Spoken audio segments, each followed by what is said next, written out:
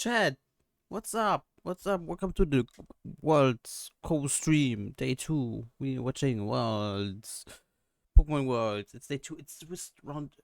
Oh, there's chat is still here. I don't need to chat here. Welcome, Rain. Congrats on the first. And have fun in your lurk. Yeah, I'm here to co-stream Worlds today, instead of you now. It begins very soon, as you can see. Like very soon. Like 38 seconds. Wait, am I behind? No. I still have the issues that on Yuna's profile my stream lags more for some reason. But we ball. Worst case, we watch in a bit worse quality. Like slightly worse quality.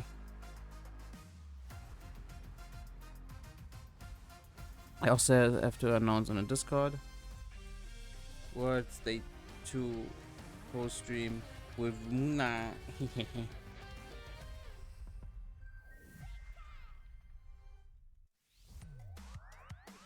I think we still have time to go over other stuff. Okay, I will do this first. I hope the sound is okay. If something is wrong, please let me know. Since stats are up now, like stats in terms of the teams, and there are 55 people in day 2 today. 53 people, and there are some. It's supposed to be pretty standard. Like there's not too. There's not insane stuff. Hi Zaf, hi Zaf. Welcome. There's a few interesting takes, I'd say. For example, this team, Yoshikata, the only Ho-Oh, and it's currently placed 3rd.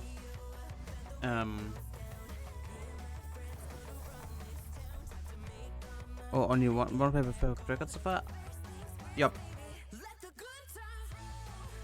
And they play this team. We saw this team on stream, but that's someone different piloting it. I think it's pretty interesting. Life of Miraidon is not usual. Wolfie at 6-2 tragic. Yeah, it's fine. Like it's hard, but I think you can come through. Like it's still Wolfie. What else do we have? Like we have also 2 Groudons. I think they're even like below each other. Justin Tang plays Groudon. Yep, Justin Tang and Shizuke. They both play Groudon, but different Groudons. But the same second restricted. Wait. That's interesting. Citrus Berry on Kyrex Ice? I didn't notice it yesterday. But this is pretty standard now.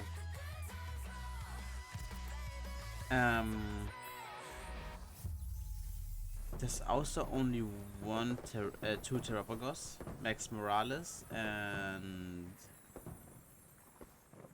Good morning, trainers. This guy. Welcome to day 2. Well, this is pretty insane because they have like Will-O-Wisp on their Kyrex Shadow. The 2025 Pokemon World Championships, and But it's a pretty offensive one. They're interesting teams, but there was Twitter. Wait, give me a second. Okay, there wasn't something bad to be seen. Okay. Pokemon trainers in the world fighting for the right to call themselves a world champion. We of course have our 4 pillars of competition to follow: the Pokemon LMAO. video games, the Pokemon trading card game, Give me back here. and Pokemon Unite. We also still look for our goats today. There aren't many goats left though. Michael Kelch's left. Let's highlight a few of today's top trainers. He's 7-1. In Pokemon VG, trainers Ko Tsukide, Victor Medina, and James Beck have the best shot of making it to Championship Sunday. But we'll see how the day looks when we get to top 5. Wolfie is still in, of course. Tang is still in, my goat. Personal goat. Who else is in? Am I missing someone? Are hoping to hold on to their momentum from yesterday. In Pokemon Go, I think most other goats are out. But that's James Beck. And finally, for Pokemon Unite, he plays a fucking Reggie lately. I wanna see it in action. Who will be a focal point in the championship? Yeah, it's pretty. We can also like. You see that? No, you don't. Is there a Annihilate? There's Annihilate. William Brown. Annihilate made it too. Yeah, I wanted it so bad. Yuna sent me a document I can use. Let's give a huge shout out and a round of applause to the diligent staff, judges, production crew, and everyone else making this tournament. I also have the stream running now, let's hear it. So we can switch when nothing happens here. And I want to say to you, the friends and family of every competitor and the fans supporting these trainers as they push through the competition, thank you. Your encouragement really inspires us all. Let's hear it for you. Good job. Okay. With that, day 2 of the from our goats, Tang is still in, MDB and Wolfie. Okay, only 3 of our goats are left. Take it away.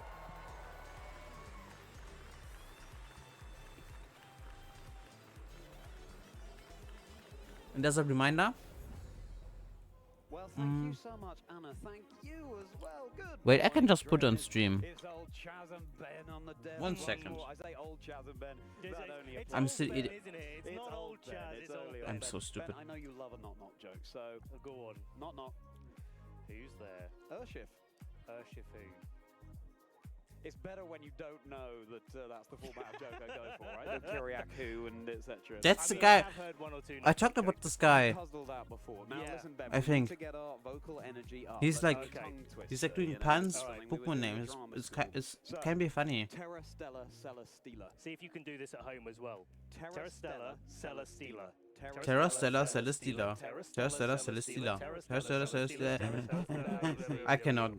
There we go. Let's know how many times you can do it. Use that hashtag Pokemon Worlds. Yeah, there are all sorts of tongue twisters available in the Pokemon world and in the Look, that's our list. Pokemon universe. But back to the World Championship. Those with what's on the line for everybody this weekend? predictions, cast predictions. Wow. And tomorrow, yeah. One trainer will go all the way to win $30,000. Incredible. Back to this. Those with access, those are out, so we don't keep track of them because they don't play anymore. MDB, Wolfie, and J-Tang are still in. And those are the those are the ones we think will win. Bunny thinks Kali Shadow will win, Yuna thinks Mirano will, I think Kali Ice will win. Technically, those two go together most of the time, so we'll see. Yeah. Incredible amount of prizing available for everybody here, but of course, then there's the thing that you just cannot put a price on.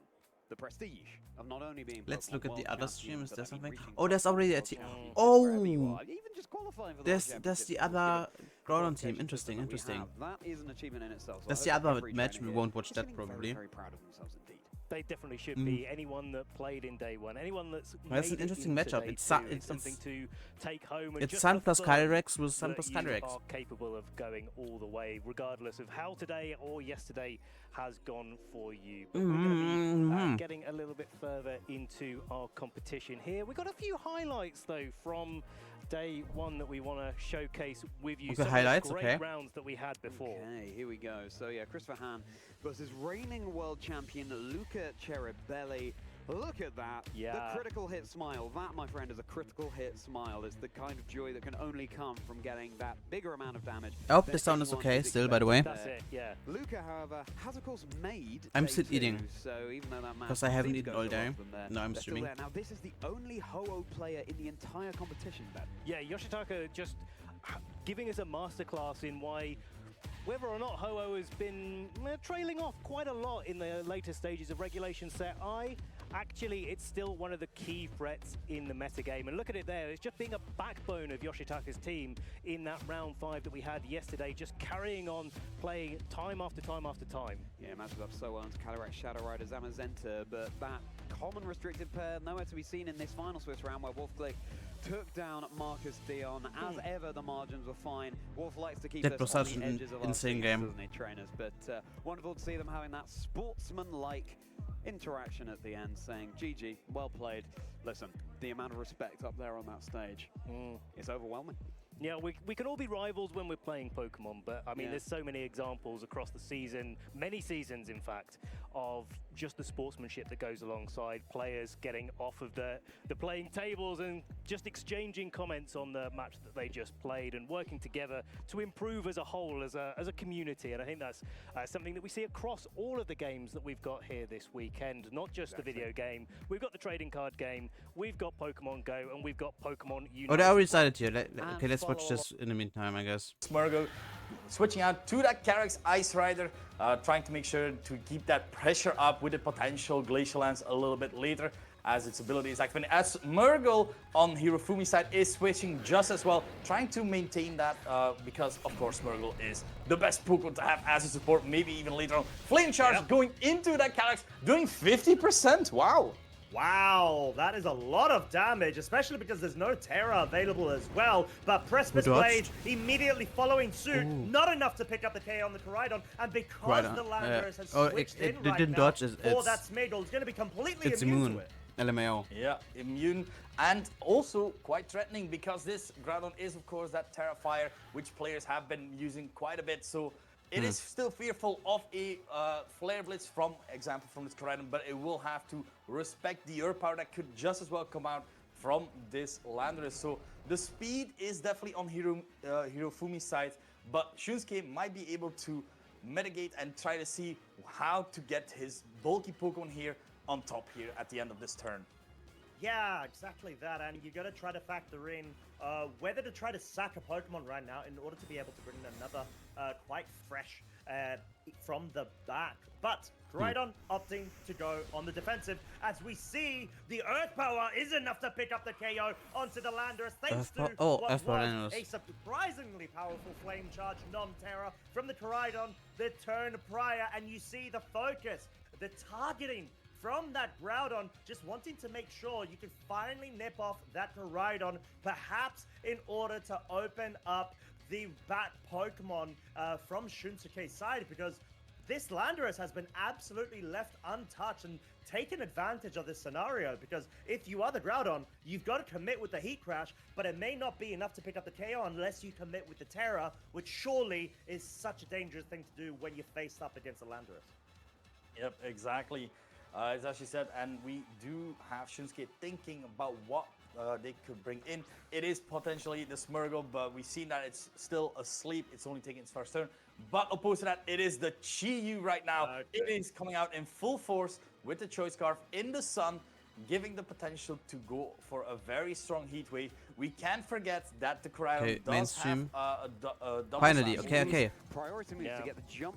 Interesting. Opponent, which is really And nice by interesting, I mean I think it's like really impressive that Giuseppe's made it with a team it's that's the offering Pokemon no I'm. real surprises. There's a It's Rillaboom just good, behind me. solid, consistent, and It's a allows pretty stellar Giuseppe team. to Who's he playing outplay their against? Opponents really masterfully across That's all of the matches that's that stellar they play. team, I think. You can't say that this team goes Yeah, into but any it's happening particular at matchup Incineroar. and thinks, oh, I'm No not sure Flablets, how I'm interesting. going to beat this composition. There's always a way within those familiar 6 Pokemon that Giuseppe's running. So I've seen the success of that where I think a lot of the field really do try to take this sort of composition and run with it, but it's just so hard when it also has a target on its back at the same time. Okay. Yeah, exactly. Other that, side? you know, Who's for there? example, when Xerneas was running rampant in the competitive format, it actually did not go ahead and win the World Championships because there were all sorts Is of that barriers. that to James its Bag? success. So It's James fascinating Bag! to see if Calyrex You see, does really it lucky. this weekend. Hopefully. But here's James James, with that familiar friendly Piplup, their favorite Pokemon on the desk too. Now,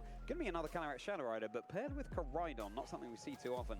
Incineroar, Volcarona, Regieleki, as we mentioned, and of course Rillaboom. And Incineroar living up to its name, Ben, with that Yeah, choice. the Roar is definitely something. Raw to call out there, a Incineroar? real, Holy shit. Ability to control What? the board, not only to be able to stop No, I think Pokemon that's that are big. boosting up, but sometimes you want to reposition. Sometimes you need No, to that's deal insane. with What? your Pokemon not being able to necessarily switch. And one of the mechanics that's really important is that Roar does go through Protect. So you can use that to protect a slot and then roar it out at the end of the turn. It gives you a little bit more room to breathe. One of the other things we've got to note about James, not only is there only one Ho-Oh in the field and it made day 2, there's only one Regieleki in the field, and it also has made day 2. It's on stream right now with James Beck piloting it so masterfully. So I think we need to take a deeper dive into just what this Regieleki is offering and why James has run with it this weekend. It is the fastest thing ever, be that in Pokemon or otherwise. It is by far the fastest Pokemon that we have available. You know what, Charlie? I think you give it a run for its money. Do you think? Yeah, I do. That's really flattering, Ben. Wow, yeah. Putting the bolt in Usain Bolt is Regieleki here, and the Focus Sash, of course, meaning it's, you know, it's not the bulkiest of Pokemon, so it can at least take one attack and stick around on the field. Electro Red, meaning that you can then reduce the speed of the other Pokemon on the field too and get that off. That's pretty interesting. Hopefully before you're struck yourself. So One I'm of the still other eating, things that so it does really well I'm is quite it can also outspeed non-verbal choice right now. scarf Pokemon, allowing Regieleki was Shadow nerfed Rider coming to be into able to Generation get 9. actual barrages off where James really needs it too. Like its I think, ability is only, where I Regieleki's think it speed was here is 1.5 so high. A lot of multiplayer, Pokemon with choice scarves are targeting while Pokemon like Calyrex and maybe a little bit further Gen 9 is just to 1.3, catch I other think. choice scarf Pokemon off guard. But usually they don't run And to it's that part Regieleki usually speed tier, and I Pokemon think that have it's a similar really clever abilities way, to get nerfed approach together. that Like again, Station where was choice scarf nerfed, Pokemon actually can be and quite so relevant was in the format. Zamazenta nerfed. But Regidrago wasn't. Okay, but here we go. Let's see what Regieleki does. It's on the field. Holy shit. With the Calyrex Shadow Rider, really lovely here, and I think that the priority moves on Giuseppe's side of the field are really going to come into play versus this Regieleki that can hit oh so quickly. Now we have a classic Calyrex mirror here, with both of them running the Life Orb, both of them running the Terra Dark. And so this speed control that Regieleki affords James maybe takes a little bit of pressure off his side of the field, where you can make sure that Giuseppe's Calyrex is not being a going Terra Dark first, as well and Barrage therefore is pretty not have to obvious here play those kind from of Giuseppe's side. speed-tie interactions that most of our players And fake out really, into Regieleki. find quite difficult to navigate. That said, Like that's, Giuseppe does have the you fake don't out in lose play, anything so by can doing stop this that play. Regieleki turn 1, and that may give Calyrex on Ooh, Giuseppe's side a wait. chance to nasty plot. But in fact, it was the fake out. Giuseppe just fake outed Calyrex. into. Have they made a massive call already on very first turn of day 2? Oh, One which of these Calyrex is Calyrex this? is Which going one? for Terra Dark. Is it James or is it Giuseppe's? Because this could get Giuseppe. Let's on this the could be front really foot. big. Oh, it's going to be Giuseppe's. No, I think it's the both. responding Terra. Is that going to be the Oh, Calyrex? oh. Is it going to be the Regieleki? Is it Yeah, going to be the Calyrex? If it would have been the Regieleki Terra, it would have been Giuseppe insane. quietly confident there. That Calyrex is doing no damage. The fake out, meaning that it's not going to out this turn when previously it wouldn't have taken any damage or indeed any. Oh, oh no, that's terrible. That's terrible for James. What? Yeah.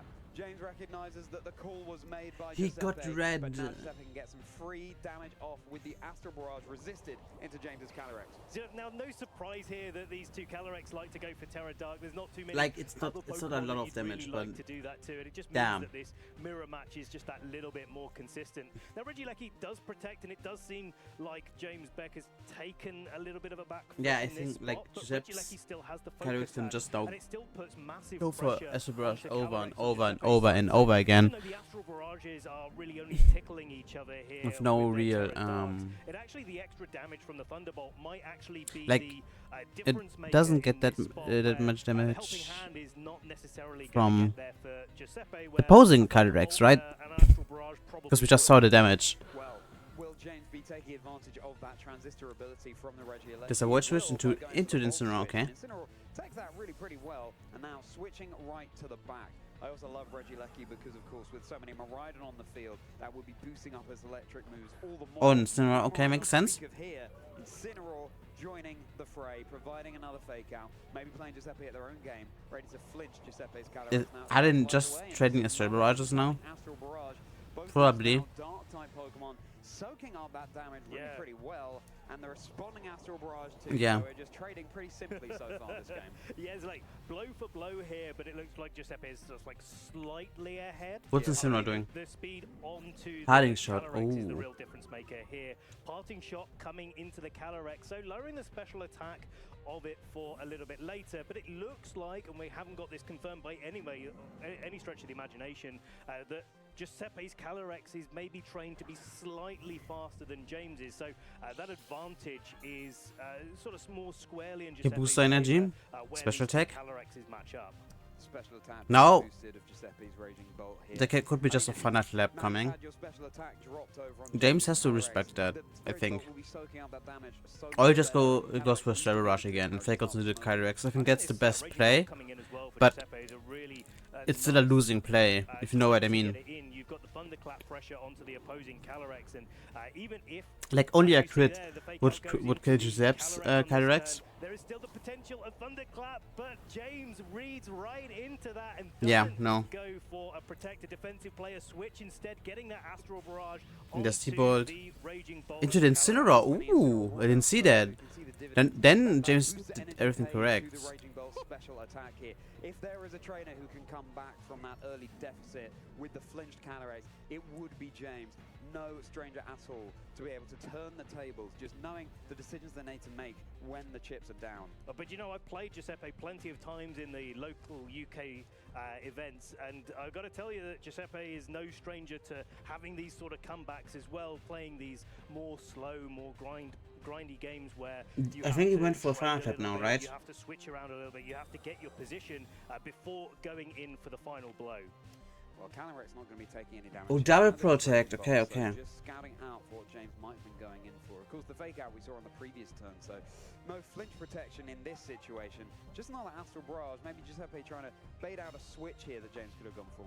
Is that pretty I like nothing that burger play as turn? well, because you never know whether the Calyrex is going No for parting shot for a because of the defensive project. play. You know that the Incineroar is probably doing exactly what it did now and trying to go for a parting shot. You almost never see a side parting shot where maybe you sometimes see a Now the final step, of side course. U-turn where the damage is a little bit less influential than getting an attack and special attack drop on your partner Pokemon. And I think that, This like, seems tough looking at this for play James because of now, the first turn. just looking at It fucked him the, over pretty much. HP left on the Calyrex, it's only got one more attack in it before it goes down. I think that attack is going to be needed to try to knock out the Raging Bolt, but the Raging Bolt responds But with a at least the thunderclap. Calyrex on Giuseppe's side only goes +1. I guess. In this game. Now, But it might also die, I'm not sure. Get off another Astral Barrage and Incineroar oh so low, so the cat that normally resists this is 9 lives are up. That's going to be the double KO here for Giuseppe and a boost to the special attack on Calyrex. I'm wondering now, though. Okay, no, with it doesn't the die. special attack To boost recoil. on the Calyrex, Yeah, 4 it's HP probably left. not going to make too much difference in this game state because the Regieleki that we know is in the back is easily capable of outspeeding and knocking out the Calyrex on Giuseppe's side. But this Volcarona, I think, is really interesting here coming in because Yeah, no, he has to go for a Solo Rush. Fiery Dancing, Giga Drain, Even though special nothing would attacking happen. options, Literally you're nothing. not gonna be able to knock out It will that just stay to Raging Bolt Regieleki. particularly quickly. Equally, nor is Raging Bolt going to be able to knock out Volcarona. Regieleki goes quickly for because of the special attack, special spread defense, move speed and boost, Volcarona. I that don't it know the gets. So this Volcarona is a set. Maybe really like it tight sets up. mid-game here. I think it comes down to whether or not What? James can get the boosts that he needs before the Volcarona What? gets put too low. If Giuseppe does Oh, have what a call! the Astral Barrage, the Regieleki protected, Volcarona going to be soaking up some damage here, It's but down. just how much is it going to... Oh, it's down to Oh, it's just not. 1 HP. Damn, invisible focus It sash. will recover a little bit more, but thanks to that Life Orb chip damage, the Calyrex is down. I was going to say, Ben, that if it is the Zamazenta lurking in the back of Giuseppe, at least the Volcarona matches up pretty well into it, but it's on such low health that, yeah, goodbye. Yeah, no, Wow. Regieleki does That's, nothing. That's such a call for Giuseppe to make, and I think it's the I right don't call see- to what? make because you know that your Calyrex is Like under Thunder pressure, Cage, but Electro if Web. James gives you even an inch, you get to take a mile in this I- spot, and you really do need to, when you're sort of up against the wall against one of those Pokemon that can really start to boost up and put pressure, you've really got to strike hard and strike first before it can get those boosts up. Yeah, and it's normally Regieleki that's striking hard and striking first, but here it's Giuseppe who swept to the floor against James Beck. But We do have another game. James would have to win this one to then take us to a game 3. But if Giuseppe I don't know wins about that. one, then they are claiming the set here, and James will go down to a 7-2 record. And every win really counts here. Try and secure your spot in the top cut. See, I think looking back at the replays here, I think it's very clear that Giuseppe was comfortable to take some risks in the early game. Certainly with the Calyrex speed interactions between the two of them, I think Giuseppe felt probably a bit more comfortable than usual to take those risks, knowing that if it didn't go quite the way that he wanted to, he had something in the... Hi Underwear, hi, welcome to the co-stream. Hi Underwear, what's up? Giuseppe played it, but thinking about James's position, Welcome to going my into co-stream. game 2, Und Julas Channel. it's hard to say at this level of competition. I'm not sitting there at the end, right, but it does feel like James... I hope someone else will join soon. Press the advantage a little bit more, play that little bit But I doubt it. more aggressive. They said they Give probably Giuseppe won't the be sense of here. space So I don't know if I will to just attack do in all the a little bit of games adjustment today. to play there. Maybe even bring I in the woke opponents up earlier in the game to get those 2.5 hours ago and napped since then. You are so real for that though. I get it. No Regieleki in the lead this time for James. It's going to be Calyrex and Incineroar staring each other down. They're behind you. And now they have like people with lives and like they have like friends and family apparently. If they don't Terra Dark, then they take a big astral barrage, but if they do, And then I they like, themselves for the privilege. So, yeah. it's one of those more I'm here no watching grant Pokemon situations. on my silly little Equally, computer. I still think it's one of those more objective plays where it doesn't make sense. It's okay, I know, I can to live with go that. for anything else but the Terra Dark, just to make sure that your Calyrex is always getting through the turn. Now, even these Incineroars could opt for the fake out, and we get a little bit I more hope you're of a doing turn. okay, Maybe since you napped a the lot. Incineroars decide to fake out into each I other love instead of napping. into the I could go for a Calyrex, nap as then, well, we could see because a I little just bit of ate. suppression But there. now I'm It's streaming, the option hehe. for either of these players to just click the passing shot button and start to whittle down the power of their opposing restricted Pokemon. What's up, Magakoto? Is that how I should call you? I don't know what to call you, but hello, welcome to the stream. I'm still a little EP, but I'm better. Great. Fake out this time onto Giuseppe's Calyrex. Oh my goodness me, it looks like Giuseppe is just inside James's head here. Yeah, it's going to be resisted. But That's look at that. crazy, by the way. Down to about 50% I would nap HP. more, but I'm going to my dad's for dinner. I see. James's side of the field, okay, so Okay. What? special attacks that as long as that Calyrex can move, but is Giuseppe going to give it that room? I think like this is one of those difficult situations now for Giuseppe where, yes, you've got the early damage, but the helping hand Astral Barrage into a Terra Dark Calyrex wasn't enough for the guaranteed 2-hit knockout. And with that Regieleki in the back, I think there's a real risk for Giuseppe that James can find a way to position the Incineroar, I just sneezed. position the Calyrex next to the Regieleki, get the speed control on the board, but then follow up with these 2+. For those who just joined, what happened last game? First turn, Giuseppe predicted James to Terra his Calyrex and fake out into it, which would usually be immune to fake out because it's a ghost type.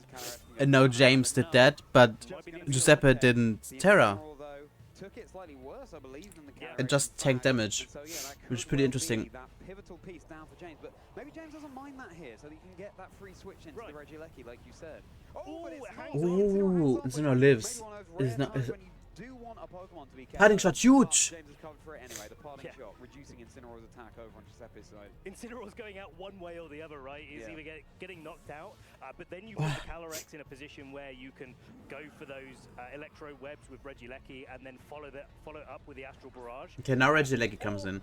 I think the goal here is to press Electro Web, most likely. Like from James' perspective, press the Electro Web to 100% outspeed the enemy Calyrex and go for Strawberry Rush. But I think we just saw Giuseppe pressing Protect. Regieleki kinda cute with it. Regieleki is kinda cute, like how it jumps around, right? So I think this is a little bit of a It's a call little, as it's a well, little silly. where, you can go for a Thunderbolt and a Astral Barrage. That's probably enough to knock out the Incineroar. Does it Which would protect? work if Giuseppe, like they have, gone for the Protect, but if they didn't go for the Protect, it's a really Oh, difficult call to he make. saw James T-Bot into making it Incineroar is here. big. And Thunderbolt if into the Incineroar, the Astral Astral Barrage, follow-up. does that kill? We're on plus. It's a +2. I think James made a goated play here. Ooh, it doesn't kill. That's, And now it tanks a parting shot. The Calyrex is just a +1. Parting shot out, and that might be the Tough. difference maker here between even knocking out the Calyrex Shadow Rider next turn or not. Now Raging Bolt and Ogerpon once more lurking in the back, so Giuseppe deciding that no, Zamazenta is not the bring in this situation. Raging Bolt is a nice Raging Bolt's scary because of the Thunder Clap. Only has electric type moves. Yeah, it's like, I'm also wondering whether or not Calyrex on James's side is in Thunderclap range here. I'd be inclined That's to a good say no. question. So would I. Looking at the amount of damage that James's Calyrex has already taken from Astral Barrage. Anyway, do you know Regidrago? Sometimes where there's I think a Regidrago is like not as cute, No Thunderclap into the Calyrex, at but least it also has something to it. Thunderclap potentially I can aiming into that target. after the That's game I what can Raging try Bolt like is going for. Yeah, the looking it Voltron up. was into the Calyrex as The wood switch on coming through. Giuseppe's side of the field, brought down to about a third of its HP, just whittling Even though away I think here. Regidrago also has Is it something gonna be the cute case to that it. whichever trainer removes the Can't opponent's explain it though. Calyrex first will then continue I to remember control the game? Regidrago, Incineroar yeah. rejoins the field, providing that threat of the fake out. And if the Astral Barrage isn't the target here, yeah, the Incineroar would be able Calyrex to is get a Astral fake out Rush, next now turn. Incineroar But just as it dies, stands, and it's a 3 Giuseppe, +1 I for don't think there's Calyrex. any real reason not to just go Regidrago for the is a Astral Butch Barrage in Knight this spot Knightus. where they're, You're so really right. the Thunderclap, and if the Regieleki didn't go for the Electro Web, you still get the ability to knock out the Calyrex if indeed, as we suspect, Giuseppe's Calyrex looks to be faster than James's. Right, Regieleki now rejoining the field here. Bouncing away happily, crucially with that focus sash still intact. Okay, Ogerpon switch makes Electro sense. Web once more would mean that Calyrex on But there's James's still the side might Thunder be able to Clap. Sweep here, but of course you can just keep It's pivoting interesting around how the wall switch. Happy to switch both to didn't something bring the Koraidon, by the way. This is, like, really tight as I guess well, it makes as, sense for maybe James, it's but just but for a Giuseppe? lighter damage tick between this Calyrex going down to a Thunderclap, or not, as the case may be. Now Ogerpon switches in though. I think Giuseppe being quite wise. Does it live? That slot, and here it is. That's The Calyrex ooh. Shadow Rider Yeah, Alex okay, that's decides GG. it's down. James hoping that that James will is go still in the more game in though. favor, but no. He's allowed to Gonna be lose the once TK and then has to win James. 2 It's times. down to their final 2 Pokemon. This Regieleki that can't do much into the Raging Bolt, and in fact into the Ogerpon But too, that's very resisting with that unfortunate. Frost type, part type Yeah, that's for of Corona. as Volcarona is now rejoining as well. So James also has benched one of their restricteds in the Koraidon. Yeah, I think it's probably wise in this situation as well, but unfortunately Volcarona staring down one of the Pokemon that it really doesn't like to see in that Ogerpon. A Thunderbolt going into that slot and maybe trying Yeah, to pick up the Vicudgel. Pharmacist Yeah, there. yeah, As no. might be Vicudgel. I think this is one of Volcarona's worst nightmares. Targets down into it. The Thunderbolt goes in next, so this is a That- really slow I- Volcarona by the looks of things. It just goes I don't straight know. down. James doesn't get any value out of it whatsoever. Regieleki Now didn't that do Regieleki stuff. is I sitting in don't a like. position with, as we've been Oh, saying, he played it Electric out wrong. moves I versus don't get Pokemon it. that it cannot be. Giuseppe Musco is going to Hmm. secure their day 2 top cut spot. Well, Well, it was so cool to see that Regieleki there, and of course James what's here? Okay, at nothing. 2 losses now. Oh no, we have no street, no game. Giuseppe from the EU triumphing this time over NA. They are such both incredible trainers, and of course Giuseppe has so many good top cut results, really impressive standing that they have in the community, and James Beck, someone who maybe has more consistent higher level. Well, we can look for goats, right? I can I mean, there's always look that up opportunity, now. especially when, we Did I see post so it many here? Players that we had to watch this weekend just struggling to make it through day 1 into day 2 because the competition is Yeah, so okay. fierce, because Let's we are see. taking the cream of the crop across the season. Those players that have got such deep runs in our regional and Yes, there's some international level left, events, but let's also see. those players that have been so consistent across the many Getting a levels of free competition, win both in person, in but in also in day 2 is online. insane. I think, by the way, like This is Giuseppe's first Kelch ever won. Top Cup. at the World Championships. Also this year it's his first ever day too. So incredible achievement. Coach 1, that's Huge pretty congratulations to big. Giuseppe. We look forward to seeing how you will be performing in that top cut. And as for James Beck, let us see what happens. And Giuseppe's been playing high-level competitive Pokemon since 2018. So yeah, just goes to show you put that power, Who's you put Wolfie those up hours in, you against? put that time in, Is you he put the years playing? in, and you could And find yourself in Justin the top Tang 5 lost. potentially to No, be he's the out. Pokemon No, my World goat is Champion out. No, damn. At least I think. I'm not sure right now. Maybe I'm lying. Maybe you're still in after one loss. I never made day 2, so. But at the same time, playing a confident game, knowing and trusting in the training of their Pokemon, especially with that Raging Bolt knocked out. But yeah, interesting. Calyrex Shadow Rider on James's side. I really thought that could have been up in the air, could have gone either way, but it looks like Giuseppe's made quite a lot of their own decisions when building this team that is full of usual suspects, but that doesn't mean that we know. Let's watch the everything winners about interview. how the team is put together.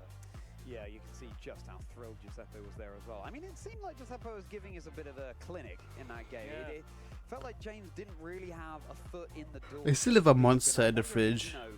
I think I could get this instead of sleeping. Thoughts for the night shift? It certainly could be. Is it quite a difficult mirror to be playing, especially when you don't know whether your Calyrex is faster or slower? And I think a lot of the problems that James had in that game probably could have got solved by a few different speed points there. But yeah, that's all in the past now. James has got to lock in. Can notice that it doesn't He's update certainly not here. out of contention, but someone that is very much in contention. Like, I think, is Giuseppe, is and it we've got me him or on would stage would ready for an interview. Boom been better here? Thank I you don't so know. much. I'm here with Giuseppe, who just first day 2 at Worlds, first top cut at Worlds. Congratulations. Thank you. How does it feel to have made it so far in the competition? No, I'm very excited because I mean it's been my 6th Worlds. First time making it 2, first time making top cut. So I mean I couldn't dream more. You know, like it's a dream coming true. Do you think you did anything different this time around to prepare for this Worlds that has given you this success? No, it's been more about this season here because I've been very consistent. Like made 8 tournaments along the season, 8 day 2s, and I learned how to be more focused during tournaments, how to prepare better. Of course, with my friends, but yeah, what changes be like mentality in me, like along the last season, yeah. That's awesome. So tell me about day 1 of the competition. You entered today at 7 wins and 1 loss. How did those games go for you? So yesterday it started tough because I started 0-1 against like a matchup that should have been good for me, and was very tilted about. He it. started And 0-1 got and angry what? after the first lot, And but then I won started 7 winning, times in a more row. That's forced so. to be lucky, That's so awesome. What the fuck? a lot of reads, because this team needs me to do that. So that's the thing, and then end up winning like 7 best of 3s in a row. So it's good. That is pretty good. Did you prepare at all last night for today of the competition? No, because I knew that the teams were gonna be out today or last night, so I started to prepare like as soon as I saw the first matchup, rather than yesterday. Yeah. Fair enough. So you just mentioned that your team relies a lot on reads. Tell me about game 1 against James Beck. Did you feel like there was a turn where you just made that read that really opened up the possibility for you to win? I think both games needed me to make like bold reads because the matchup was like that. I mean, it was Coraidon, Calido, and Volcarona. All of them are together are the dangerous for my team. So I didn't know what to do. Like I thought of a plan, and my plan was okay. I bring like Incineroar, Calido, Garpon, Raging Bolt, and making bold reads. That's what I did. Like for example, game 2 I didn't Terra Calido against like Calido and Incineroar could like one-shot it, and my whole plan was like helping Astra Barrage to put Calido as soon as possible in range of Bolt, and I knew that his whole team was weak to Bolt after Calido was down, so that was my plan. It actually worked, but still had to predict, let's say. Yeah, it was a very good plan, and the fact that your Raging Bolt really was a staple of I'm the team hiding was really thing real exciting. quick. Has it been Don't worry, the we'll be staple of right your back. team for the rest of the competition, or is there a different Pokemon you'd call your like most valuable Pokemon, if you will? Yeah, actually, Raging Bolt, I brought it just this best of 3, maybe other 2 around the tournament. It was, I think, was the, I mean, not the weakest Mono team, but the one you brought in the last matchup.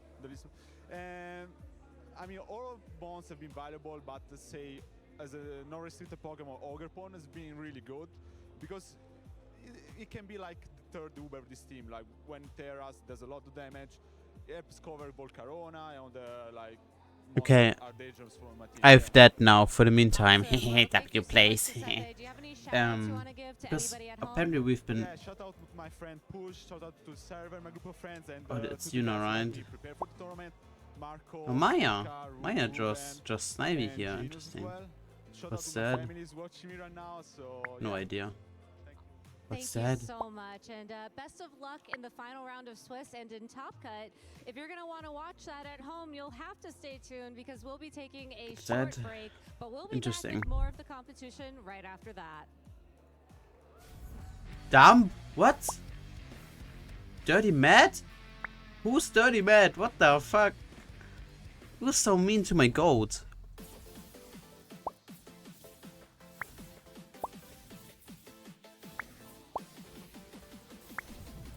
Make sure you catch all the action. What the hell? That's so mean. Wait, someone. Capture all the battles. That's fucked up because I don't remember how to do this. Gear up for glory. But they did. Okay, Dirty Matt helped here doing this shit. Okay. This is period here. Huh.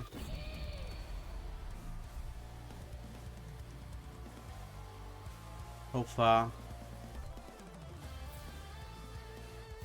Okay, Wolfie. Zip bang.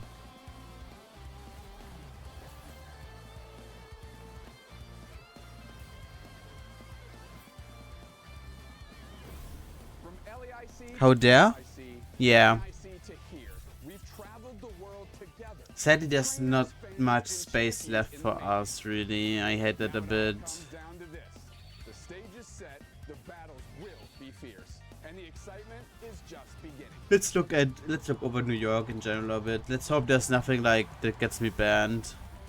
Welcome to Worlds. It's gonna be legendary.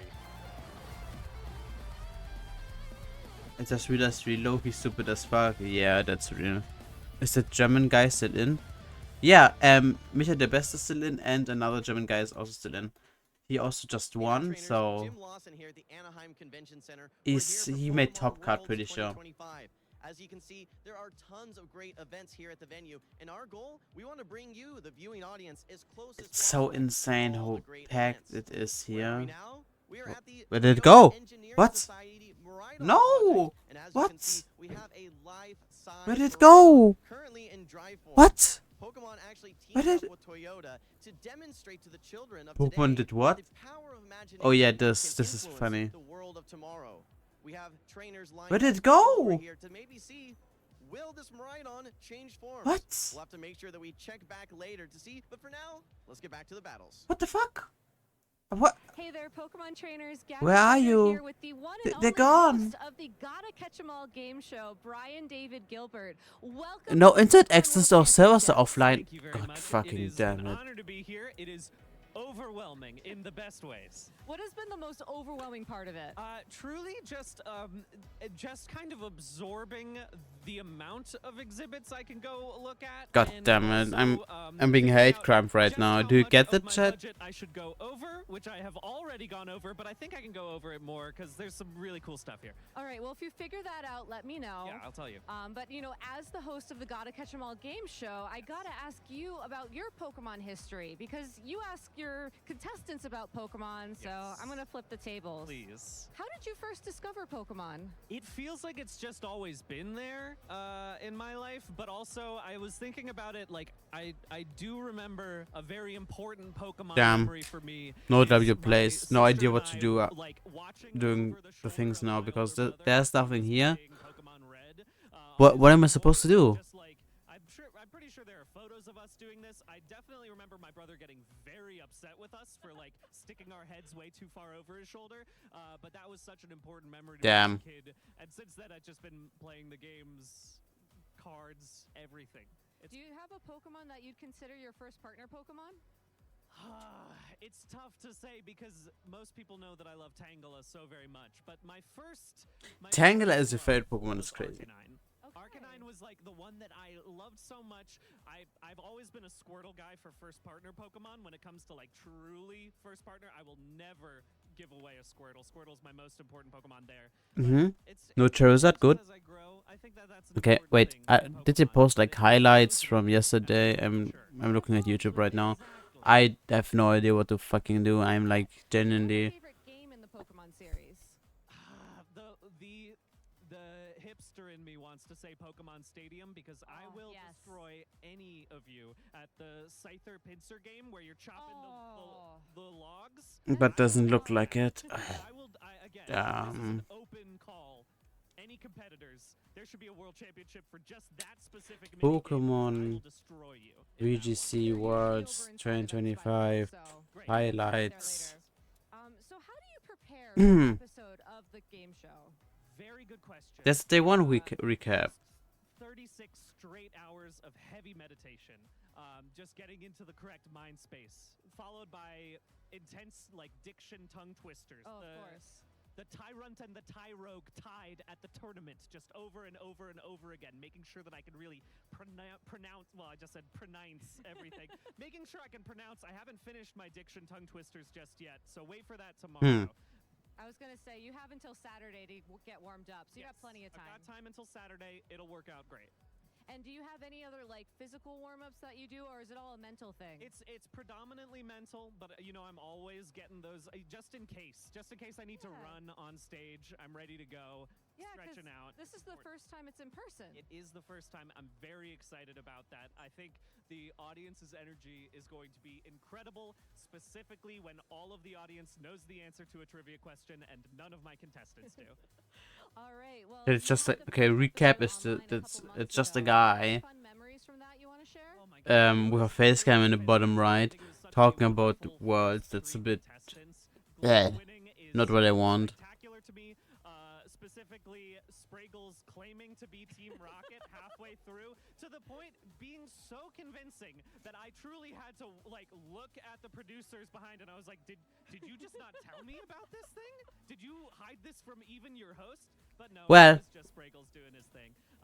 But all of it was let's so just much fun. watch this, I Watching guess. all of them really get to show their knowledge. It's just a joy. It's just a joy. I mean, do you have any hints on what we're going to see tomorrow? I don't want to give everything away for Saturday, but there will be some very good championship-specific questions. I'll say that if you're checking out maybe, I don't know, the museum or just different people around here, you might Now having someone else to talk to would have been insane, but whatever. I can't wait. I'm so excited. I love trivia, and you know the Gotta Catch 'Em All game show is such a fun watch. So if you are here in the hall at the World Championships this year, Saturday at 5:30 p.m., they'll be over on the stage in Hall C. So make sure to go check. Yeah, that thank out. you. I will surely be there. Brian, it's been such an honor to interview you. Thank you so much for your time, and best of luck tomorrow. Surely I will be there. We'll be back Don't with more worry. Pokemon action from the World Championships real soon. Cute trailer, yippee! Aww.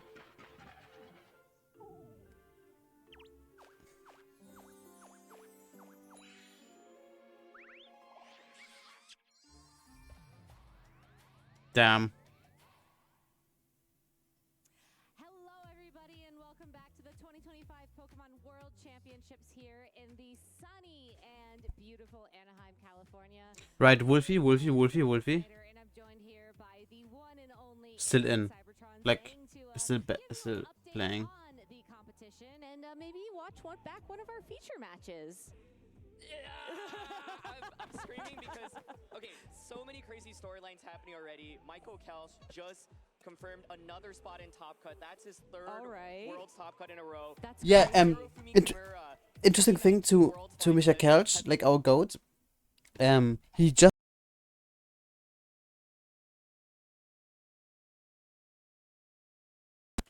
And in his first season, he made it to Worlds.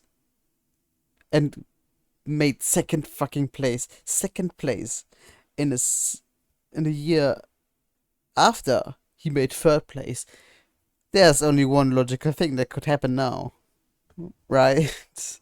Master Division World Champions have been eliminated. So Shoma Honami lost, and Luca Cherry-Belli lost as well. So along with those two and Wolf Glick, all three have been eliminated.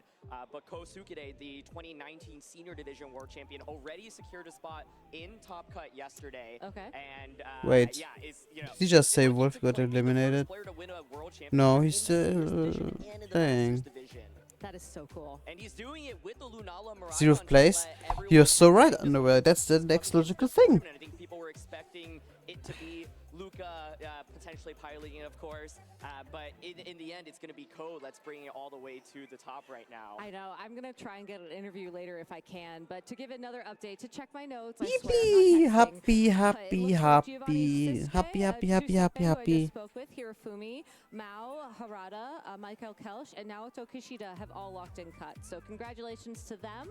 And we'll Goats. be seeing who else will lock in cut later. Just like we're seeing Lee. What is this? How did you get here? Good morning. Huh? Where did bro come from? I'm excited for today. It's going to be... There's an electrode. Look. Electrode. Hiding. And Jigglypuff. Okay, you don't see Jigglypuff because I am over it. Wait. Look, Jigglypuff. Wow. It's so exciting to see everything unfold and who will be moving into that top cut. So, yeah. Would you like to see a feature match while we wait to see what that is? Would love to. Yes. Well, I can queue up Shinsuke Minami versus Hirofumi Kimura for y'all if you want to get that going. Yeah. Show it because we didn't watch it full. Roll that beautiful footage when it's ready. We do have to wait a second for them to get it ready. I caught them off guard. I was just singing Hirofumi's praises, but I cannot express like how good he is at this game. To win the Japanese national championships multiple times is one of the most incredible feats in competitive VGC because the Japanese circuit in particular is so brutal. There's even more variants because first of all, to even qualify for Japanese nationals, you have to go through this online circuit where you're literally playing best of one closed team sheet. I think it's it's like 10-20 games. That's all you get. And so there's so many incredible players from Japan. The team building. That's so insane. Like Japanese players have to cook. Like teams, you don't like. It's so different from our circuit. Like he's explaining it right now, but basically they play best of one. Like you lose, you win. And they don't see the enemy team like we do. Which is just insane. In 10 to 20 games, and then they make it to nationals. And in nationals, there's also best of one closed team sheet up until a certain point, and then they play best of 3 open team sheet. That's why so many teams are like cooks. Shunsuke is what? That's Shunsuke? Yeah, I believe there's a No way. running into this event. Okay, well, at least the Smeargle on our side of the field had 2 normal moves and 2 grass moves, so no ruination. I thought I saw a dark type attack on the Smeargle here. Really? Yeah, I could be wrong. I think there was, shoot, maybe I missaw. Oh no. Yeah, that's a bit unfortunate that they don't That was a sport. get to see the sets. They have to like guess because it's Japanese. So Smeargle, like, wars I think are a nightmare because you often will just run max speed, right? And so whoever wins the speed type with the Smeargles is such a big deal because then you're just able to get the potential spore off beforehand. And they also don't know, unless they know Japanese, what printed out all the Japanese and we're like, okay, this is what the booty boost is, but now you've got double Smeargle on the field, and so they don't know what boost it is. They're kind of cooked. So like I can do a little bit of hiragana and katakana, but kanji is where I'm just completely lost. So I'm so sorry. This is way beyond my depth right now. Maybe I can pull it up real quick, actually. One of the things I want to highlight is how often you're seeing players drop their second restricted Pokemon throughout this event. It's so frequent, it feels like. You just have to know when is the right matchup to do it, because it's obviously a big risk, right? But in this case, we saw Hirofumi dropping his other restricted, and I think, yeah, it's so interesting to see Groudon in general. It feels like a lot of people have been pairing Ice Rider with Groudon and Ice Rider with Koraidon coming into this event. And we were talking so much about Groudon yesterday. Will it be able to have the success that people thought it might have? Because it really started rising up very quickly coming into this tournament.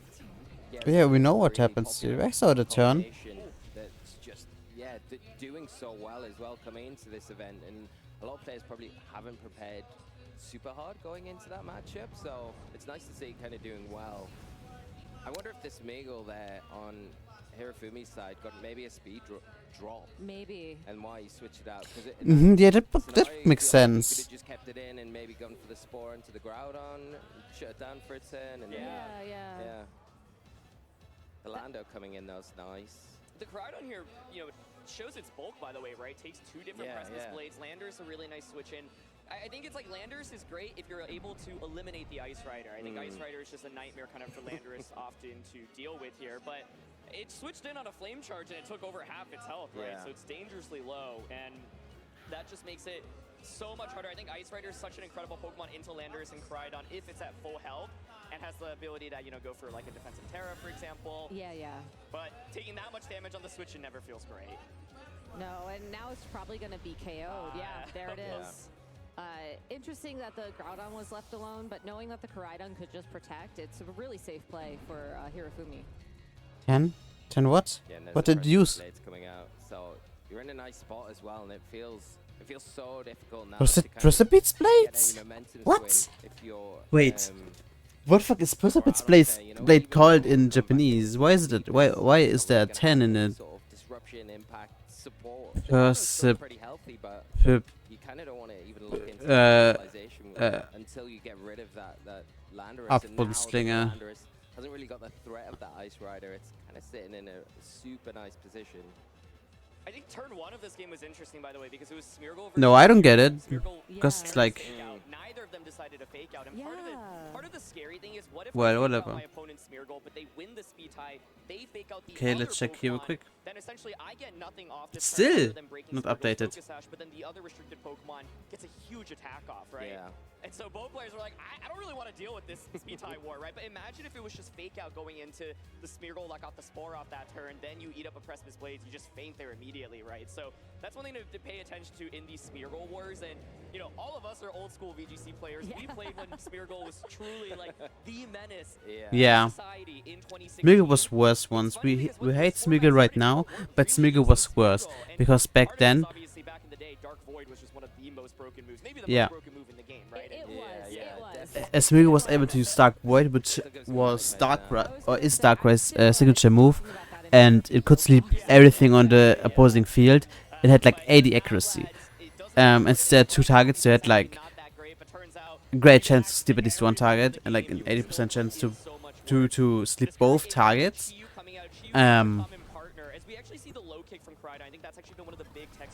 Which is just insane. And gen after they nerfed Dark Void, that's only 50 accurate, and Smeargle cannot use Dark Void anymore. Special attack, which is what you normally use it for, but it does a ton of damage, right? Like, look how much it did to Landorus just now. It's really cool, honestly. Like, I don't know. I feel like Regulation I has gotten to the point where, like, people have gone back to the previous regulations and are starting to remember, like, oh yeah, that was a cool strategy. Like, oh yeah. And like, we're seeing that creativity sort of come full circle here at Worlds, and I don't know, especially that we're going back to Regulation H, at least here in the States, for our fall regional series. Like, it just makes me excited to know that there still are people trying to break the metagame, even though it does feel like we are in that later cycle. Yeah, and looks like Hirofumi. Oh, battle was cancelled. Interesting. That game to me, like turn one. Okay, game 2. How do they come back? Switching an Ice Rider on the Flame Charge was really tough as well. Ice Rider did not get an attack off. Groudon was nice, but it got 2-3 Precipice Blades off, and Water Terra Landorus, like, it looks amazing in this matchup, right? How do you deal with it with Ice Rider or with Chi-Yu? Those are not going to be able to do a ton of damage. Chi-Yu would have to basically lock into a Dark Pulse, for example, and so I think, yeah, I like the decision for Hirofumi to actually just bring Landers into this matchup, which might not seem the most intuitive into Ice Rider, but it's the Terra that changes everything. And it's actually going to be a Smeargle war once again, but this time Ice Rider being led, which I like because you can see Hirofumi's already considering Terra. He's like, well, if I don't Terra, I am vulnerable to something like Fake Out, Terra, Ice Rider, Glacial Lands turn 1. Yeah, and you've got those mind games now and saying, is my opponent going to fake out this turn or not? Because they didn't turn 1, so you think, oh, well, you're just going to play it out, or are you going to take like, you're going to commit to it and just say, I'm going to stop rolling the dice, playing this game. And exactly. You get caught out, could go seriously wrong very quickly. Well, there's the Terra. I wonder if that's going to come back to haunt Hirofumi. Yeah, I think it's really interesting because if you, now that you've baited out the Terra, your Lander suddenly becomes much more of a liability, right? But you're up against the Ice Rider. That's the biggest threat to Landers right now. So you can see Hirofumi's kind of prioritizing, let me get damage down onto it. Hirofumi also baits up the Terra, right? And so this makes a lot of sense. And crucially, Hirofumi did not lock a fire type attack in this turn either. And so going for that low kick, we'll see how much damage it does. It's not a move that I've actually seen a lot on Koraidon before, but his spiky shield. Start off from Smeargle. So does open some vulnerability to the opposing Smeargle going for a Spore, but it looks like it targets into Hirofumi's That was probably a Spore. And actually breaking Fake out, yeah. No, what? It was Fake Out! Wow. That's a lot of damage. Calyrex is heavy. Okay, but at least the trick room is now up. It's the big noggin, right? Okay. I know what's getting boosted, I don't know what's dropping. I love that adaptation. Like, I don't know what's boosted, I don't know what's dropping. You get all the damage of the close combat, but with none of the downsides with the damage drop, or the defensive drops. Yeah, I think it's like, I imagine close combat, especially when you throw a life orb onto it, is like the strongest, where you can guarantee a lot of one-hit knockouts, but like low kick in a situation like this, especially since Hirofumi is not running the life orb set, I think makes a lot of sense. And I mean, that's great, right? You baited out the Terra, so the Water Terra didn't end up accomplishing very much. It was still kind of a necessary defensive play. 60% on Ice Rider is huge. That being said, I like the adaptation to at least go for a Trick Room now, but that was a great spiky shield on turn 1. Lick me up, suck me down. Probably. Now it's like Smeargle versus Smeargle once again. Sash is broken on one end, but of course You're probably right, Anouar. faster, so has the ability to go for a Spore here. But this is a great play. You've got Incineroar, so by going for this, you manage to switch in something that can take the Spore, and then the next turn you can just fake out into the Smeargle. And so I think if there weren't a safety goggles Incineroar in the back, I'd actually be very concerned for Hirofumi because you can just start putting everything to sleep. But it's so big that he brings that as his 4th option, and this is a super safe play. There's not much that you can do to punish it. No. I've been honestly surprised that we haven't been seeing as many safety Okay, it's probably goggles Glacial Lands, no? around for that reason. Yeah. Like, at least when I play VGC, I feel like this is one of the techs that I just absolutely need because Spore is just such a persistent threat. It's been curious to me that people have been leaving it aside, but I mean, Smeargle maybe isn't the best Spore user of choice, but you know, it works. It works very well. I think it's very much like what team Okay, you're using. it was, For example, I think, special attack up and special defense down? We're such a common partner where it's like, well, I have the electric terrain, so that kind of gives me the hidden sleep anti-buff, right? Versus, Interesting. I think Rocky Helmet's been a huge item throughout this event as well, because that additional chip damage goes such a long way. When you can do 75% of damage from Okay, Groudon comes in. 2 ticks of Rocky Helmet can be enough to secure that knockout, right? But I think now, you see the pressure of Fake Out, right? So you're like, okay, well, I don't want to just lose Smeargle here, and so you're going to switch in. I think that's Raging Bolt, but this means a huge potential offensive combo from Hirofumi. You can go for the safe Fake Out until their Smeargle's hot, and Koraidon's going to be able to get a free attack off. It's actually going to be the Flare Blitz instead. Oh, so, that's lots of damage for Incineroar? You expect to underspeed, aka outspeed Smeargle under Trick Room. What's with me? That's huge. That What, is crazy. how do I even pronounce that underwear? What are you even saying? Players have been on, they've been really singing low kick Koraidon's praises, and this was not a move that we were seeing on Koraidon coming to this event.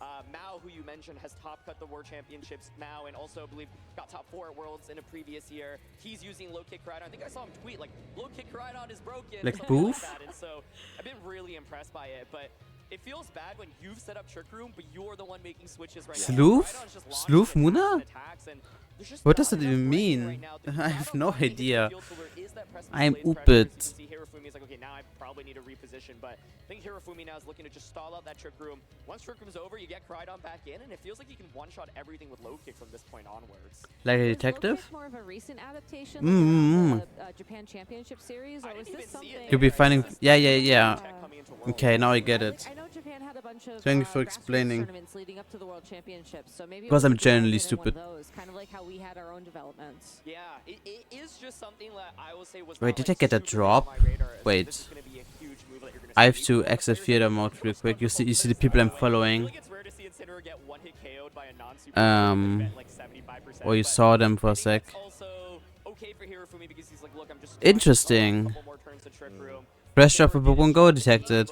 Force that Smeargle out, make sure that I could stall a little bit more. And now the Landers is You not positioned in, and I mean, Upit? this I'm is not sure such a about that. strong Pokemon in game one. It's right as well True. on the field Wolfie? anymore. You have so much Okay, next round is up. across the board, and it feels like Let's Hirofumi check. identifying, I don't need my other restricted Pokemon. He It's just lost. Landers No. plus Rhydon. No. It feels like Wolfie Hirofumi lost. duo here. Wolfie can't perish. Shield on turn one, and the instant switch just Is it the mastered play? all. Yeah. It's interesting as well. I think. I think they can lose once. They can lose once. And then they have to win twice. I think. Not sure. Yeah, Decorate's been dropped on a lot of completely the gone, sets. yeah, and opting for more wide Mm. support, or like here we've got the spike. They might shield get support and the Michael Cage on stream, I think. such a clever So tech many as well, attacks. yeah. Yeah, and I love it because I think coming into this, everyone's ready to prepared for non-Spiky Shield Smeargle yeah. with Decorate, right? Mm. But now you've got Spiky Shield and Runation and other crazy moves that it's like, wait, what? I've Yeah. never fought against this before. And even when you've got that safety goggles Pokemon to kind of give you that little bit of alleviation from the Spore threat, if the Smeargle gets that speed boost through Moody, then the Ruination combination with something like the Crydon, That's right. with that low kick. Yeah, chat. Well, They will probably I switch think over there's to the scenarios next that can take that combination. in a second. so smart. I'll be right back. I'm getting a Ruination monster. also basically like a Decorate when you think about how much damage it does kind versus of, the yeah. boost. Boosting yourself. Yeah. But no, I really like like that. it. But I gotta just like Landers plus Koraidon in this matchup. It's like low kick is doing 60 to 70% to everything, and Earth Power is able to one-shot Yeah. Raging Bolt. Right? It's able to put on so much one-hit KO pressure, and I mean it's like that Spiky Shield on turn one broke Smeargle's focus hash, and I mean how do you get out of this? Right now you can just Earth Power the Landers, you can Spore into the Ice Rider, and so this was just masterfully managed by Hirofumi, and I think Landers was a Pokemon. In my opinion, it's not the easiest Pokemon to use in this No. format because you are outspent by a lot of things. Miraidon can Draco Meteor you, Urshifu can Surging Strikes into you, but it also feels like if you get this out and it outspeeds your opponent, it will just knock things out. Yeah. Such a strong Pokemon, but like you say, it's the skill level to use it. It really shows through, I think, with in Hirofumi. What is it called? obviously So good with a Pokemon like this, you know, and just not really giving her opponent like any room to kind of get back into this game either. Jade chat. This What was it? is going back to game one, I was gonna right? say, Yeah, I think we're assume looping at this I assume point. Hirofumi would have won. We didn't see the end of game Yeah, two, but no. I was like, I don't see how you come back from that No, position. no. Hirofumi That was did, Um, and, as we I'm mentioned getting a earlier, chat did real quick. lock in his place for Top Cut, but there is still one more round of Swiss. You know, a lot of these players are now at this point fighting for that key seeding placement going into Top Cut, as because it's going to be a bit asymmetrical. Where is The it? better seeding you have, the Okay. less rounds of Top Cut you have to play. So, do you think people are thinking about that a lot at this point, or do you think they're just trying to, you know, play out their games? I feel like when you're at Worlds or any tournament, you gotta not think about the implications Okay, of what the game I'm- you're playing has. let's Doesn't matter when it's test. the first game of the day, whether it's an elimination match. No, whether that's you're awful. X&O, you're just like, look, I just gotta play my best. Like, and I think Um, the more you think about the implications that it has, the generally the worse you'll play. Because then suddenly you're like, oh my god, like I'm so close to like, you know, getting that buy. But when you start thinking about the buy, it like occupies mental space, and then it like, you know, Pokemon. No, they cut off my goat. Oh, you just saw that. Did you just see that? Or did I? I've had so many situations It doesn't matter. something like that You has, just saw like, me in typing my it. opinion, like, negatively Wait. impacted my play, but I mean, it's the best spot to be in if you are Wait. top cut, and you're like, well, even if I win, if I win, I get a buy, and even if not, I actually have a good chance of. You just saw that, right? Oh my god, I'm so stupid. I'm like so stupid. That's so insane. I mean, 2 Japanese titles. But it looks better. the second place at Worlds in 2019. And I think he's been Girl? in the first round of Top Cut the last couple of times he's been there, so he's looking to go a little bit further. But No one would care, but I'm assuming you know about this. I don't know if that's important. the only two other players I believe who have I mean, it's not that important. Everyone can get everyone's chat technically with that thing. I'm not like signing in their account. That's incredible, isn't it? Really. Lee, any Like I predictions could from you? like look. I could like do undefeated coming into this. I think that confidence you get from I could get like the Pokemon chat, and it would look like definitely going to be a huge boost. like I'm just doing it for. Oh, this could be a big mistake. Get Jolene's chat? Why? Is there something? You've got to be in the moment, in the game. You can't think outside of that. What's going to happen? I could open her stream real quick. Actually, you have a point. I know it would be funny. You're right. It would be funny. But you also have a point. I should like open the stream to at least like see what's going on there. Doing something right and just kind of keep going. I think the best piece of advice I received when I was competing was just play the game in front of you. Like, don't look at your opponent. Don't look at the people around you. Like, we didn't have team sheets, so don't look at the team sheet. Just focus on the game in front of you. And It would be funny. You're right. I leave a stream open and at the lowest quality. My PC will not like it, but whatever. Honestly. We actually have something for you to look at. Oh, We have some social media posts for y'all. So Oh, social media posts. Let's go. you can join the conversation using hashtag Pokemon Worlds or hashtag Play Pokemon or hashtag both those hashtags. We have one from Alex Underhill who locked in day 2 yesterday and spent some time meditating, it looks like, to get ready for this day of the competition. That's crazy. It all makes sense now. of course, with two incredible players, Colin as well as Rogov. No, they're gone. No. No. I don't know actually how he fared in his first round of the two today, but we'll see if he's will continue to be, you know, the lone wolf. Does that mean there might be a follow-up photo where it's just the candles? It's either that or They this is so cool. This is so cool. This artwork is so cool. Best of luck to you out there, Alex. I hope you're able to find your friends on this. It's so cool. This artwork. Next tweet is from Serena, presenting your 2025 Pokemon VGC International Champions. It looks like we have a drawing of Federico Wolf-Glick and Marco Silva with their teams that they used to win their titles. This is so cute. It is so cool. Yeah. So happy.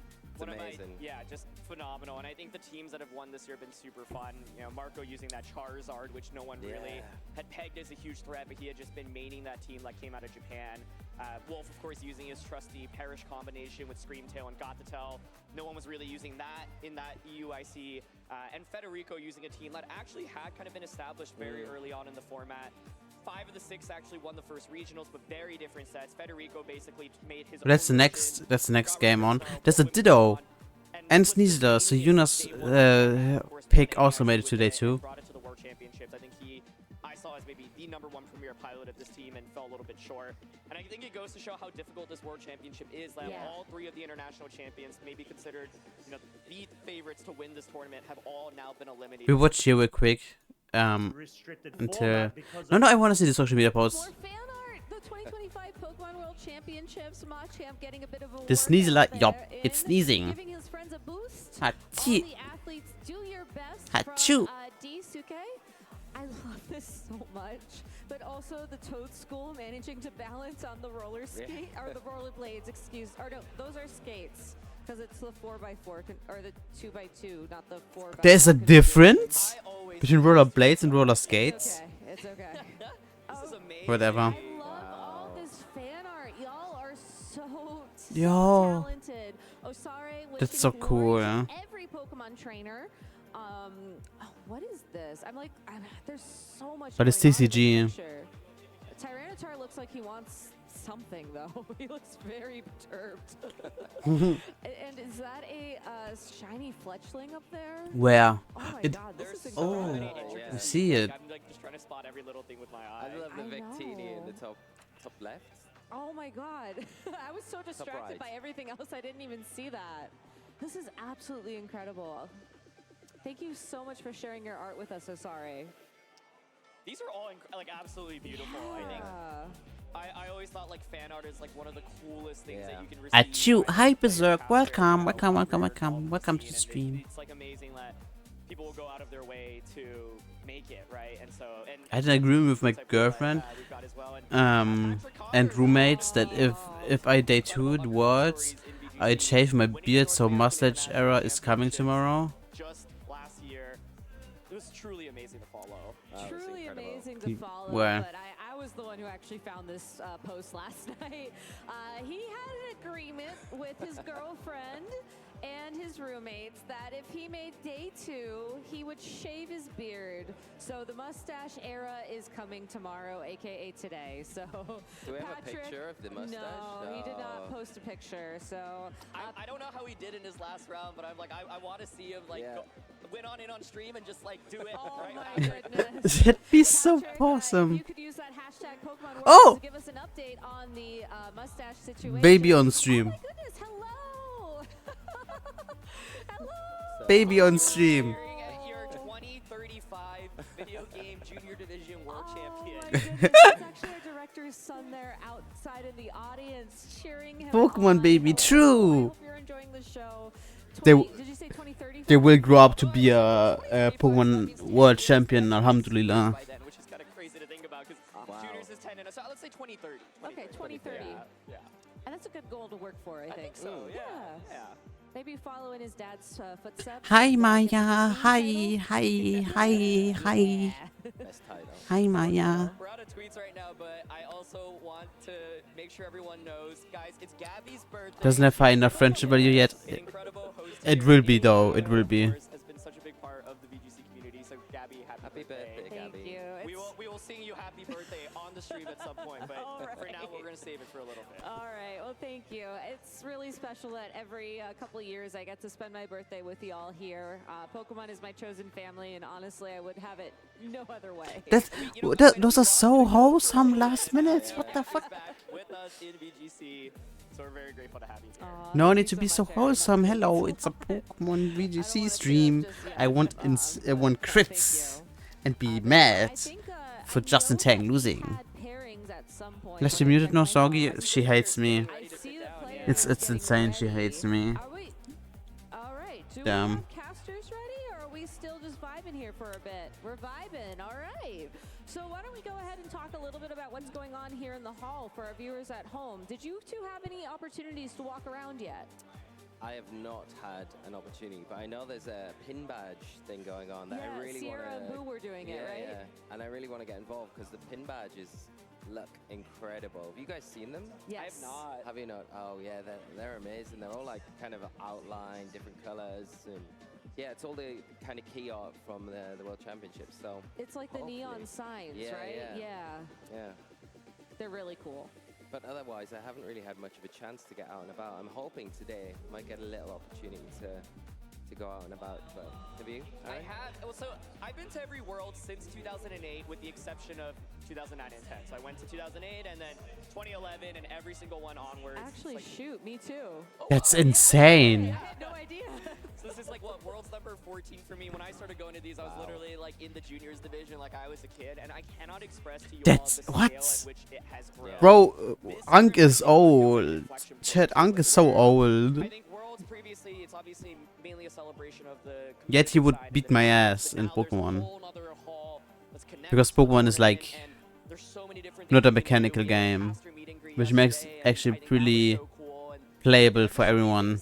like there's a museum. Oh my gosh. Okay, so Oh, the museum is the incredible. Hall of That's Fame so Museum cool. is what they used to do at Worlds is they would have a TV and would display like pictures of the previous world champions, and that was really cool. And now this Hall of Fame like showcases. I think it goes all the way back to 2013. Like all the winning players, their teams, their decks. If you know in Pokemon Tournament and Unite, like the compositions that they use. I saw it and I saw my little brother on the wall and I was like, wow, you know, that's so cool. And so to me, it's just awesome to be able to celebrate the history of VGC and TCG and competitive Pokemon, whether it be, you know, Unite and Go and Pokemon as well. And yeah, I Rip mean, I Pokemon. think if this is where things are going now, like, I know things are only going to get bigger and bigger, but it is surreal. And, you know, we're having the finals in a freaking arena tomorrow. Like, I know, it's incredible, isn't it? I had the same feeling in the opening ceremony. with the performance, and it was just I was thinking back to 2013, and that was like my first experience in Vancouver that year, and where it is now. And if you'd said to me back then, oh, this is what it's going to be like in 2025, I don't know if I would have believed you from this scale up that it's had. It's just incredible, and it's just so awesome to be a part of it and to be able to kind of see that progression. And yeah, it's exciting to think of where it's going to go next. It's so funny because so back in 2006 in Bryant Park in New York City, Journey Across America, for the big finale, they actually had like a stage show, and they did like a 10th anniversary album. They wrote some songs for it, and they had the performers or the singers for those songs do a performance. And We watched this, but we listened to the others.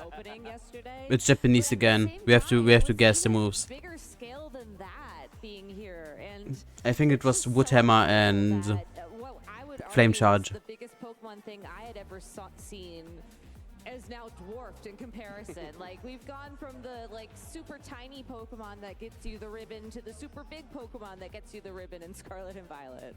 So it's honestly, if you're here Terra? watching in the hall, Terra Electric. It's insane how the Terra on Groudon changed over the time. Don't go too far, come back for Top Cut. But at the same time, there's so Aqua much Jet? to do here. It's so exciting. And if you're at home, you know, there's the World Championships next year and the year after that. Electric the year Drift? after that. Big plans, you know, things are Bike announced Ryon? ahead of time, finally. I know you guys What? remember like I do when it wasn't, and that was fun. You can make plans, you know, save up for it. It really is an experience, and it's worth it. It's 120% worth it. And next year's That's insane. It's gonna be so big, right? Right? And now it outspeeds. That's That's Woodhammer. Bye bye. Crazy.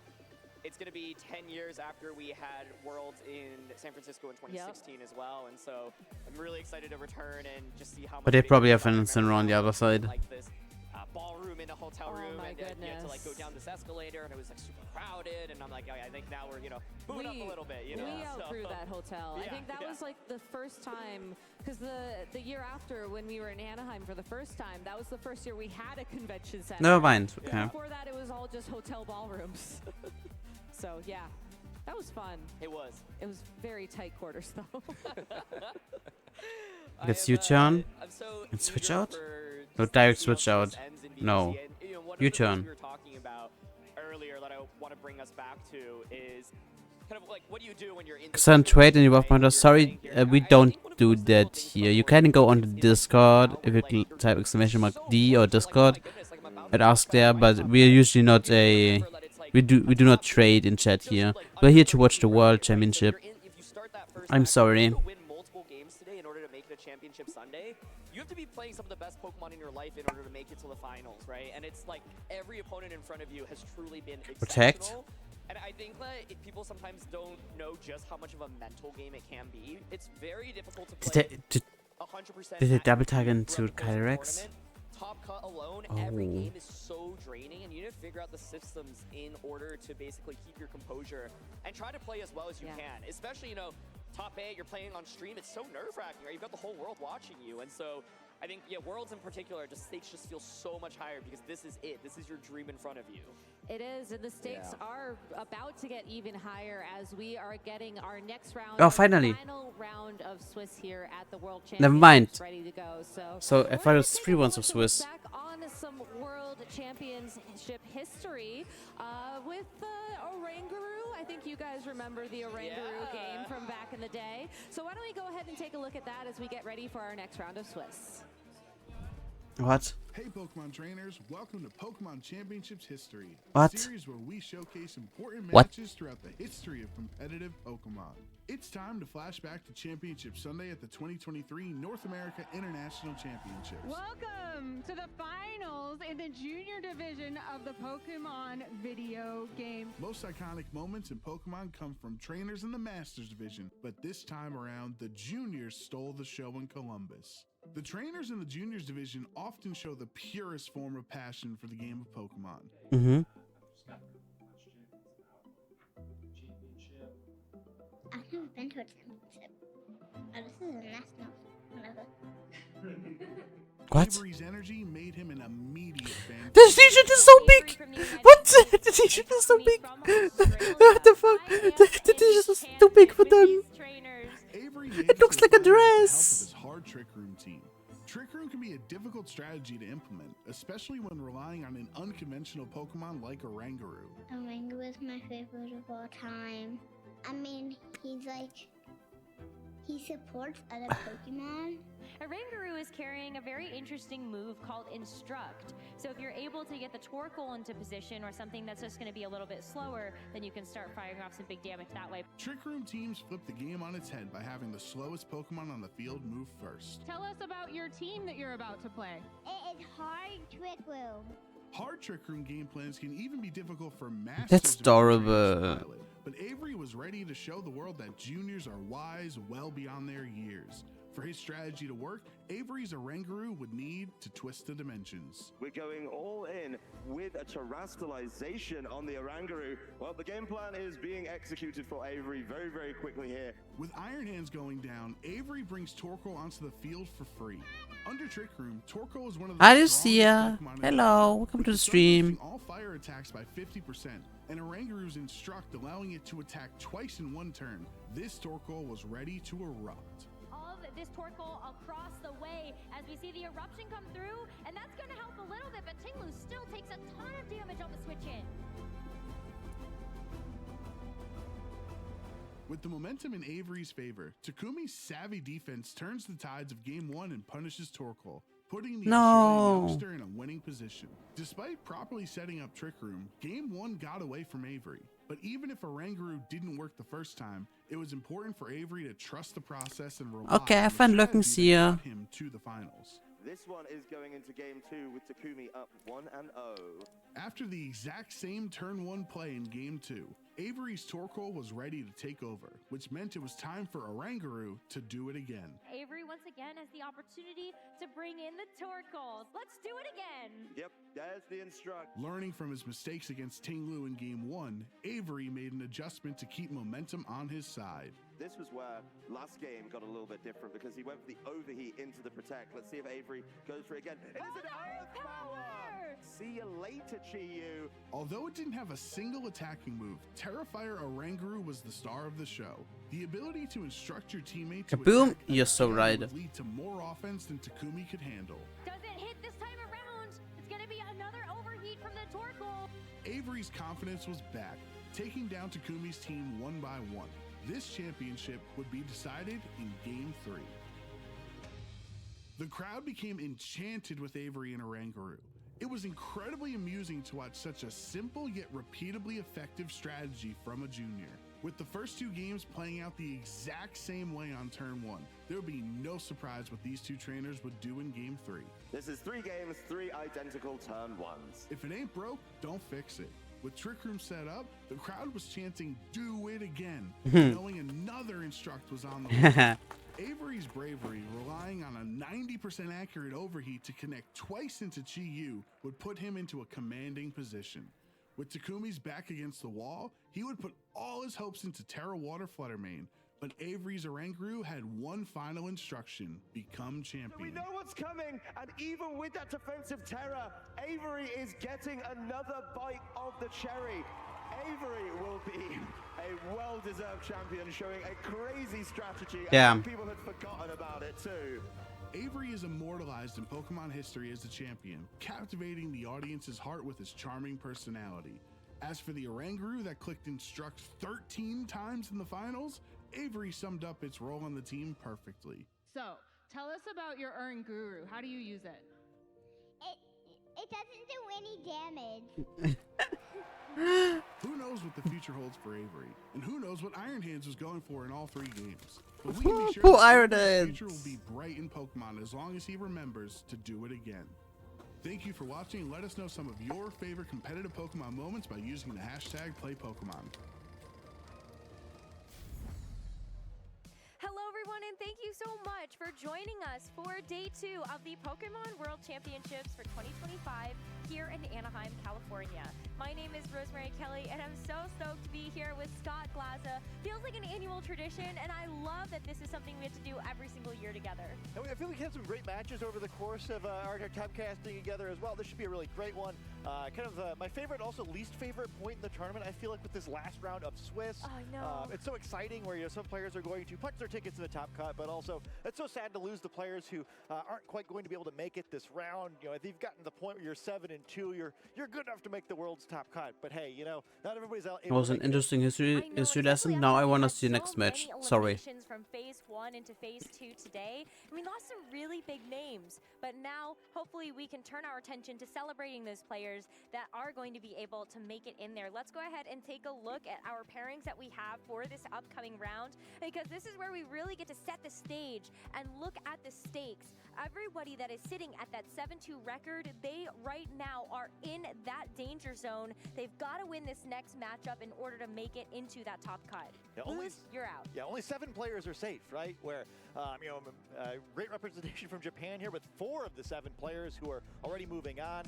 2 from Europe and just a single North American, which honestly, after last year and after North American National Championship, feeling great as an alumni of the U.S. Contingent here. But yeah, all these players at 7-2 just need that one more win. Their season is on the line. It's all come down to one moment. 11 months of work for this.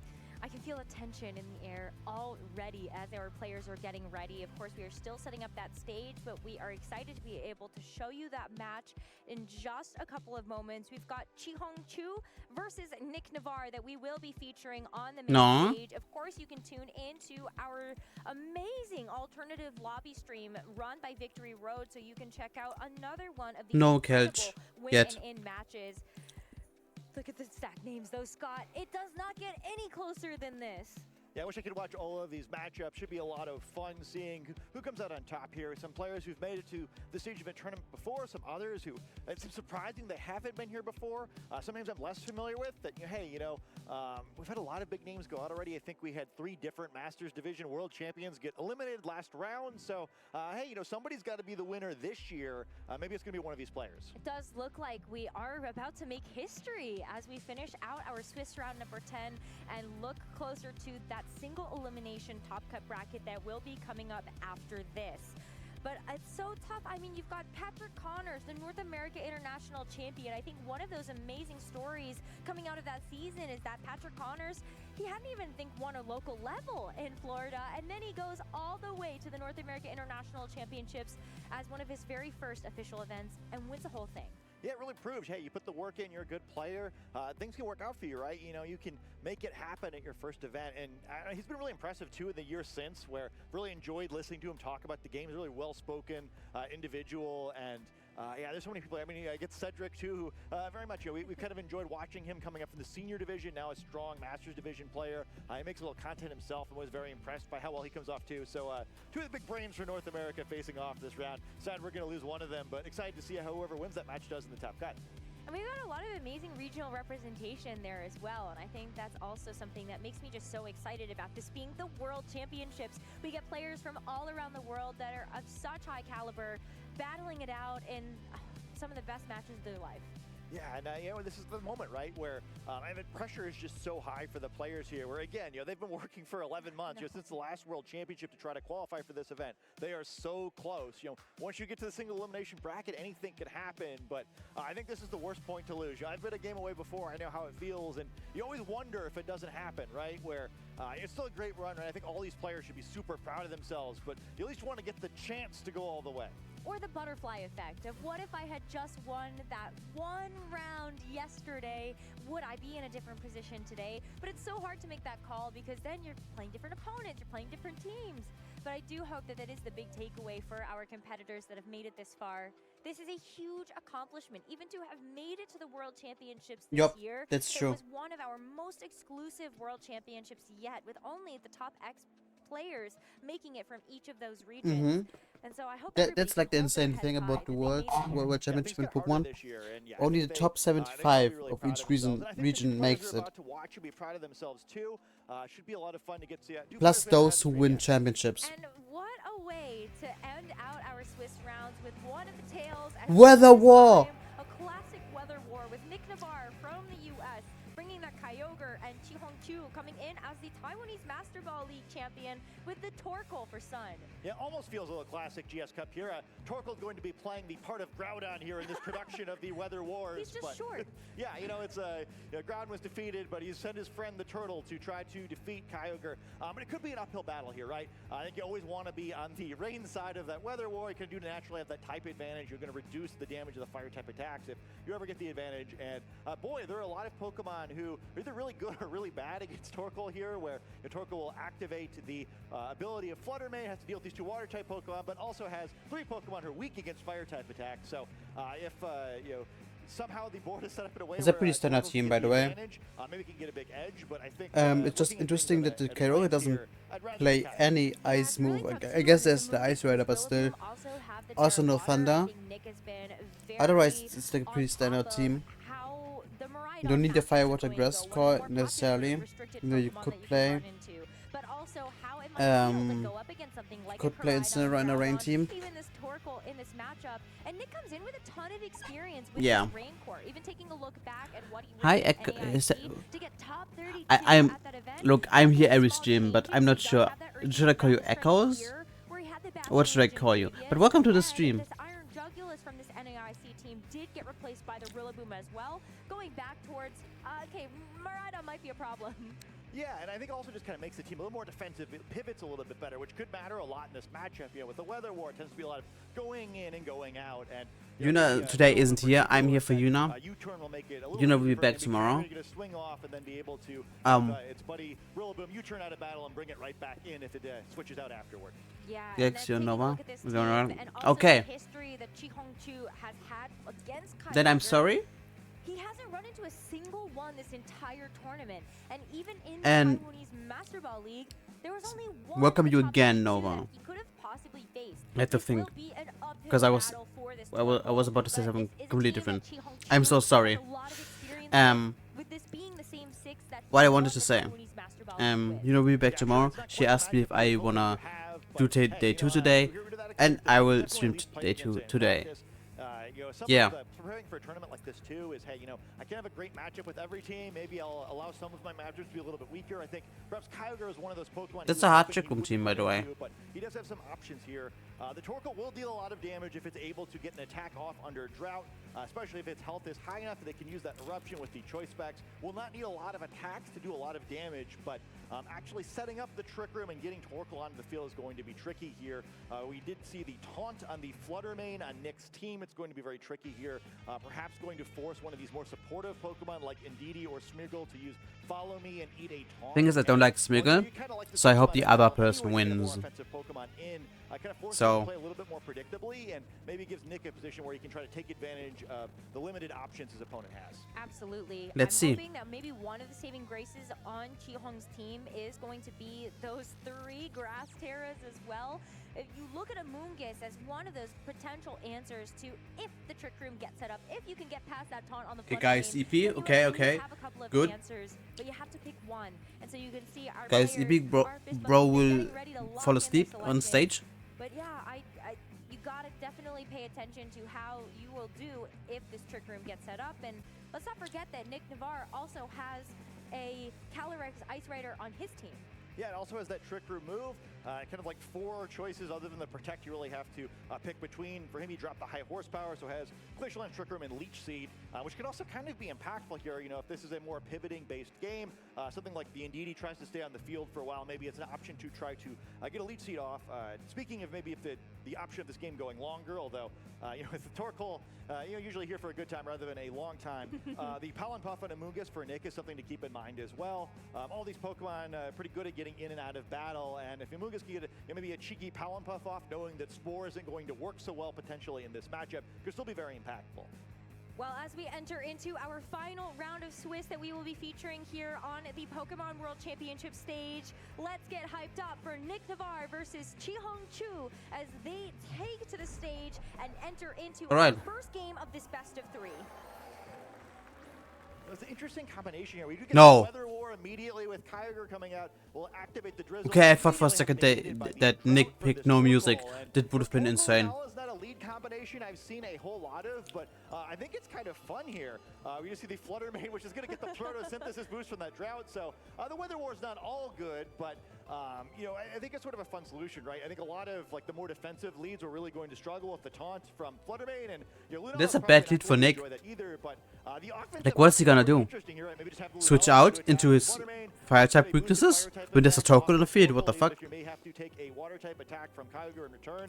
And Nick's sort of in a weird spot, right? We're like, well, you know, I'd love to switch out and get control of I the think weather Water again, Sport but, is like, still can I pretty really good. afford to do that here? And I think he's just going to give it up. He's already hovering over the option of keeping this Kyogre in, and despite the fact that he does not have that weather advantage, will just try to full send, hopefully a full HP water spout. Given the actual speed interactions of these Pokemon, this Kyogre will be the second to move on the field. I haven't paid attention what move got buffed for Flutter Mane. Taking super comfortably. You're also under the threat right now because this Flutter Mane is faster. You're either forcing the I think it might not matter out of this Lunala immediately, or it's because the Flutter Mane will use Shadow Ball on the Lunala. and then the Kyogre can It hopefully procs clean up from Phantom here. for Shadow Shield. Switch out. Indeedee takes the field instead, and there's the Terra.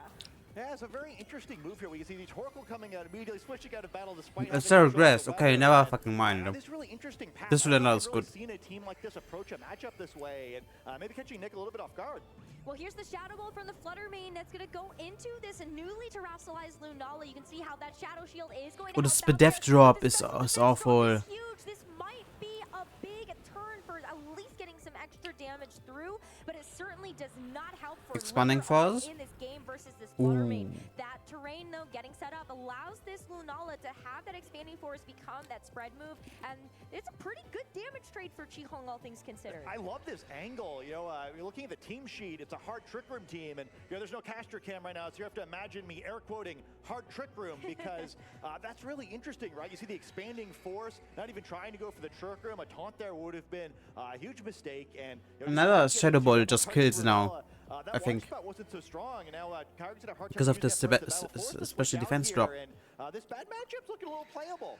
I don't mind this though. I think Chi-Hong on that first turn, taking out the Torkoal, was anticipating that Nick would have preserved that Kyogre a little bit later, and maybe even was trying to anticipate the switch Follow me on makes at sense. turn one. So now Nick gets away with a little bit of that water spout damage, is able to maintain Taunting? that full HP on So the they Kyogre cannot for go a little follow bit me again later, or Trick and Room. gets something else in return. The taunt onto this Meteor Beam. Indeedee will not Now be I able have some to go plus for one. follow It's me getting on subsequent scarier. turns, and Depends this on who it Lunala goes has the for. opportunity to go for the Meteor Beam, but that's something that even this Rillaboom is going to be taking a bit better. It goes in the It's Flutter going to Mane. be targeted That's into bad. that Flutter Mane, though. One of the big problems of this Is it? matchup will be eliminated by the Meteor Beam.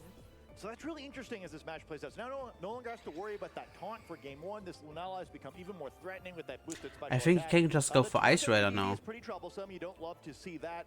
The Indeedee does have one attacking move and alluring voice, but you know, it's And go just for Glacial you don't Lance. really want a Pokemon like that on the field just being forced to use attack. At least it But, forces the early Lunala out. coming with that knockout, and this is probably, if I was Nick, I'd feel a little bit off balance here. You know, I was kind of thinking going in, oh, maybe it's more of a positional battle, but this more aggressive approach seems to be working really well in this match. Like I wouldn't bring out Kyogre now because Torkoal comes in anyway next turn. Nick is going to be bringing that Kyogre Because back Indeedee in. isn't doing As I shit. spoke earlier, did take that expanding force, so it is at half HP. That means you're going to be limited to the Origin Pulse if you want, or Hydro Pump.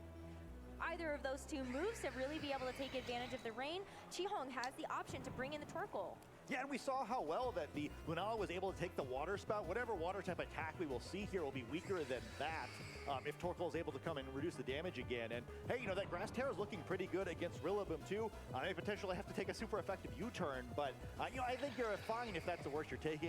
You know, much more likely we see a fake out here instead. And we're talking a lot about the weather control of this matchup with the fire versus water, but maybe it's the terrain control we should look at. Rillaboom is able to switch. I have to look up there's some real a ton quick. of incentive now to get the taunted Indeedee out of the battle, but it's Lunala getting out of here first. Like, hey, you know, I don't need the special attack boost that badly. I'm going to keep playing things a little bit unconventionally, maybe try to keep my opponent off guard. Well, there still was Yeah, also that that's what I special thought. defense drop that the Lunala had True. taken, so that's another debuff that this Lunala Lunala is able to cleanse away by removing itself from the field. And in fact, it's a double switch here for Chihong. You're going to get the Ice Rider Calyrex in next to the Torkoal, and this is where things are going to start to get quite risky. I mean, I guess a Hydro Pump or something still hurts onto into the Torkoal slot. And the Origin Pulse, oh, it's going to miss one of those targets. But it did miss Torkoal. That's big. Bringing it down so low. Yeah, the Torkoal in this battle now is looking like it might only be a drought bot for what's left. Does get control of the weather here. It puts Nick in a sort of interesting situation where, hey, do you try to get rid of this Torkoal? Do you anticipate a switch maybe where, you know, you're in a situation now you really don't want to end up in a late game or that Torkoal is able to come back in under. Pantera U-turn is play. Do a lot of damage. Eruption no longer looking too threatening, but again, very interesting where now the Indeedee also out of battle, so gonna have to worry about it coming in and maybe messing with Rillaboom by changing the terrain. And we see the importance of that first knockout, whether you really like to cycle these Pokemon now to get your own field effects, and as soon as you start losing Pokemon, it's really tough to maintain control of those field effects. You could still go for the U-turn, and so at least that's going to be something that Nick can use to capitalize on still having that fourth Pokemon in the back. I don't see this play. Has been so lights out with going for these manual switches, making sure that he can continue to capitalize on the weather and terrain control, something he's going to get back now with this Indeedee coming in to get the Psychic Surge. So for now, Rillaboom's going to get out of battle here, so eventually... Even though Indeedee might die. Well, Indeedee probably doesn't love catching that super effective U-turn on the switch. You know, its job here is to support these two beefy, restricted Pokemon, and its friend Torkoal potentially as well. And hey, Calyrex is going to come in here and probably take an attack well, but you're giving a free turn to the opposing Calyrex is always a little scary. Especially if that Calyrex is going to go for something like the Trick Room, but now we see the Kyogre go for the Water Spout. There was a critical hit, but that Indeedee still hangs on, and there is no Trick Room. This Calyrex just decides to go for the Glacial Lance, brings this Kyogre down quite low.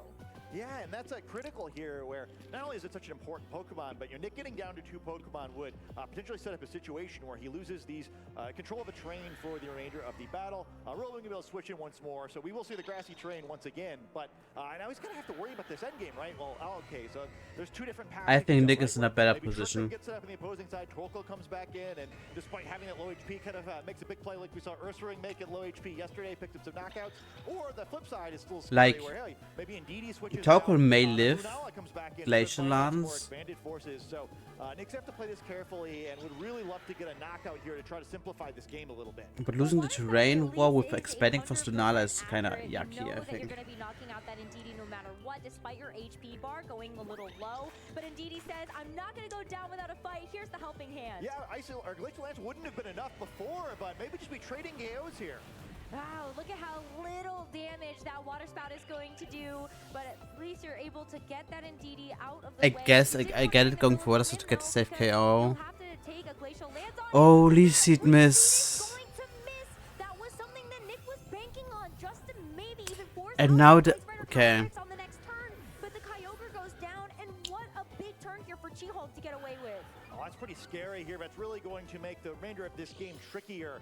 You'd really like to get that lead seed on there, start winning the battle between these two Calyrex. It was already kind of the complication for Nick, where I think the remaining Pokemon in his team not quite as effective in this matchup the other ones. That Calyrex is going to be very critical for Nick. Certainly this Rillaboom going to have a hard time getting through the Grass-type Lunala later, and also has to worry about this Torkoal. So getting that extra HP on the Calyrex would have been helpful. We see the Grassy Surge go down here, allow the Rillaboom to maybe be a little bit scarier, but other than one more fake out, Rillaboom's kind of in a tricky spot. Yeah, it kind of looks like checkmate. You've got the wide guard on the Lunala as well, and taking a look at the Ice Rider Calyrex. No, this is GG for Nick. Banking on this Glacial Lance to be your major source of damage for the rest of this game. Terra here. Yeah, I mean, you gotta use it eventually, I guess, but, you know, that would cause his Glacial Lance to do more damage the other direction, which is really the threatening attack here, and I think the thing to avoid for Nick here is there any way you can wait, you can Glacial Lance here where you kind of have to get your Rillaboom and fake out the Lunala with no problem. This game out, despite its low HP. Not a whole lot of time left. Nick's going to have to make a decision here. He knows Nick? this game is right Nick? Nick? It would just go for... It just goes to White Guard now. It doesn't! What? What? time. It's a little bit awkward though when you think about it. The sun has been set for a couple of turns now. Looks like it might be expiring, and that's definitely something What? that Torkoal would have loved to take advantage of. But because of the Pokemon that are left, there's not really a whole lot of need anymore to have that sun active. Yeah, the terrestrialization on Nick's side is good though. Okay, what's Emma? Going to come down here and do a bunch of damage to this Calyrex. Yeah, that was a lot. I think even with a second Wood Hammer, with the grassy terrain, that might be enough, especially after the chip of this Glacial. No! The Torkoal, and is unfortunately going But to miss its they mark. live, No right? Terrestrialization, Yeah. though, on the Rillaboom is going to feel so nice. There were no critical hits either, so Nick knows, especially after this grassy terrain recovery, looks like it's going to take another 2 Glacial Lances to knock out these Pokemon. Yeah, it's looking a little sketchy there for Nick, but I kind of like the way he's played this one now. The Torkoal's kind of pinned where it can't really do much. The grassy terrain now for Rillaboom going to keep it threatening this Calyrex, and it's a tough spot here. This Pokemon are like Yeah, you can just do this all the time now. moves coming from the other side, and Yeah, can't come check all you safely want, here. I It looks like to me guess. attempt to sacrifice this Torkoal. Yeah, because even if the Lunala comes in and you go for the wide guard, this Ice Ritter Calyrex is never going to get enough damage through for this Lunala to kind of catch up later. And so while it is just kind of a turn that you're going to play safe here from the Protect onto the Calyrex, this Torkoal comes down, the Lunala is forced to come in, and I think Nick is feeling it right now. The game win is in his sights. Despite the fact that you might have been worried about this Lunala in the end game, you preserved your Ice Ritter Calyrex, and it's trained so well to really do its job for Nick. Yeah, it seems like you may have just had enough resources left, and now Lunala's going to come back into battle as that final Pokemon, but it's in a tough spot here where it needs to do a few too many different things. You know, has to stop the Glacial Lance with Wide Guard, but also it's the most realistic path to knocking out the opposing Calyrex with the Moongeist Beam, but also going to have to worry, no longer has that Power Herb or that special attack boost after switching out of battle, so, I feel like it might have needed just one more swing when it's going to get here. Yeah, and I kind of wonder if Lunala, is it trained in such a way that maybe it would be able to get the jump on either of these Pokemon, and so then it can help to support this Ice Ritter Calyrex? Can Chihong get a double protect? I think that would be one thing that could keep him into this game, especially because that final Wood Hammer from the Rillaboom would be enough to knock out the Ice I don't know if I like. Yeah, I think this is a really important turn. No, I think Protect is fine. Kind of take it here, but yeah, I think the double protect you hate. Like, it's just mind games now with Lunala, I think. Going for Protect and Wood Hammer is okay. Yeah, ooh, Calyrex on Nick's side is going to go for the Protect as well, also trying to bait out the fact that you do have that wide leg. Oh, hits the double protect. Gets the double protect, and That's unfortunate for Nick. turn was banking to use this Wood Hammer to knock it out, and that means it looks like this Lunala is going to go for the goal, try to get this Rillaboom out of the way. Oh my god. Meteor Beam actually is going to delay it a turn, but you get the special attack. No! No! No! The Power Herb, so hold on, I'm gonna Meteor Beam you, just wait a second. But, Wait! Pays off there in the sense that, that Calyrex would have had the option of hitting No, a I super think. effective Glacial Lance. Oh no! Nice play there. Oh no! To avoid or to, I guess, anticipate that not occurring, but they're just a little tenuous here, right? Yeah, double protect is now the play. He has to go for double protect. So, going to have to go for something different this time. Well, are you sure? Because maybe you do have to bank on that. Jeong is also praying. No, don't tell me he goes for the triple protect. Or hopes he doesn't get the double protect. Even less likely to succeed on that third protect, but if you feel like He has to go for the double protect. That's the only way out. really tough spot, and nice play by Nick to keep this going, right? Where wound up getting a situation that double protect, at least so far, hasn't really mattered. He's trying to go for it again, and maybe that's because he thinks this Lunala is going to try to go for the Meteor Beam into the Calyrex, but this No double Rillaboom is protect. still a problem. Nick's It double failed. protect is going to fail, and so is this. Oh no, not Okay, the this protect dies. onto Chihong's Calyrex. So Woodhammer does get the knockout there, but what is this Lunala capable of? We'll find out. Woodhammer recoil is also going to make this a little bit. Okay, does this kill? Lunala lands the Meteor Beam into the It does. just a one-hit knockout. He wasn't sure. It was a crit! I wonder if that mattered. Yeah, you'd assume Nick thought so, right? Because otherwise he wouldn't have gone for that double protect.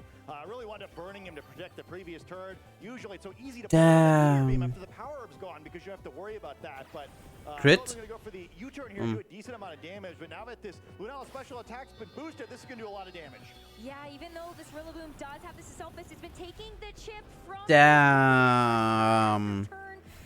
Unlucky. Lost double protect. I know this. Yeah. Looks like you just went through a battle there where that was a very stressful match, I think. A lot of twists and turns, that one. It was stressful for me to watch this. It felt like it for a while. They're like, all right, this is an incredible start with that switching at the expanding force off. Seemed like such a big lead. And they did a really great job of getting himself back into it. I really do think it was that turn where both the Calyrex, the Protector, that kind of switched it back the other way, where going for the no power or meteor beam. You don't see players even attempt it very much. There's just so many ways it can go wrong, but it was a really good read there, kind of anticipating his opponent would anticipate the double protect and open up that opportunity. Great job there. That's so that crazy. And, hey, on Nick's side, you probably feel a little bad about it, where if that double protect doesn't happen, your Real Boom picks up a knockout, and we're looking at a little different ending there, but still a lot of fun, and both players know that they can still win games in this set going into game 2. But even if that double protect doesn't happen, think back to when Nick protected his own Calyrex and there was no wide guard on the Lunala. If you are able to hit that Glacial Lance, surely the Lunala goes down, right? Or it gets into that range where you're going to have that U-turn knock it out. Yeah, definitely. If Nick had made a different read, you can avoid the double protect battering and all. It doesn't happen there. Nick isn't able to quite make the right read. Almost had it anyway, where I think maybe one of those reads he's making, all right, if I get the read right, I win. If I get the read wrong, I still like my odds. Didn't wind up working out that time, but I think that was just a fascinating game 1 to start this set with in so many different ways. If I'm Nick, I was really expecting a different game plan from my opponent, and I think that makes this team preview really tricky. Now, as you know, on the brink of elimination, where this is the final round of Swiss, so these players must win this set to stay in the tournament, but also now Nick's down 0-1. He had a very kind of unconventional approach from his opponent there, and it makes team preview so tricky, where, will he try to play this matchup again similarly in game 2, or will maybe see some of the more defensive positioning-based battle that we kind of expect from this sort of matchup? But especially when Chihong on paper does have the negative side of the matchup, you do expect Nick to win. This is such a huge blessing for Chihong. Now you've got 2 chances, when you look at it from his perspective, to win. Yeah, and I think that could be really big here, because what we saw in that previous game, there's a lot of really cool synergies on this team, and he really has to find it one more time over the course of 2 sets. Really seeing the value of this player's experience as well. All right, game 2. The event in Taiwan, showing us why, using the same team once again, and could be a team that's strong enough to give them the World Championships, as we see a familiar Pokemon starting the battle here. We sure do. Same we'll leads. See this turn play out exactly like we did in that game number 1. The Kyogre sets the range. Okay, now I have to see what Fluttermane boost is. Probably speed, but yeah, okay, it was speed. Yeah, I love this year where, At least it's again, like this is a baits. pretty aggressive lead by the sun side of the field, right? Where Torkoal kind of exposed, Lunala kind of exposed. This you don't really have an option of a really Lunala, good Terra. You could try to go for a Trick Room. I think that would be a little scary, but maybe it works this time, right? After that really aggressive play the previous time, it kind of puts Nick on the back foot, like, oh, I don't want to take that huge expanding force again that made that matchup really tricky. So I'm excited to see how this plays out. I really think this is such an intricate matchup to try to play a best of 3 in. I do think taking that first game was just such a huge advantage mentally. Absolutely. You could see actually Nick is really struggling for this first turn to kind of figure out what to do. Knowing how that turn 1 of game 1 played out, the Indeedee switched in, the Lunala went for this gigantic expanding force. Yeah, it just goes for the same play again. Interesting. Probably the same first turn. As we see this game 2 play out, No! Ice Rider Calyrex has a small adjustment here from Chihong, which makes me think maybe it is a Trick Room angle. Yeah, I think so too. I don't know if I could have clicked Taunt here if I was Nick, where it just seems like it's so risky if you get what you had the previous game. But get the Terastallization once again, I think that just kind of makes sense given this matchup. Lunala can't afford to take too much damage from this Kyogre. Did do a decent amount of damage to Water Spout even in the sun last time. Well, the Moonblast helps to break this Shadow Shield again as the Kyogre follows that up with the Water Spout. But this Lunala is still so healthy, and Chihong knows this Trick Room is so free, and you've got 2 fantastic Pokemon in the Trick Room to take advantage of it right away. And what an incredible way to do this, right? Where we don't really see any of the support Pokemon, still gets the turn 1 Trick Room, doesn't really get any significant damage on his side of the field for it, has the weather control, and has both of his restricted on the field for all the turns of Trick Room. I don't know if I could quite have imagined this when we were looking at the matchup before the match started, but I'm just really impressed by this player. It's just such expert play on a team archetype that doesn't usually work at this level if you're playing in a really telegraphed way. This is some special gameplay that we're seeing. But that's exactly what you called out the taunt on the Fluttermane, and I think this is the reason why. How easy is it for you to lock down any of the 3 Trick Room Pokemon on the team with that taunt specifically? And so if you're Nick, you just have to look at trying to stall out these turns of Trick Room. Oddly enough, Chihong is taking this first one to just go for a protect onto this Ice Rider Calyrex, but he is Chihong, he literally loves it. You are going to be dealing massive amounts of damage, putting It's so over for Nick. Focus Sash, but that means on the subsequent turns, Ice Rider Calyrex is faster. This Fluttermane does not have too much longer left in the second game. Oh, and it attacks into the protect, so Nick's not going to get anything out of that turn. And just like you said, that Fluttermane, Nick would almost have been better off if that was knocked out there. Now has a very quick 1 HP Pokemon in Trick Room, which makes it a very slow 1 HP Pokemon. And Calix's like, ooh, that looks good. I feeling a little chilling nay coming up here. So tough spot for Nick. And, you also, if you want to switch out of battle, try to avoid giving an attack boost, that's really risky too. It's really Kyogre you'd love to switch out here in order to try to get a position. Switching out now? No, you can't. Looking really bleak for Nick here. This matchup seems so good, but it's just such a strange way to play the matchup. So clever on his opponent's side, and Nick just hasn't been able to find any answers here. I think either way, you have to give up the Fluttermane here. Everything that looks like it's in the back, you don't want to switch it. I think you have to drop Fluttermane here. 2 attacks, and especially if you suspect that something like a Shadow Ball might be going that way too, or Moongeist Beam, not something that you want to deal with. So Nick, unfortunately, in the second game, has to give up this Chilling Nay boost over to this Ice Rider Calyrex, and that's where things can start to get No, Meteor Beam, yeah. Because as soon as You probably covered for the case that Nick switches out into Calyrex, but I'd like a boost too, and after all that damage, Kyogre is almost going to get knocked out as well. yeah. Okay, Hydro Pump. Hydro Pump Wow. come in with that reduced damage from Drought. Really just not enough. Wow. Calyrex is going to enter the battle here with an awful That was nothing. One of its friends has already been knocked out.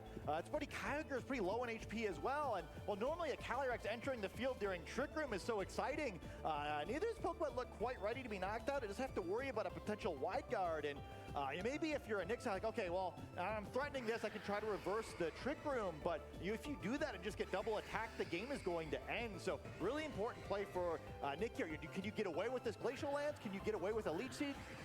Is Trick Room going to be available? If Nick doesn't get this call right, it is over. It looks so safe though for Chihong to just go for the wide guard and Glacial Lance on his side, since you don't have wide guard from Nick to worry about. You know you're going to get the knockout onto the Kyogre, unless the Kyogre goes for the protect. But this Calyrex still would not be able to get any damage through. And how much is the Leech Seed really going to add up for the rest of this game? Yeah, we'll have to see. Kyogre is going to get the protect here, decides that, hey, I don't want to be a Chilling Nay boost yet. Ooh, but with the Reposing Glacial Lance, I think see that there's no Calyrex just dies now. For this Lunala. Calyrex as in Because Lunala goes to Moongeist Beam. Glacial Lance just a little bit better, especially because it's bulky and does Like, should we set up Leech Seeds now? onto Chihong's own Calyrex Ice. No, Expanding Force. Chihong did not get that call right. I think Nick gets 1 turn now. Needs a couple more to get right in a row to get through this Trick Room successfully, but that's a good start. Yeah, it's pretty big. Where Oop, shit. Calyrex not like What the hell? I know where. On the opposing side of the field, so this Leech Seed could really pay off. The Calyrex and Nick's side of the field going to end this turn almost at full HP, and now you're cooking a little bit, right? You still have to worry about. I think why his opponent played the turn the way he did is like, well, okay, well, that's unfortunate, but I still have a turn here where I'm threatening a knockout in that slot. So Kyogre, you're going to switch out, or I'm going to pick that knockout out, and still feeling pretty good. Switching Rebel in here now. Also not a Pokemon who looks super excited about the idea of taking a boosted Glacial Lance, and once Trick Room expires, get a little scary here. Kyogre would love Trick Room to expire. The Calyrex would not, facing down that boosted Lunala and losing its speed advantage potentially. So still a tough spot for Nick.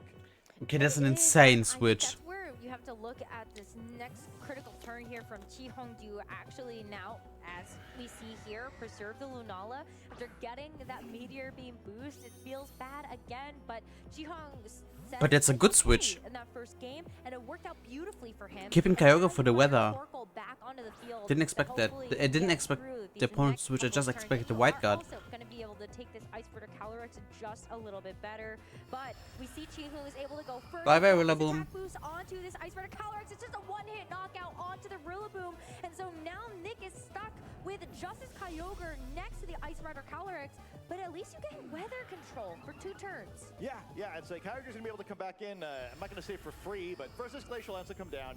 The damage does matter. You're going to see the Leech Seed attack this Calyrex at the end of the turn as well, and the HP is going I think so I have to go show now. Okay, and it's a good idea to show, even though there are people who love some keywords.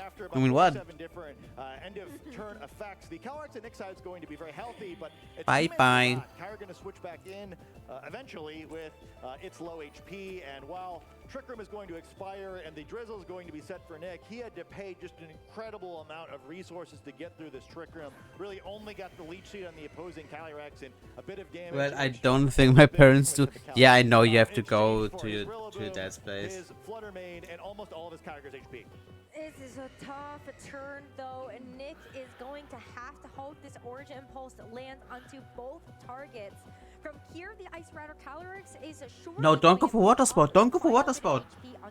You have to go Origin Pulse. It's on its last couple of legs for the rest of this game too, and Nick needs this Origin Pulse to land. You have to go for Origin Pulse. Pick up both knockouts if it happened. However, on the other side of the field, like, well, I could give up those 2 KOs if I think my 2 back Pokemon beat these 2 Pokemon. But since Nick can't switch anymore, you have a lot of freedom on the other side of the field, right? Okay, well, I can pick what 2 Pokemon wind up on the field at the end of his turn. Maybe I sacrifice one of these Pokemon. I need the other for the end game. We do see a switch here. He's like, all right, I need Torkoal. I'm going to get control of the weather. My path through the game is a little bit different than just allowing these 2 sacrifices. And the Ndidi now gets revealed as Chi-Hong's 4th and final. Same Pokemon then that we saw in that first game, just in a bit of a different order. And this Calyrex Ice going for the Protect does make things just a little bit trickier, as we see it's able to hang on for a little bit longer. Next turn, though, if it gets knocked No, out, okay, never mind. Ndidi be able to go for the Trick Room. And it just has to get sacrificed here. Absolutely. The Origin Pulse connects, and with this Glacial Lance to follow it up, now Nick actually kind of comfortably back in this. Full HP Calyrex almost, and you have a boost of your own. Yeah, I mean, you don't hate that if you're Nick, right? But you get the knockout. The Pokemon count is getting similar. What's scary is that, his opponent chose that, right? That was the most likely outcome of his action, so it's probably what he expected to occur there. The only other thing that really could have happened... Wait, does Calyrex die here? Calyrex still almost going to get knocked out here, so No. looks like it only has a single turn left if nothing changes, but the assumption then is like, okay, well, I thought that Nick would do that. I thought that giving up this Pokemon is the right move, and now this is the combination of Pokemon that I need. The Lunala coming out here can't protect, so the assumption Now here you can is, go this is for- the decisive turn. This is the 2 Pokemon. My Excuse Calyrex me? is going down or switching, which seems unlikely here because the likelihood that winds up Protect? being a little scary for the Torkoal, so we'll have to see what these trainers have in mind. Why? And you can bring in the Torkoal, I guess you can't kill rain, both but here. then even still, this Kyogre with this Mystic Water has still been pushing a ton of damage through that weather control. But the problem with this Lunala, then do you feel forced to actually have to go for the Wide Guard to block this Ice Rider Calyrex damage? Ji-Hong in that first game was able to get some pretty ballsy turns right, but this is going to have to go correct as well.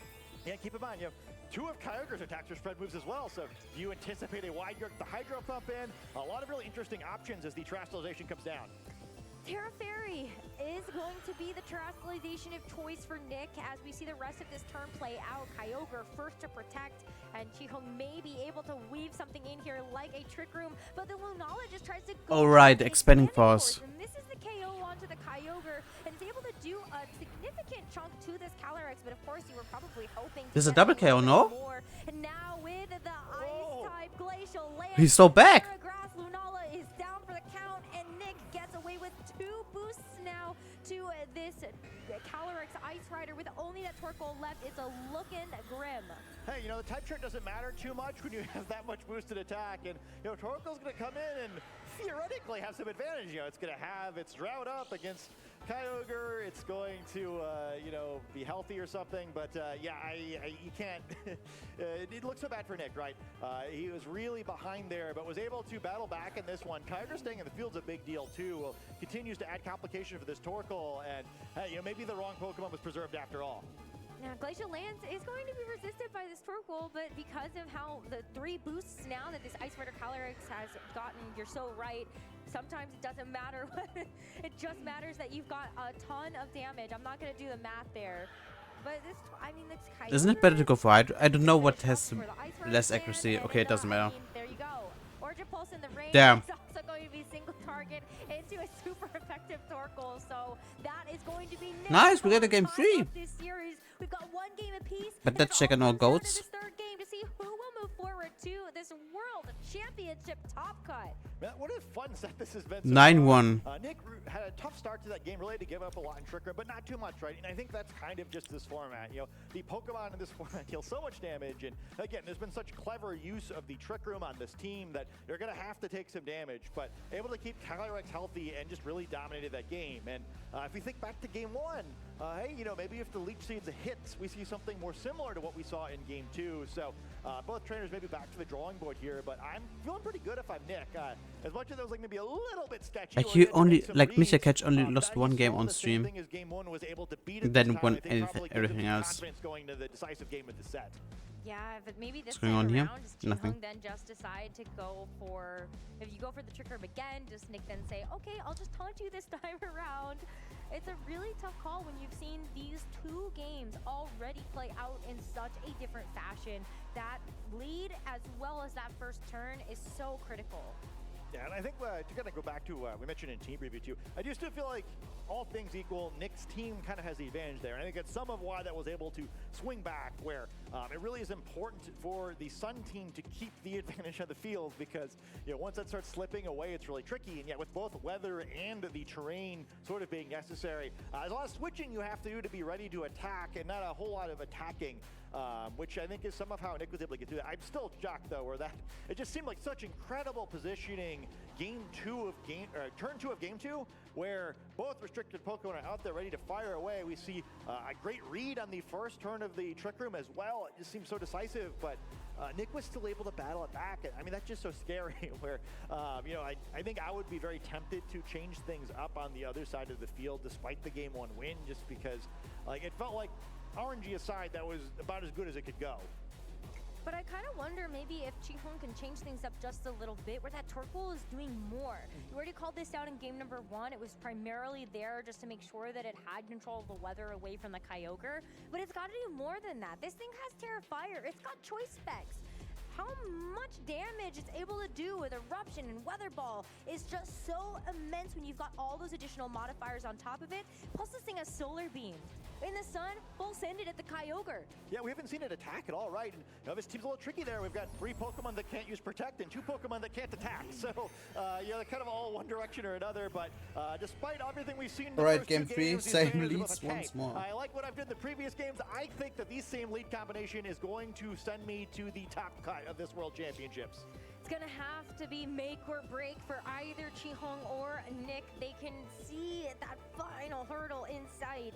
But once again, as we saw in games 1 and 2, it's gonna be the same leads, preview, and preliminary turn. Yeah, it's such a tricky turn for Nick here as well. We kind of saw both ways this can play out for him, neither of which are actually that great, where the Shadow Shield for this Lunala is so irritating, right? Where you'd love to just taunt it to kind of limit its options, but if you do that, then your Kyogre's barely going to be able to do anything between Drought and a potential Terrestrialization again. But it still worked out last game for Nick, right? Where you kind of got like the worst case scenario and it was still okay, so do you make the same move again? Or do you think, hey, you know, I don't know if I can survive giving that much up.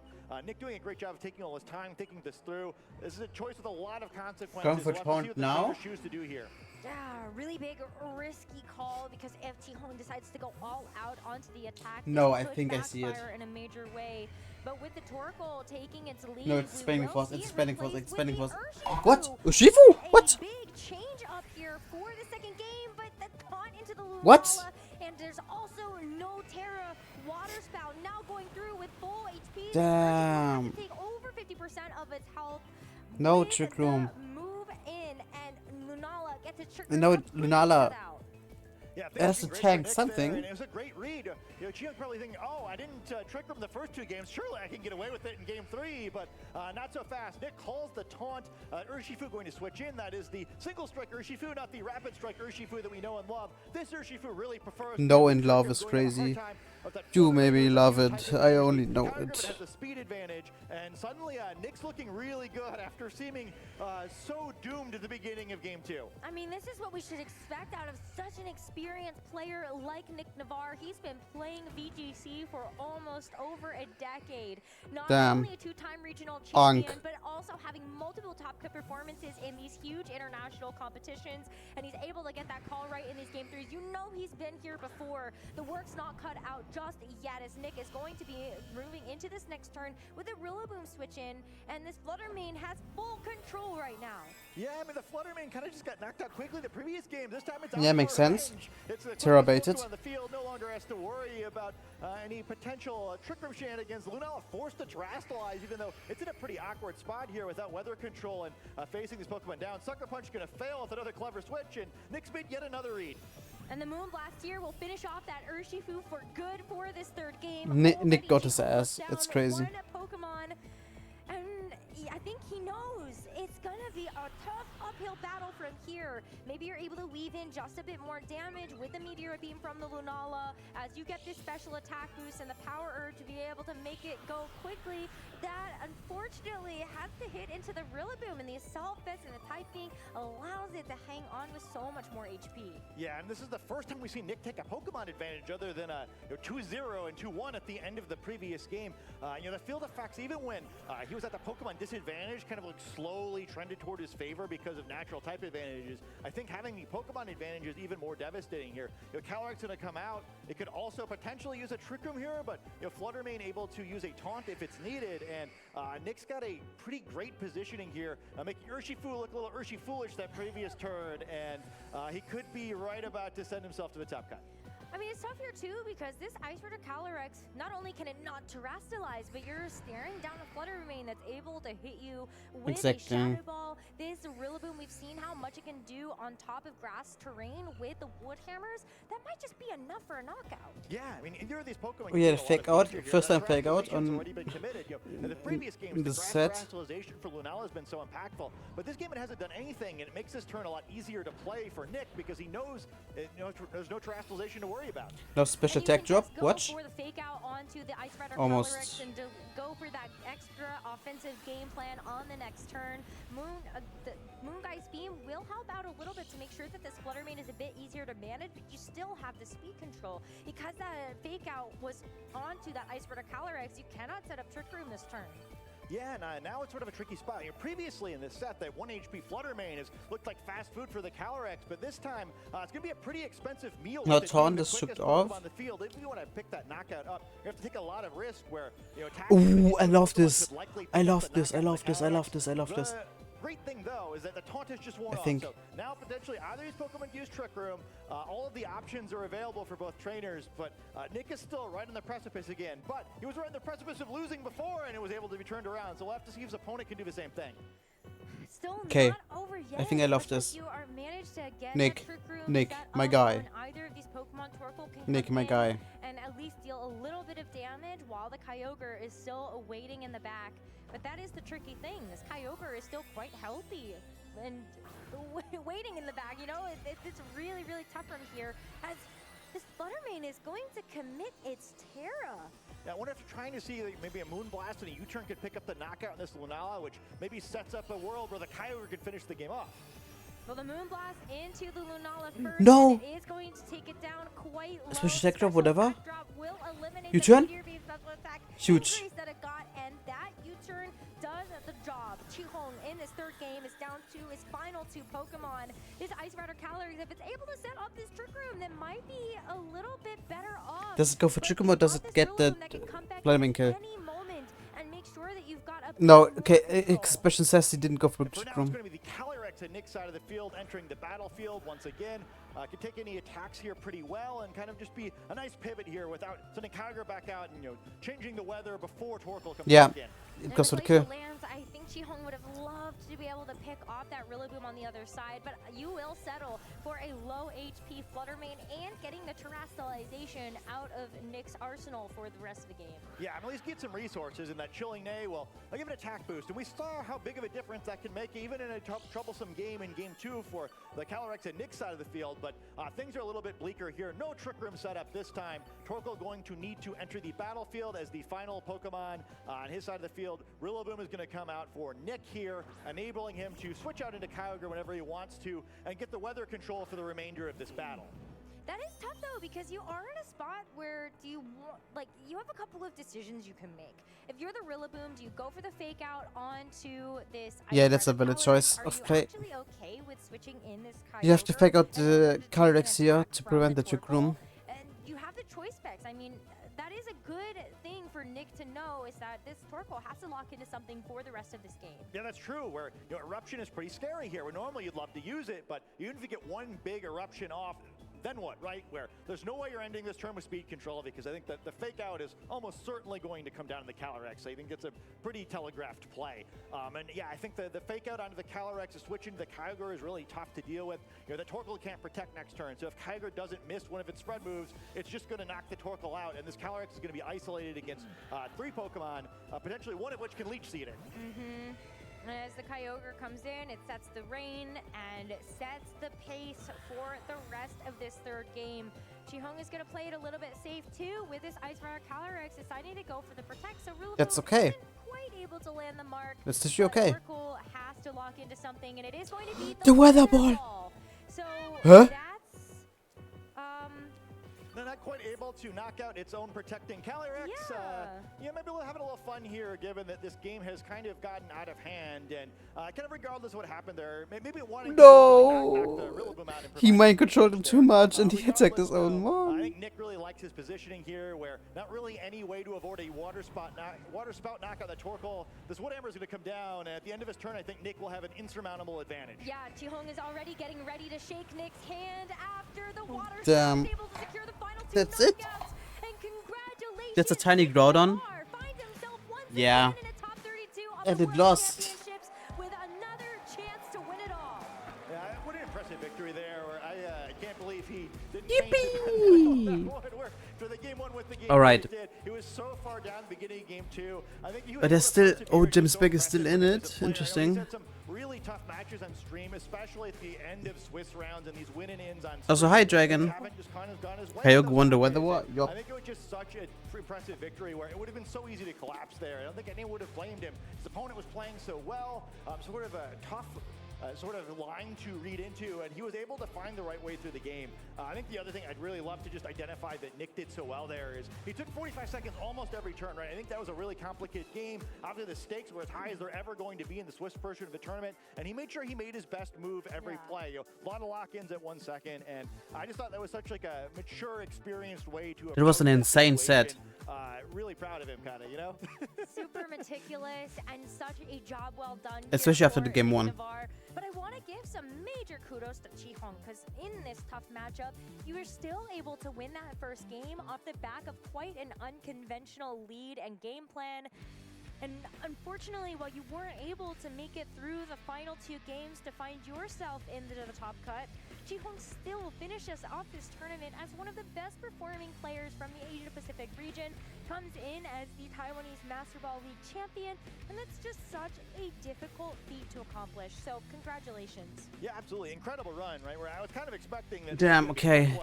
Like there's a world where just looking at the team matchups that Nick kind of stomps that one, but I thought there's just All a matches great are done. plan, and Chinga wound up being like 1 read really away in game 2 from making that top cut instead, where I think it was just so impressive in such a challenging matchup. We were really kind of wondering how this team could possibly stand up to a Kyogre, Next but I is think we all Bracket saw, Stage, right, chat. where, it was just Bracket that close, Stage. and I just think this is such a fun team.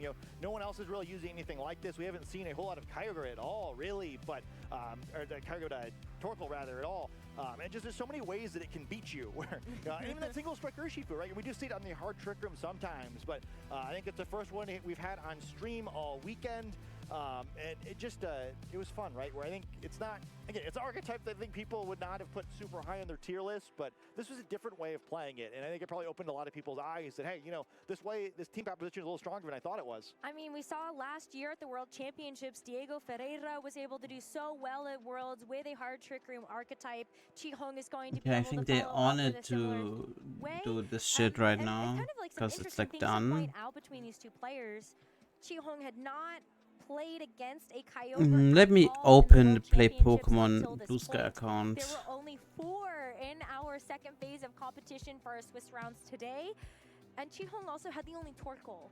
I don't know, just like some fun facts for everybody at home. Yeah, I mean, a little unlucky matchup, right? Where maybe anyone but Nick, and that goes a little bit better. I'm just so impressed because I think when we saw, like, oh, you know, like, oh, you avoided Kyogre so far, but this is a tough time where, you know, sometimes, the matchup roulette gets you sometimes. But no, I mean, that's a great game plan where, you know, I think a player beneath Nick's caliber probably loses that set despite the apparent advantages. And I'm kind of eager to watch that one back. I think it's tough to, like, really follow everything perfectly when you have to talk over it. But I don't think I've ever really seen the Torkoal side of the matchup play things that way. And there's just so many different interesting little looks to this team. I'd love to see how it plays some other matchups too. You know, we didn't get to see the Smeargle at all, and I think that's a lot of fun too. You know, unlike a lot of the other Smeargle players, this Smeargle still has Decorate, which we Okay, I seen, can't sort of in the find middle it. of this format. It's not on right you know, now, there's a lot I of think. Pokemon on this team, like, oh man, they would be real scary with a Decorate boost. So just such a great team concept.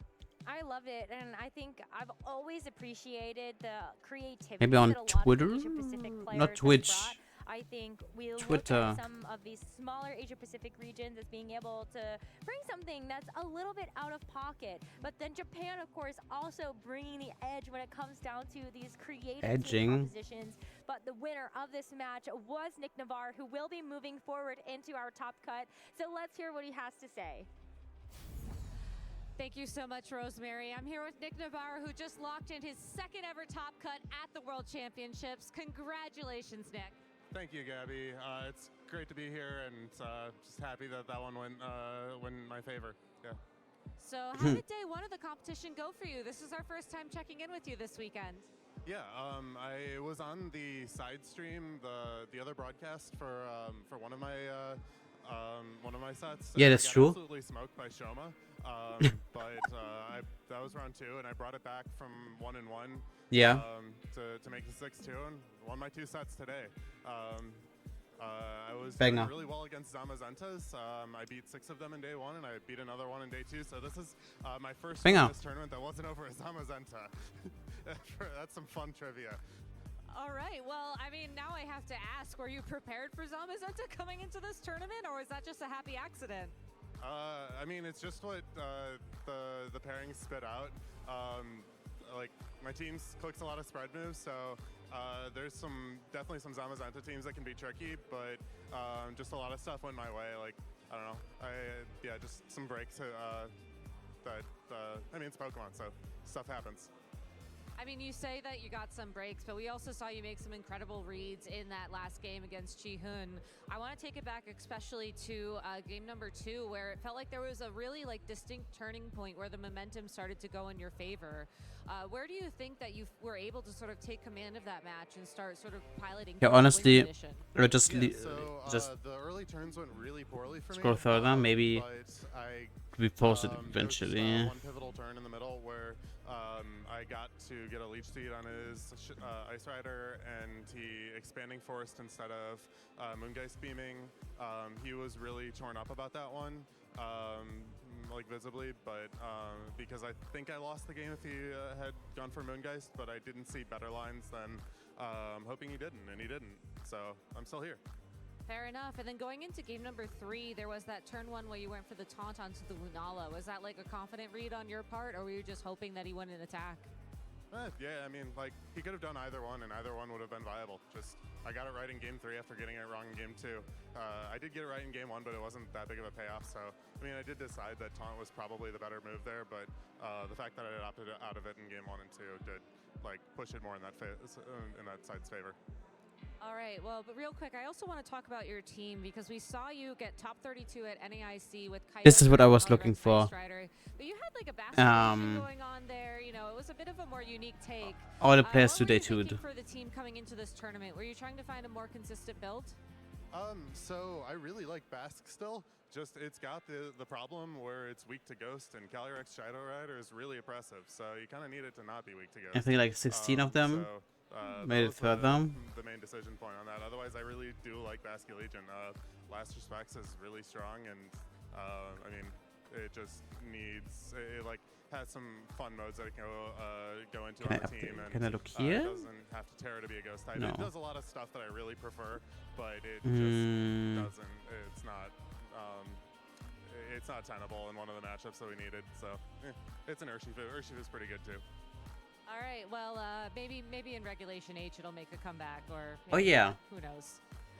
All right, well, thank you so much, Nick. Do you have any shout-outs you want to give to anybody at home? Oh, I've got tons of Okay, Top Cut at top 20 people. Love you guys.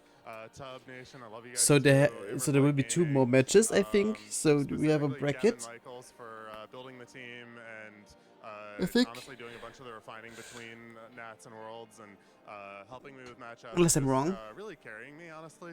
Shout out to Gavin. He drowned in day 1, but I'll do what I can to carry on the team's legacy. There's got to be a million. Shiva Cross plays other plays this team. Interesting. I'm not going to claim that I'm going to give my shout outs later. That'd be silly. But yeah, like everyone, if you know that I love you, if I forgot to give you a shout out right now. No. All right, well, Nick, thank you so much. Best of luck in Top Cut. We want to give you plenty of time to prepare because this tournament is going to keep rolling on. We have our Top Cut players getting ready to continue the competition, so we're going to take a break while they get ready, and we'll be back real soon. Yippee, breaky time. I still have nothing to do because W Plays was down earlier.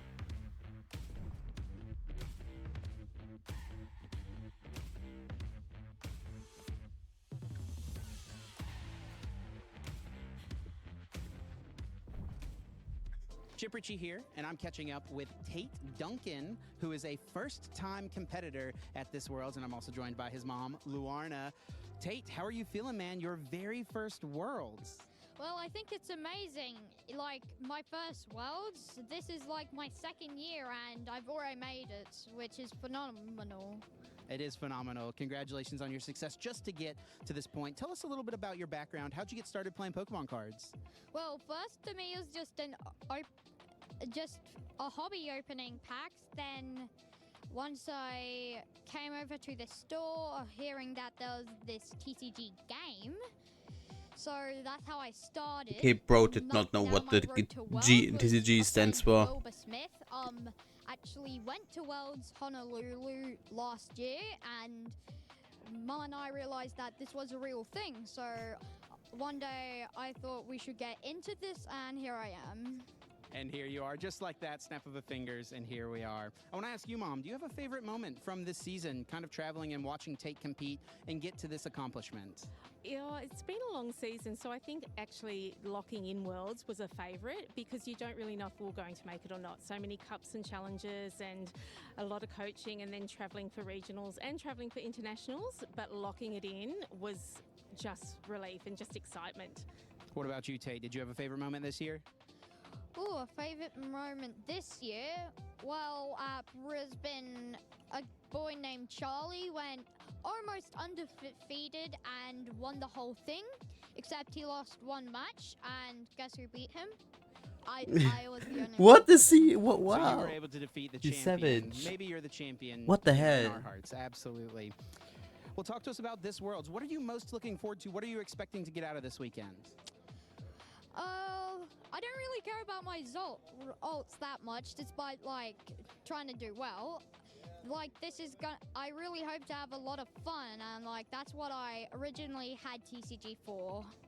And what do you hope for Tate this weekend, Mom? Also to have a lot of fun, and he's met so many people that we're now friends with, and we've met in New Orleans and we met in London, and yeah, just to support everyone, and it's just not only the juniors, it's the seniors and the masters as well. It's the whole community and backing the Australian team or the Oceania team. Yeah. And I'll ask you one last question, Mom. Do you have any tips to any parents out there? I'm sure a lot of parents have similar stories to Tate, you know, gets into the cards, opens some packs, starts wanting to play. What would your advice to them be?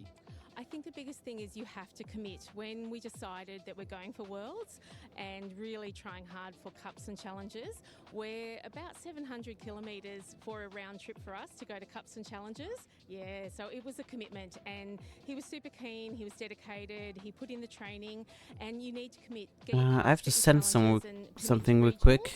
And commit to practice, and then hopefully do internationals. And the internationals are just the most amazing event, and this is just the icing on the cake, isn't it? The cherry on top. Like, making it to Worlds was phenomenal. But yeah, you have to commit to the child. It's like any sport. Do the practice, do the training, find the cards, and hopefully have success. All right, Tate, you got any last words you want to say to anyone out there? Well, I want to give shout outs to my coach, Ollie Hands, and Kieran. Okay, we have round 11. That's not round 11. This is round 11. Have fun. And good luck to all the Aussies and all the We will. competitors. I don't know if we will see all the games or just 2. I think it's only one, rather 2. Pokemon World Championships 2025. I'm standing by with Chip Ritchie, who's going to be acting as our tour guide here at the Pokemon World Championships History Museum. Yeah, thanks, Jim. This is a very exciting installment. It's become one of my favorite things they've done at Worlds the last couple of years. A really great look back into the history of Pokemon Worlds, the biggest event every single year. There's a timeline. That's so you can see where interesting. we've been in the past. You get to see examples of competitor kits from years past, the incredible different Pikachu and other Pokemon plushies, promo cards, past World Championship decks, and also a wall of champions as well. That's so cool. I wish I could go there. All right, Chip, behind us we have case after case of plushies featuring all types of styles from World Championships past. What can you tell us about the plushies? Yeah, this is one of my favorite pieces of Worlds every single year. For a long time, it was just Pikachu that they would feature decked out in some sort of decor or clothing or some statement piece for the culture Amir, of the what's in area Piplup? where the World Championships was being held. And the most recent World Championships as well, Pikachu's been joined by tons of other casts of characters. One of my personal favorites from this year is that Machamp with the Letterman jacket. Yeah. Love the Machamp, absolutely. You know what I noticed though, Chip? Wasn't the first time that we've seen a plushie from Anaheim. It's not our first time in Anaheim for the World Championships. Yeah, that's right. This is actually the third time the Pokemon World Championships have been held here in Anaheim. Previously, 2006 and 2017 took place in this same building. Well, we have lots more to look at. Let's move on to the next exhibit. We're here at the Wall of Champions, recognizing champions from tournaments past, from all games. Chip, walk us through what trainers can expect here at the Wall of Champions. Yeah, you get to see a feature of each of the trainers who became a world champion that year in each age division, each different pillar of the franchise, alongside the Pokemon they used, be it on their team, Station their Park. friends on Pokemon Unite, or their trading card game deck list. This is just one of the many different features here at the World Championships History Museum. So You can barely see Wolfie's team here. Later on this weekend, we're going to be adding Barely. more names to that Wall of Champions. Barely. So make There, sure look, you there's stay tuned for the rest of Bronzong. the action. There's the Gengar. There's the. No.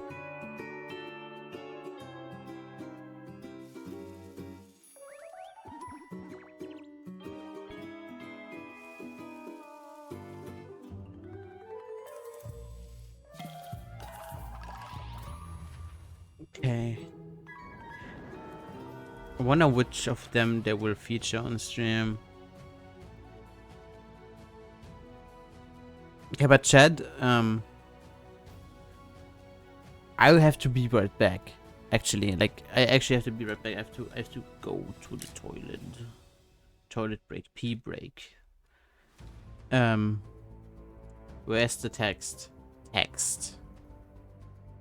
BRB. We give our players some time to relax before we get into those key battles. Now, we know who's going to be in Top Cut.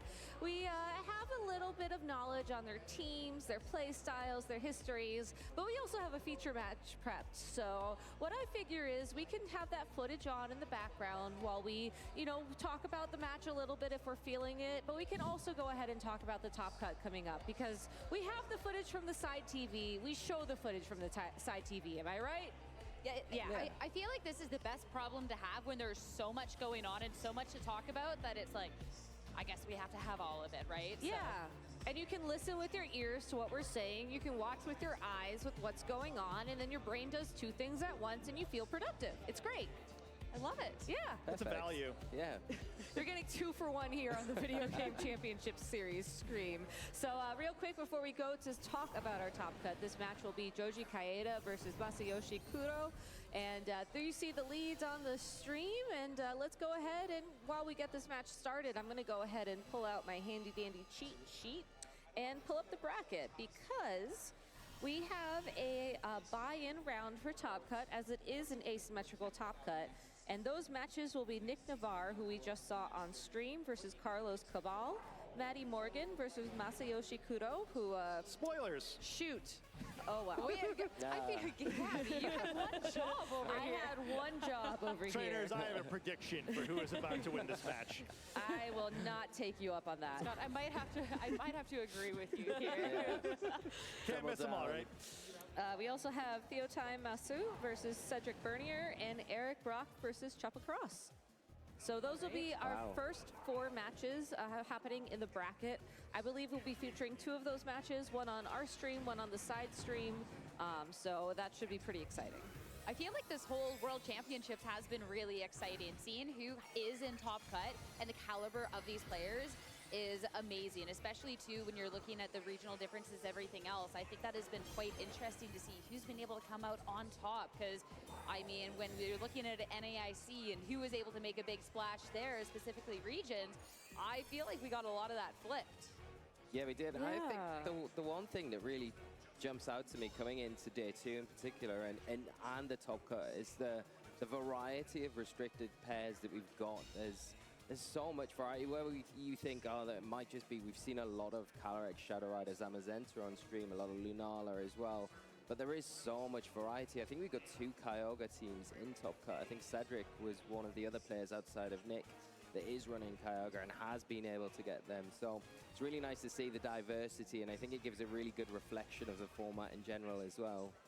Yeah, I think there's still like creative solutions to it, right? Where like we're like, oh, you know, at this point in the format, you know, the top teams tend to be pretty well defined. So like, you know, what's strong enough to break through that? But there's been a lot of other successful paths. I was really impressed by really both Nick and his opponent last round. I feel a little bad for poor Nick. I was kind of hoping he would make it through and get a little time for a breather because it's one of the more stressful matches of Pokemon I can recall seeing. Oh, but hey, you know, it's the World Championship. There's no time off. You were commentating that match. Yes, there was I'm a here. Game 3.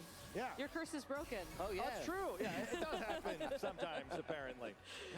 But no, indeed, I feel like I was watching that match and I was getting ready to go on stage. Like I had one set of questions all prepped. I knew exactly what I wanted to ask. And then I was like, nope, we're going to go ahead and come up with something completely different because that match really flipped around a bunch of times. It felt like it was very dynamic and it really was anybody's game.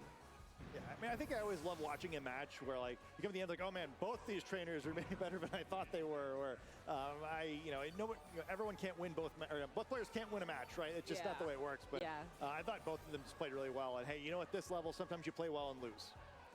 Yeah, that's how it is, and it's only going to get more and more like that as we approach Top Cut, because now we are at that level where, honestly, any one of our trainers could become the next world champion. I mean, obviously, it's always like that coming into the World Championships, but you have to imagine that these players are really feeling that right now. Well, especially, too, looking at the runs that all the players had to go through to get to Top Cut with the caliber of players at this World Championships, there is absolutely no free ride. Players will always talk about, like, how tough their schedule was, or, oh, maybe my day one was a little easier. You're not really getting any freebies here. I mean, you're talking about a stressful match for our broadcasted players. So many of the matches out on the floor have been exceptionally stressful. Yeah. So I feel like, too, when you're talking about how deserving these players are for any one of them to take the World Championship title, that's been something that they've been earning since their very first match. And it's crazy to see what they've been able to accomplish so far. Yeah, it's such a monumental achievement just to get to this stage of the tournament. I mean, you know, I repeat myself, but I'll repeat it all weekend because I think when you look at the list of players we had coming into the event and then you think, wow, I'm going to be every single round. There is, like you say, there's no free games here. It's the toughest of the toughest games each and every round, and if it's the kind of the strain it takes on you mentally to just keep it that level is just incredible to see from our players who have managed to get to this stage. And you, like you say, Gabby, so close in touching distance almost. And I think it's now, you know, like Aaron was saying earlier, you kind of got to block out all the noise and just concentrate on what's in front of you and try and move on to the next round, as tough as that might be. Yeah, I think the thing that really impresses me too is kind of just like the soft skills of this, where like, you know, players spend, you know, the whole format kind of learning matchups, learning their team, learning how much damage moves they'll do, what trainers tend to do in situations, but like kind of being able to access all of your knowledge in the moment is almost a different skill, and like both staying focused, but also kind of like just doing the right things where I'm always like a stickler for this, but man, like, with the really complicated game I just watched, I was really happy that both the trainers are taking their time to enter their moves, where like, especially when you have a gut feeling, I think it can be really tempting just to kind of lock in a little too quickly, and like, you know, maybe after 40 seconds, like, God, I still want to go with my gut, but you know, why not take that time to make sure, you know, you spent 3 years preparing for this, what's 40 seconds? Yeah, well, I mean, you're talking too as well, like these players and everything else, and talking about their prep going into it. Oh, I'm good versus this, and talking about things going out the window when you're actually doing it live. But we also got to see a lot of people really tweak things going into the World Championships, whether, and maybe the differences seem small, like, oh, it's the same team, but there's a terrestrialization that's different. But things like that really making a huge impact. Like something we saw yesterday was the Terra fighting on his Amazenta, so that all of a sudden, any preparation that anyone had done up against the body press is completely off, because now a terrestrialized fighting body press is going to be doing oodles of damage, right? It's like the low kick situation on That the too, Koraidon, that pick as well. Like, And a Terra Electric Miraidon right in front of us, right? It's the same sort of thing where the people are kind of used to these like, you know, dazzling gleam kind of chip damage based Miraidon. You know, actually, I'd prefer just to one-shot you instead. And also, even on top of that, like Nick was just saying in the interview I did, you know, leaving Basculation behind and putting an Urshifu there instead. Like, it's those kind of little things where you can play to your strengths and play to your experience with the team, but then also be able to catch your opponents off guard. Like, it takes all of those little things, being able to access all of that information for 12 hours on day one, for maybe a good 6 or 8 hours on day two if you're lucky. And then, of course, Sunday, you have all the lights, and then you just turn that up to 100, because who knows what the arena is going to be like tomorrow. Especially this year, Like, I wonder if anybody's going to legit get stage fright. I might get stage fright. I already have stage fright on behalf of the players, honestly. Like, you think it's nerve-wracking being in the finals, and we've just upped it 100%. It's going to be crazy, though. it's kind of crazy to think that that's what it's going to be tomorrow. You know, we're going to come down to those two players, and they're going to walk out, and it's going to be in that environment. And yeah, the stage is already like a great place to kind of be showcased, but you know, it's elevating to such a different level now. It's awesome. I mean, it's crazy how much things have changed since we started, right? I think the first World Championships where I was watching a finals, you know, the whole crowd, we were in like a tiny room, like you can sort of see the seats behind us. It was like one section of those seats was the whole audience for the World Championship finals, right? Now it's going to be in a stadium. It's hard to even imagine. What year was that? Do you remember? 11. Okay, yeah, I the remember 12 that is really year. what I'm thinking of, I guess, where they were like the tiny room in like the Hawaiian Convention Center. It's I think really a convention center. I think it was like a ballroom in a resort, right? Yeah, it was a ballroom in a resort, and I remember the fabled Will-O-Wisp. I remember hearing that from all the way across the other side of the resort. I digress. But it's incredible to see just how far we've come. And you're going to want to make sure to tune in to watch that if you're at home. So set your alarms now. Don't sleep through it. I hope I don't sleep through it. I might sleep through it. Hey, Gabby, VG is last. You cannot. I think it's impossible for you to sleep through it. Thank goodness. I mean, even just looking at this, because obviously we might know the results of this one. This is the final round of Swiss that we are having on. Just casually watching while we talk, but I feel like, too, we can take the opportunity to talk about a couple of the people that we have seen fight through, because early on, I mean, individuals that very early on in the day got enough match points to make it a top cut, we haven't necessarily really gotten to see them on the day. The trainers that, I mean, in my opinion, could be favorites to be taking this tournament. I mean, like, what a run. I know, right? Yeah, incredible.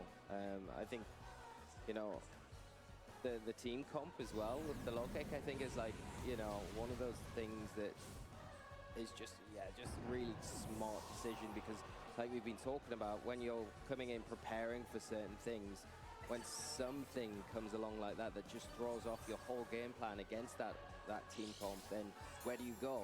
And I think those sort of tiny little tweaks and edges that you can get from just even a move change or an item change or a different terror type can be so pivotal in the outcome of a lot of games. But yeah, just been on an absolute tear so far, and I feel like has to be one of the favorites to be taking the entire thing. Another player is Michael Kelch. Oh, yeah. Well, featured yesterday on stream. Didn't get the result that you were kind of expecting. In like the opposite way, because some people come into the World Championships really confident, and the result they're not expecting is maybe going 3-3 day one. He didn't feel very confident heading into day one, and then the result that he didn't expect is only taking one loss and finding himself in top cut. Like, yeah, I think he posted too, but he didn't have a whole lot of experience with the team, so learning on the job maybe. But I mean, even more props to him. I think certainly one of the strongest players we've ever seen, and. Hey, you should have knocked him out Friday, right? Or maybe he was a little easier to beat. It's just going to get harder and harder as the tournament goes on. He's so analytical in his approaches as well. Like, if there's anybody who's out there right now probably looking at the teams that made cut, trying to find his lines, like, it has to be him. yeah. If not everybody else, but definitely him. I have to say, really showing up at Worlds has to be U.S. I mean, after the North America incident of the no North Americans in top 8, I feel like people took that personally. I believe in, again, like we talked yesterday, never do math on broadcast, but I think there's like 7, 8 Americans within top cut, and that I think is so incredible, especially seeing the caliber of those players that sometimes we don't necessarily get to see as much or have had really great seasons. People like Giovanni Siski, or even just like Montana Mott, who had a breakout performance, and it's not just a one-off. I mean, top cut after an amazing tournament run. Yeah, I think it's really nice to see too, because we've only had 2 different American Masters Division World Champions. Ray doing it repeatedly kind of makes the math a little skewed, but there's not been like a whole lot of representation at this level, right? If a couple more people make it to the very end, but it's just nice to see kind of like this new generation of trainers. Finally, some folks who started competing after the circuit restart a few years ago, really maybe going to make those first big finishes. And I don't know, as an older guy watching this competition, I kind of like love watching the progression, right? Where it's like, oh, you see these players, they're in the first regional, then they win their first regional. I mean, you see them somewhere like this, and it's a progression, right? Where some folks just do it their first try. Must be nice. Like Michael Kelch, for instance, just winding up in the finals immediately, but that's just not how it goes for most people. You've got to learn from losing, and especially like you mentioned with how badly things went in New Orleans. I think people took the right lessons. Like, hey, all right, we did maybe deserve the trash talk that we got, but the way you stop that is by winning. Yeah, and I mean, with the show up, pump up across as well. I mean, a great performance. James Evans, someone else who really was not confident coming into this event. Though, knowing James, it's funny because I feel like the events that he's most nervous about are the events that he does amazing at. I believe I talked to him and he was so nervous before his regional win, like a little bit back, which is crazy. And then again, when you're looking at people who have won a world championships, being able to try and repeat that, of course, in seniors and now here, like, I don't know, like, kind of cooking a bit. Yeah, They grow up so fast.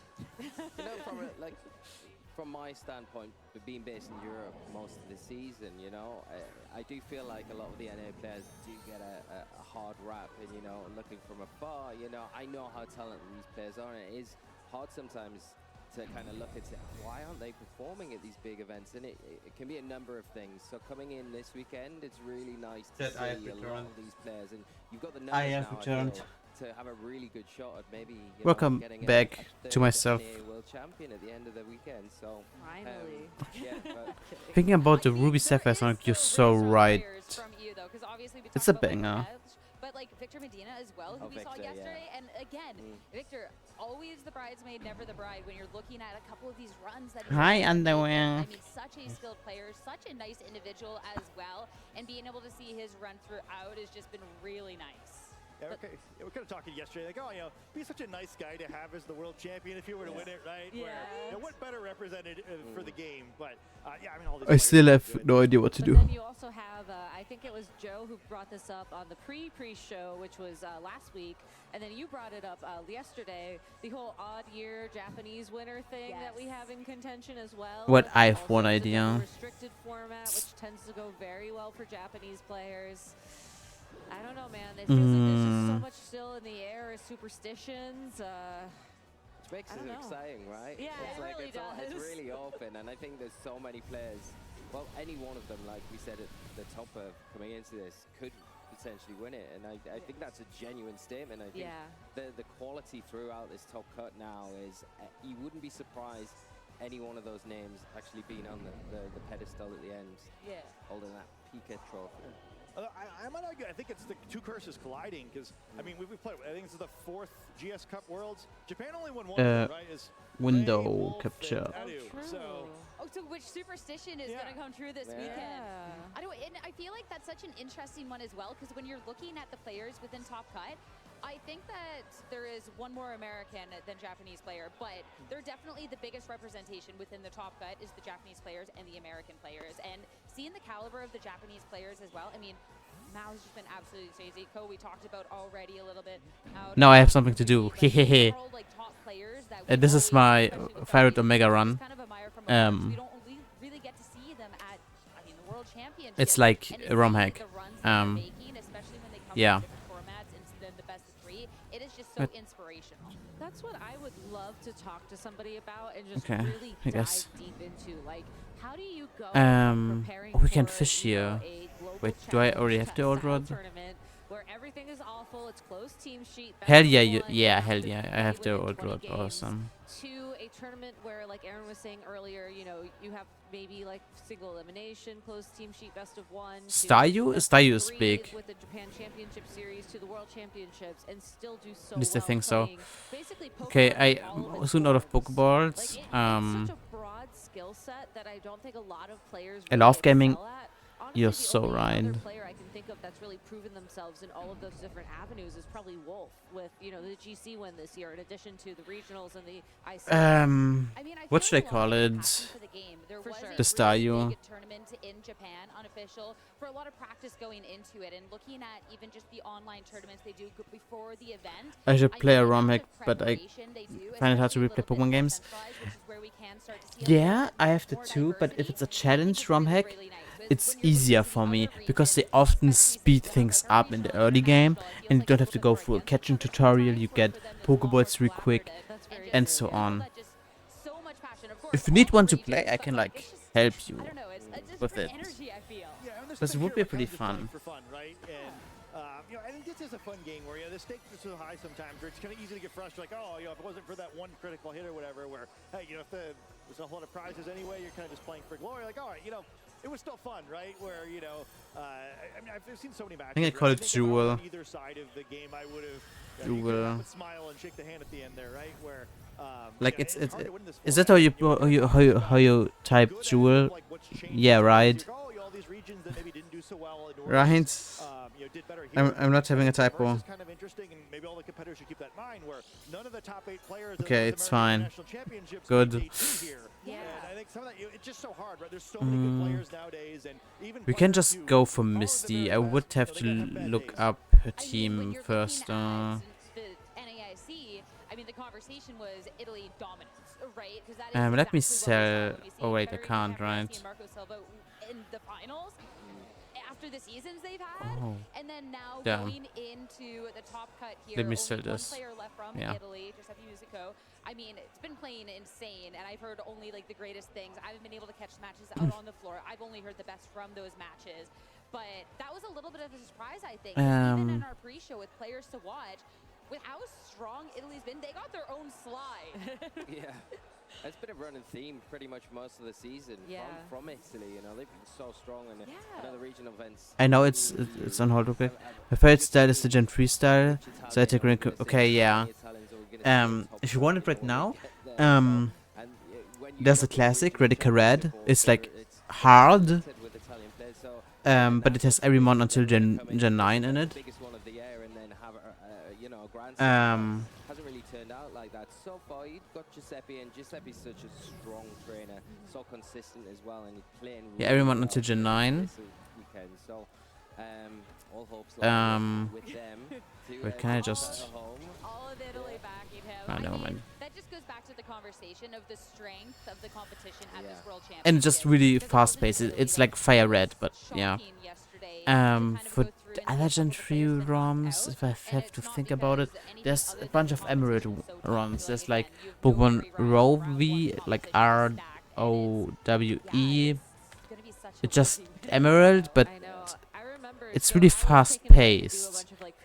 Hard to explain in what way, but yeah. I was like, hey, how's the tournament going? You're like, oh, well, Marco Silva's out, like, this person's out, this person's out. And I was like, what did I miss? Like, I was only gone for like maybe 2 hours. I can also hit you up in DMs sometime later. If I remember to do it, because that's like easier. I can guarantee you almost everyone will be eliminated if you do, because we're just about at that point. Yeah, actually. ROM? No. ROWE. So that is a big talking point, I think. Not I'm warm. so excited to see that where I started. I kind of made the jump over from singles in 2010, kind of at the very end, where I went to U.S. Nationals that year, kind of just to meet people that I'd met online, kind of hang out, played a little VGC, but I literally hadn't played a game before until we were in line. And then I watched the World Championship that year. I saw like. No, I mean about the DMs. What? It never was, and it was kind of never. I have no idea. I have no idea what you're talking about. I'm sorry.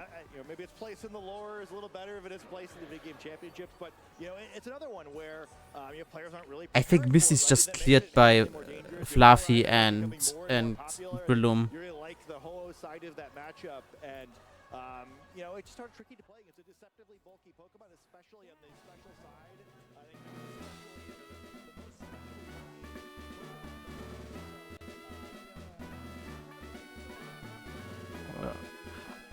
Okay, I just didn't know that. Yeah, I will yeah. If I remember it, I will like hit you up. I guess we can do this. We also have Jeff, our starter.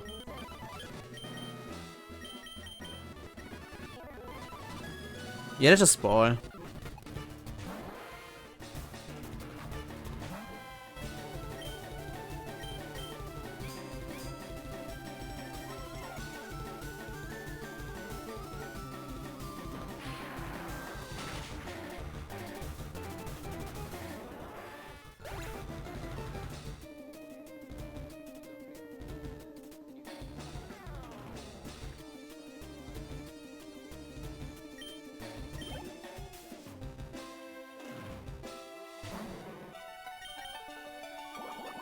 What's really nice in this gen, in Gen 3, Thunder Punch is still special, so Emperors or like Flappy is literally quite useful.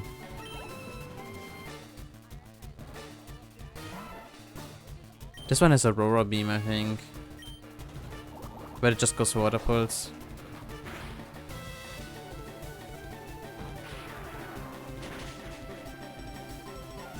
Do we eat the berry now?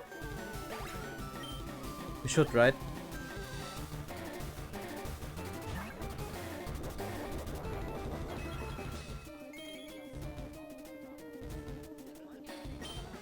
Do we live one from Lafdisk? Like, it's a Lafdisk, but it's probably gotten buffed. It doesn't special attack minus nature though. We can try. Okay, it goes for trick anyway. You just have to go through.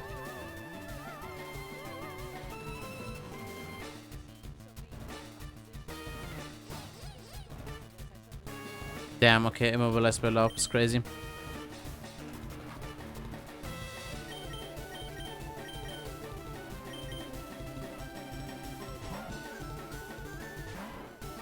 I didn't pre-damage.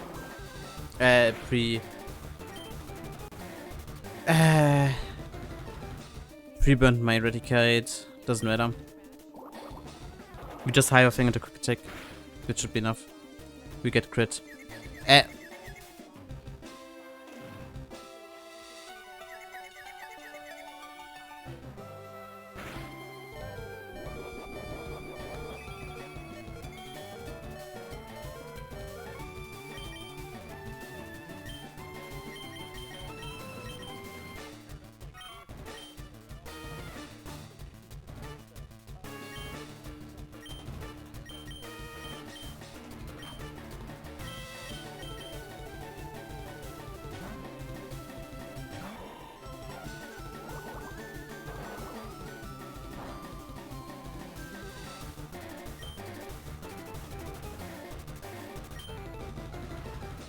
I tanked this. Yep. A crit would have killed me though.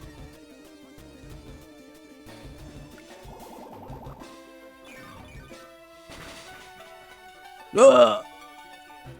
Damn. This thing is bulky.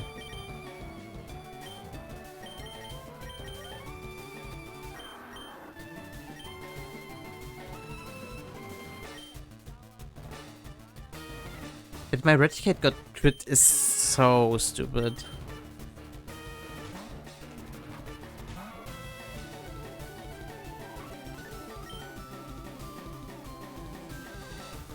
I go for hero stripes. 5 hits would be no 3 hits would be okay. No 3 hits are good. Please no fucking confusion. Because I fucking miss. Okay. That's fucked up. Whatever.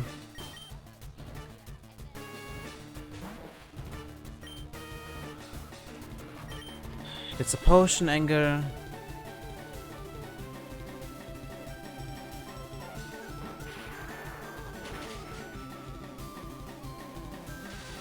Awesome para.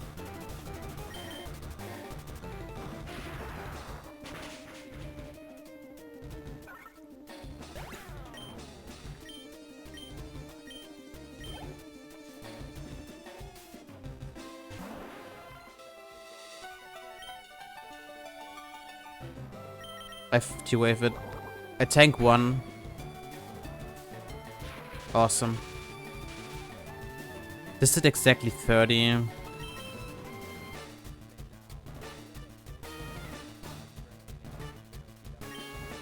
I have to be careful.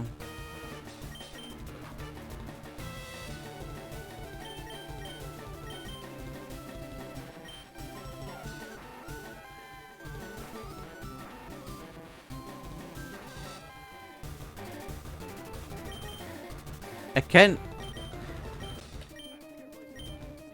It will be parrot now. Alhamdulillah.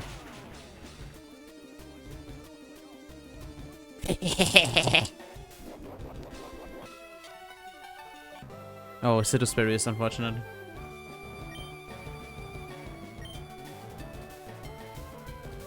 Really parrot again. Oh, I div. Oh my god. Oh my god. Soda pop? Oh god. But no, I just kill.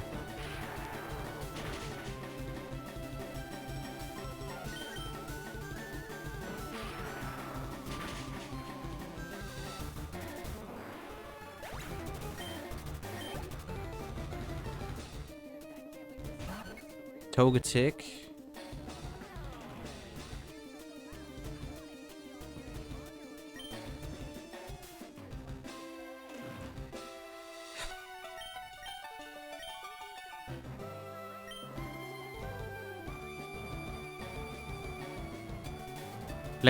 Like one bad move from Metronome fucks me over hard. Of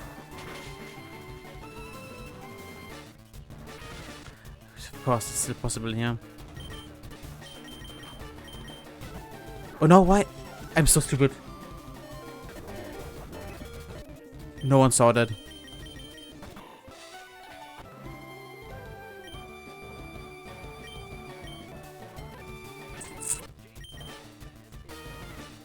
It can't hurt me. Yeah, that's fine.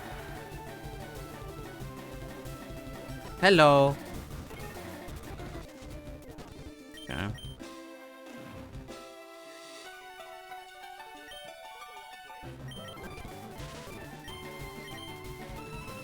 Okay, nice. He still had some very good performances at the international championships this year, but James comes in without any official tournament experience in this double restricted format for Scarlet and Violet, yet still finds himself in a top cut at the World Championships because that's just the type of caliber of player that he is. Yeah, I honestly would have pinned him on Kyogre. I think he actually brought Kyogre to Worlds last year, and I think this is a big improvement from last year's Worlds. I think he may have gotten just like 0-3 drop last year. It just wasn't really in his cards. But this year, he is back, and he is looking to make it back to that top 4. Of course, his opponent, Victor Medina, is a player who's been looking I'm for saving, that first championship. so And how we amazing can would it be if the first tournament you won was the World Championships? I know. He's watch. always come so close. LAIC finalist from this year. He got top 8 at Worlds in Japan in 2023 and has a number of top 4s at international championships. Too many to even list on this graphic alone. And I know Wait, he's been so hungry to be able to get achievements? that first big win. But against James, this is the veteran player. I mean, 4-time regional champion. LAIC James gets another chance on stream. What's Victory Road?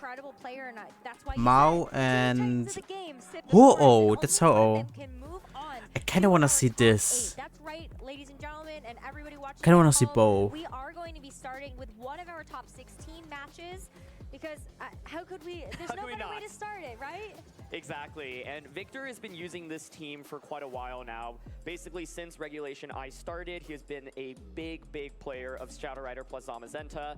Shadow Rider Zamazenta as a restricted duo in Europe in particular has just felt so prevalent, and Victor has piloted to tremendous success at multiple tournaments.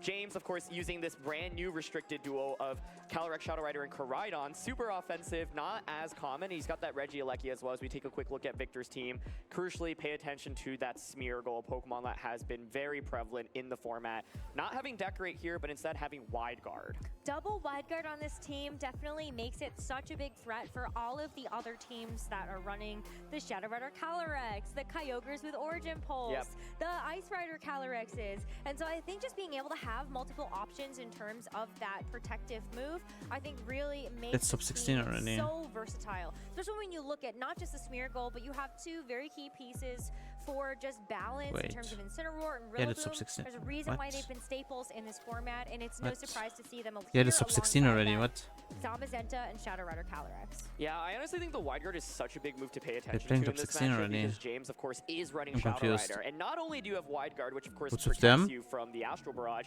you also are just a normal type, so you're immune to Astral Barrage from James's end as well. And that's a really big deal because if Smeargle just gets a single Spore off in this game, James is using Calyrex, Shadow Rider, he's using Koraidon. These are not very bulky restricted Pokemon.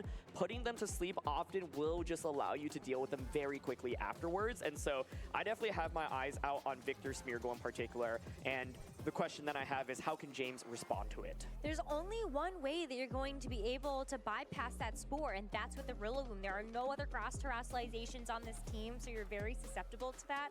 The only way that you're able to get around it is just knock it out faster. And that's where we do look at something like the Regieleki, which is one of the more naturally fast Pokemon in the format, alongside how the Shadow Rider Calyrex. One of the naturally fast Pokemon in the format. It's the fastest Pokemon in the format in the game. Yeah, even. I think there's a bunch of ways you can handle it. Rillaboom obviously has that immunity, has Fake Out. The Incineroar here actually does have safety goggles as well, so it gives you the immunity to Spore, despite it not being a grass type. And I think Incineroar here... exactly, yeah. So, like, I mean, safety goggles actually doesn't feel as common on Incineroar right now. Like, there's so many Assault Vests, there's so many Rocky Helmets, but I think goggles here could actually be a super relevant item because it gives you an additional defensive line into Smeargle. And there are a couple things about James's team that are really interesting, right? First of all, you've got Roar on the Incineroar. That is not a move you see that frequently. Flare Blitz often used instead. Roar, of course, can be used against Trick Room teams, forcing the Trick Room user out before they're able to get that Trick Room set up, but could be potentially relevant in this matchup where Victor has Nasty Plot Calyrex, right? Imagine getting +2 from Nasty Plot, and then you just get roared out immediately. You can also use Roar into Zamazenta and get rid of that defense boost, which is really nice. And so I think, James, of course, we have to talk about that Regieleki as well. It's a really unique Pokemon. James is actually the only Regieleki player in the entire tournament, and there's a reason for this, because Regieleki is not an easy Pokemon to execute. The idea behind it is that it's very, very fast. You can Electro Web, drop your opponent's speed, allow you to outpace way things to afterwards, especially with Koraidon. Kind of similar to like Fluttermane. Call out a bad It's mon. not the easiest Pokemon to use in this matchup either, because you don't do a lot of damage, and you're staring down Raging Bolt. Raging Bolt, the Assault Vest onto the Rillaboom that also has that great defensive typing.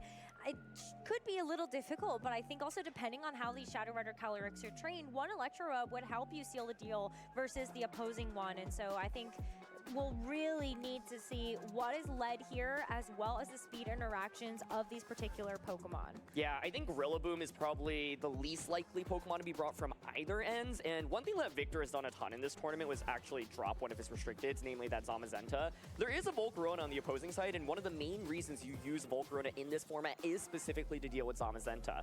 So if you are Victor and you're thinking, oh, maybe James is going to bring Volcarona. I mean, come on, I'm using Zamazenta. There's actually an argument to maybe drop that Zamazenta and support your Calyrex a little bit more. We often call this kind of like protect the Calyrex Shadow Rider, where you've got, I mean, it's triple fake out on Victor's end, right? So it's like you can pick 2 of the 3 fake out users. I think Raging Bolt here is very strong from a damage standpoint and gives you a little bit more firepower against Regieleki, which otherwise actually could be a little bit annoying. So I'm curious, does James bring the Volcarona? Does he bring that Regieleki? Well, let's find All right. out. Top 16 into the Pokemon World Championships is about to begin as we see the leads from either side. Both Shadow Rider Calyrex have hit the field, but James has decided to support that with the Rillaboom and Victor with the Smeargle. So battle of the fake outs obviously here immediately. I think Rillaboom is a tough bring, but it makes sense, especially into Victor's lead. Now, you have to utilize Rillaboom well because it's so easy to Will this happen switch again? out, for Will this happen example. again? And like, Will you know, they there's fake out Incineroar the in the back. Calyrex See from Victor considers James? going for Terra, Natural James, plus fake out James, here. you've So been here advantage today. of You've using been here today. Smeargle, You've you're been gonna here be today. max You've speed, been here can today. outspeed the opposing Rillabooms, Yeah, and you prevent did. from getting a move off. The nice thing about Rillaboom is you will be able to pressure with a Grassy Glide afterwards, right? I So you think do have that Victor's priority, thinking but about it. With Dark Terra, can James actually handle this Calyrex after it gets the +2? James Sorry. could use this opportunity to switch out his own Shadow Rider Calyrex and maybe bring in something like the Incineroar, get the Roar off, but you would have to take that Astral Barrage first. And as we see the Terrestrialization committed, we know that's going to be going onto the Shadow Rider Calyrex to give it that Dark Terra and that really great defensive typing. Yeah, Dark Terra, both players have on their Calyrexes, and it's just so good because it gives you that immunity to Psychic. Ooh. And both players are going to commit the Terra here, with Victor's Terraing first. So one of the things to pay attention to is who has the faster Shadow Rider in this matchup. Yeah, absolutely. But I think that was James's actually Oh, yeah, on the other yeah, side. okay. That did Reversed. Terrestrialize first, but it's hard to tell, right? Yeah. Because we do have that mirrored on either side, but the fake out is also going to be faster for Victor. So Rillaboom It's is not good going to be info, able by to the way, get a that the chance to Calyrex this from turn. James is faster. James has decided instead of going for the Astral Barrage, you're able to use the Psychicking to the Smeargle already. That's great to info. Get down to its Focus Sash. That is going to be the only move that James has on his Shadow Rider Calyrex that will be able to do damage. But Victor gets this nasty plot off for free. So you do get the boost up here, and now you're threatened by Grassy Glide just knocking out the Smeargle. That being said, you got to +2. The opposing Calyrex isn't going to do a ton of damage. Smeargle actually does get a speed boost. You can see James reacting because that means if you don't Grassy Glide that slot, it will be able to just get a Spore off, right?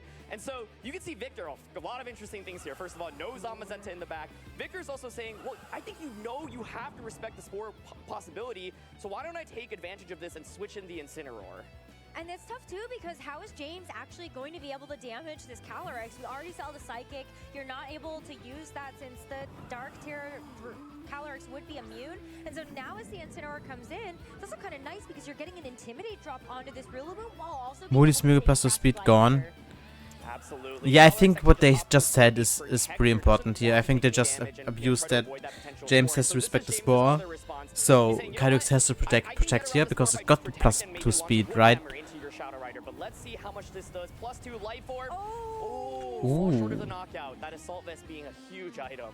it does, but and the Rillaboom actually goes for the U-turn. I was gonna say if it does go for the Wood Hammer, likely would knock itself out to that recoil, but instead decides to go for the pivot, and now we'll get a chance to see what else James has brought it back for this first game. Looks like it's gonna be the Regieleki. What a cool And that is Regieleki. Cool, but where Last do you time go from here? You we just saw protect your James Calyrex was when pretty Incineroar fucking pivoted out. useless. That was a great switch by Victor. It just playing one pressed step ahead, forward even switch. conserving Smeargle, so now you have fake out Astral Barrage really freely, right? And so I think the question for Victor is, do you want to make any really crazy predictions? You could also fake Fake out Reggie alert. slot, but it just feels very, very safe. Why is it for fake? target Calyrex, and a +2 Astral Barrage with that fake It's out just will British. definitely put it in KO range of another Astral Barrage. And so just opting for the safe fake out option here, Calyrex realizes I do not want to take damage. I'm going to pivot back out. But it's really tough because since the Rillaboom is going to be coming back in and it's at such low HP, James is giving up yet another boost to this Shadow Rider Calyrex. It's going to be +3 at the end of this turn. If the Incineroar hadn't knocked it Yeah, I out was to like, that it's so fake close, out, but but it's- it is yeah. close. Victor still gets away with it. +3 Shadow Runner Calyrex is going to run away with this game. Yeah, I think the upside for James right now is that at least your Regieleki is focus hashed, and the Dark Terra should save Calyrex, I think, from getting one-shot by the Astral Barrage, but it is looking really, really scary. I think the advantage, though, that James has is that you do have the fast Calyrex and Regieleki. I have horrible news. I'm not Ivuna. Incineror's looking pretty I'm decent. sorry. Koraidon actually maybe makes the most sense to come out now for James. Someone's elected Prudent, but I'm not Ivuna. Plus an immediate attack from the Koraidon. Try to get a knockout. I'm so sorry. But hi, welcome. Hi everyone. Soll ich mal Ivuna? Go for a parting shot in this position. Yeah, exactly as he's opting to do. Terrible news, chat. Your Incineroar, you at least get a free switch in afterwards. Yeah, either way. You still have that Smeargle in the back as well, so that is something that you can also use as a sacrificial piece. But the fact that it does have to fake out, really nice thing to have as one of those free switches, so you can guarantee that you're going to be able to get damage off with this Calyrex. So it makes a lot of sense here. Protect the Shadow Runner Calyrex on your side if you're Victor, and also go for some type of pivot with the Incineroar and just hope for the best. We'll see the protect first and how James decides to respond to that now. I think James is exerting a ton of offense right now, so this is a little bit scary for Victor because, like, Regieleki's Electro Webs, it's going to miss the Incineroar. Not really super relevant from a damage standpoint. Koraidon does Collision Course here, and so this turn works out really, really nicely for James Victor. is just getting played. Because we're getting to this point where, like, you can just or is it me? Get a big attack off, and that Calyrex, like, baiting out that Terra early was really nice. That's part of this idea of Calyrex plus Koraidon as a duo. So many opposing Calyrexes are Dark Terras. If you get that Dark Terra out, well, you just threaten with super effective damage. And so Smeargle right now can come in for free. There is the ability, of course, to now go for a fake out. If you are James, though, you could theoretically just protect both of your Pokemon and then afterwards go for an Electro Web plus a Collision Course. Okay, Moody works like that. No speed boost there. What? Yeah, no speed boost. We good, chat. We good. Yeah, it is tough. I mean, Smeargle has just so many options, and I think James yeah, still like, needs to get a couple of turns right in order to there's really nothing to do against the Astral Barrage now. The thing I think this turn from is James' side, a huge turn. The next and this turn Astral Barrage will hurt. You just go fake out Astral this turn. The next turn then becomes this mind game of, oh, do I wide guard because you're gonna Electro Web, or do I just go for a follow me saying you're not gonna wide guard, right? And so I think, yeah, I'm already thinking one turn ahead. I think this turn, because there's fake out pressure, if you are James, you definitely do not want your my dog just walked in and yawned at me. Oh, I don't know what he just did. I think he hates Smeargle as well. The scope, I think he wants attention. I think he wants attention. Here's where you were bringing it up. This is the turn we're waiting for. This is the turn, in my opinion, of this game. I think whoever comes out of this turn with the advantage will very likely run away with the game. So let's see. It's going to be intense, and this is the mind game that you have with the Smeargle. So you obviously have Wide Guard. If you go for that Wide Guard, Electro Web then does not work onto either. Astral Barrage just picks up the knockout onto Koraidon, and the Shadow Rider here, of course, can just run away with it. Attack growth? Okay. Defense drop, so neither of those Moody boosts is relevant. So yeah, and then if you expect, like, it could, of course, not be the Wide Guard then, right? It could be a follow me. Like, if you think it's going to be Wide Guard, you can just go for a Thunderbolt instead, and maybe, like, switch out your Koraidon, for example. And so yeah, he has to go for Wide Guard. He's thinking about, Wide Guard right? Is safe, right? Yeah, so, he has to go for Wide Guard. Koraidon is going to pivot, recognizing, okay, I just can't go for the Electro Web, otherwise I'm going to fall short. But, I mean, this should give Victor a huge advantage. I think so. By opposing Calyrex. Shadow Rider Calyrex that comes in to take its place. And they're still going to be taking a ton of damage despite that Dark Terra. Wide Guard comes out for the Smeargle, but if this Regieleki decided to follow up with that Electro Web, it is going to be denied. Regieleki instead goes for the Thunderbolt, not falling victim to that trap, and gets the knockout onto the Smeargle. But here's where things really start to continue to turn positive here for Victor. You've got the free switch now into Incineroar, and like, you come in and just make I hope my sound is okay, by the way, chat. If I'm too loud sometimes, please let me know. That Victor conserved the Smeargle. I think it was actually probably always safe for him to Wide Guard there because no. the Calyrex was already so boosted. What? You do knock out the Koraidon, and Shadow Rider presumably is faster. If your Shadow Rider is slower, then that becomes really Oh no, scary. it's fine. Yeah, It doesn't matter which one. What do you do now, right? Now, Raging Bolt hits the field. There is the pressure with the Thunderclap, and this was kind of my fundamental problem with Regieleki. I think it's just so hard to execute. You need to actually get an Electro Web off with it. If you don't, I think it's actually just useless. And with double wide guard pressure from Victor, such a big deal. But if he had stayed in with that Smeargle and it got knocked out by U-turn, this would be a completely different match because the Electro Web from Regieleki would have been able to actually get that speed drop. But now it's like, okay, well, Protect, okay. So no Thunderclap. And we know the opposing Calyrex is faster, but it will never get a KO. Unless it gets a hyper crit. Pretty comfortably, and that's all the Shadow Rider Calyrex on James's end is going to be able to do, because there's going to be an opposing Astral Barrage incoming, and that will get a knockout onto the Calyrex, and now Victor's Shadow Rider Calyrex +4 special attack. Yeah, but I think Koraidon is also faster. Like, I don't know James Beck said. If he's full speed, jolly.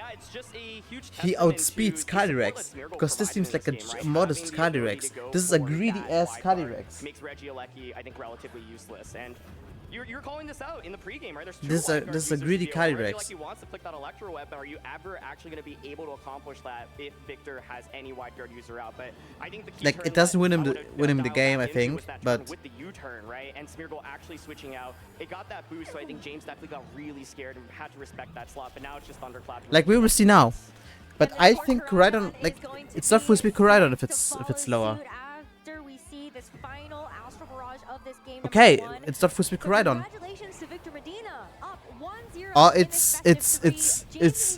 Oh, it's timid Calyrex, but not full speed, because the other Calyrex was faster. I don't get it.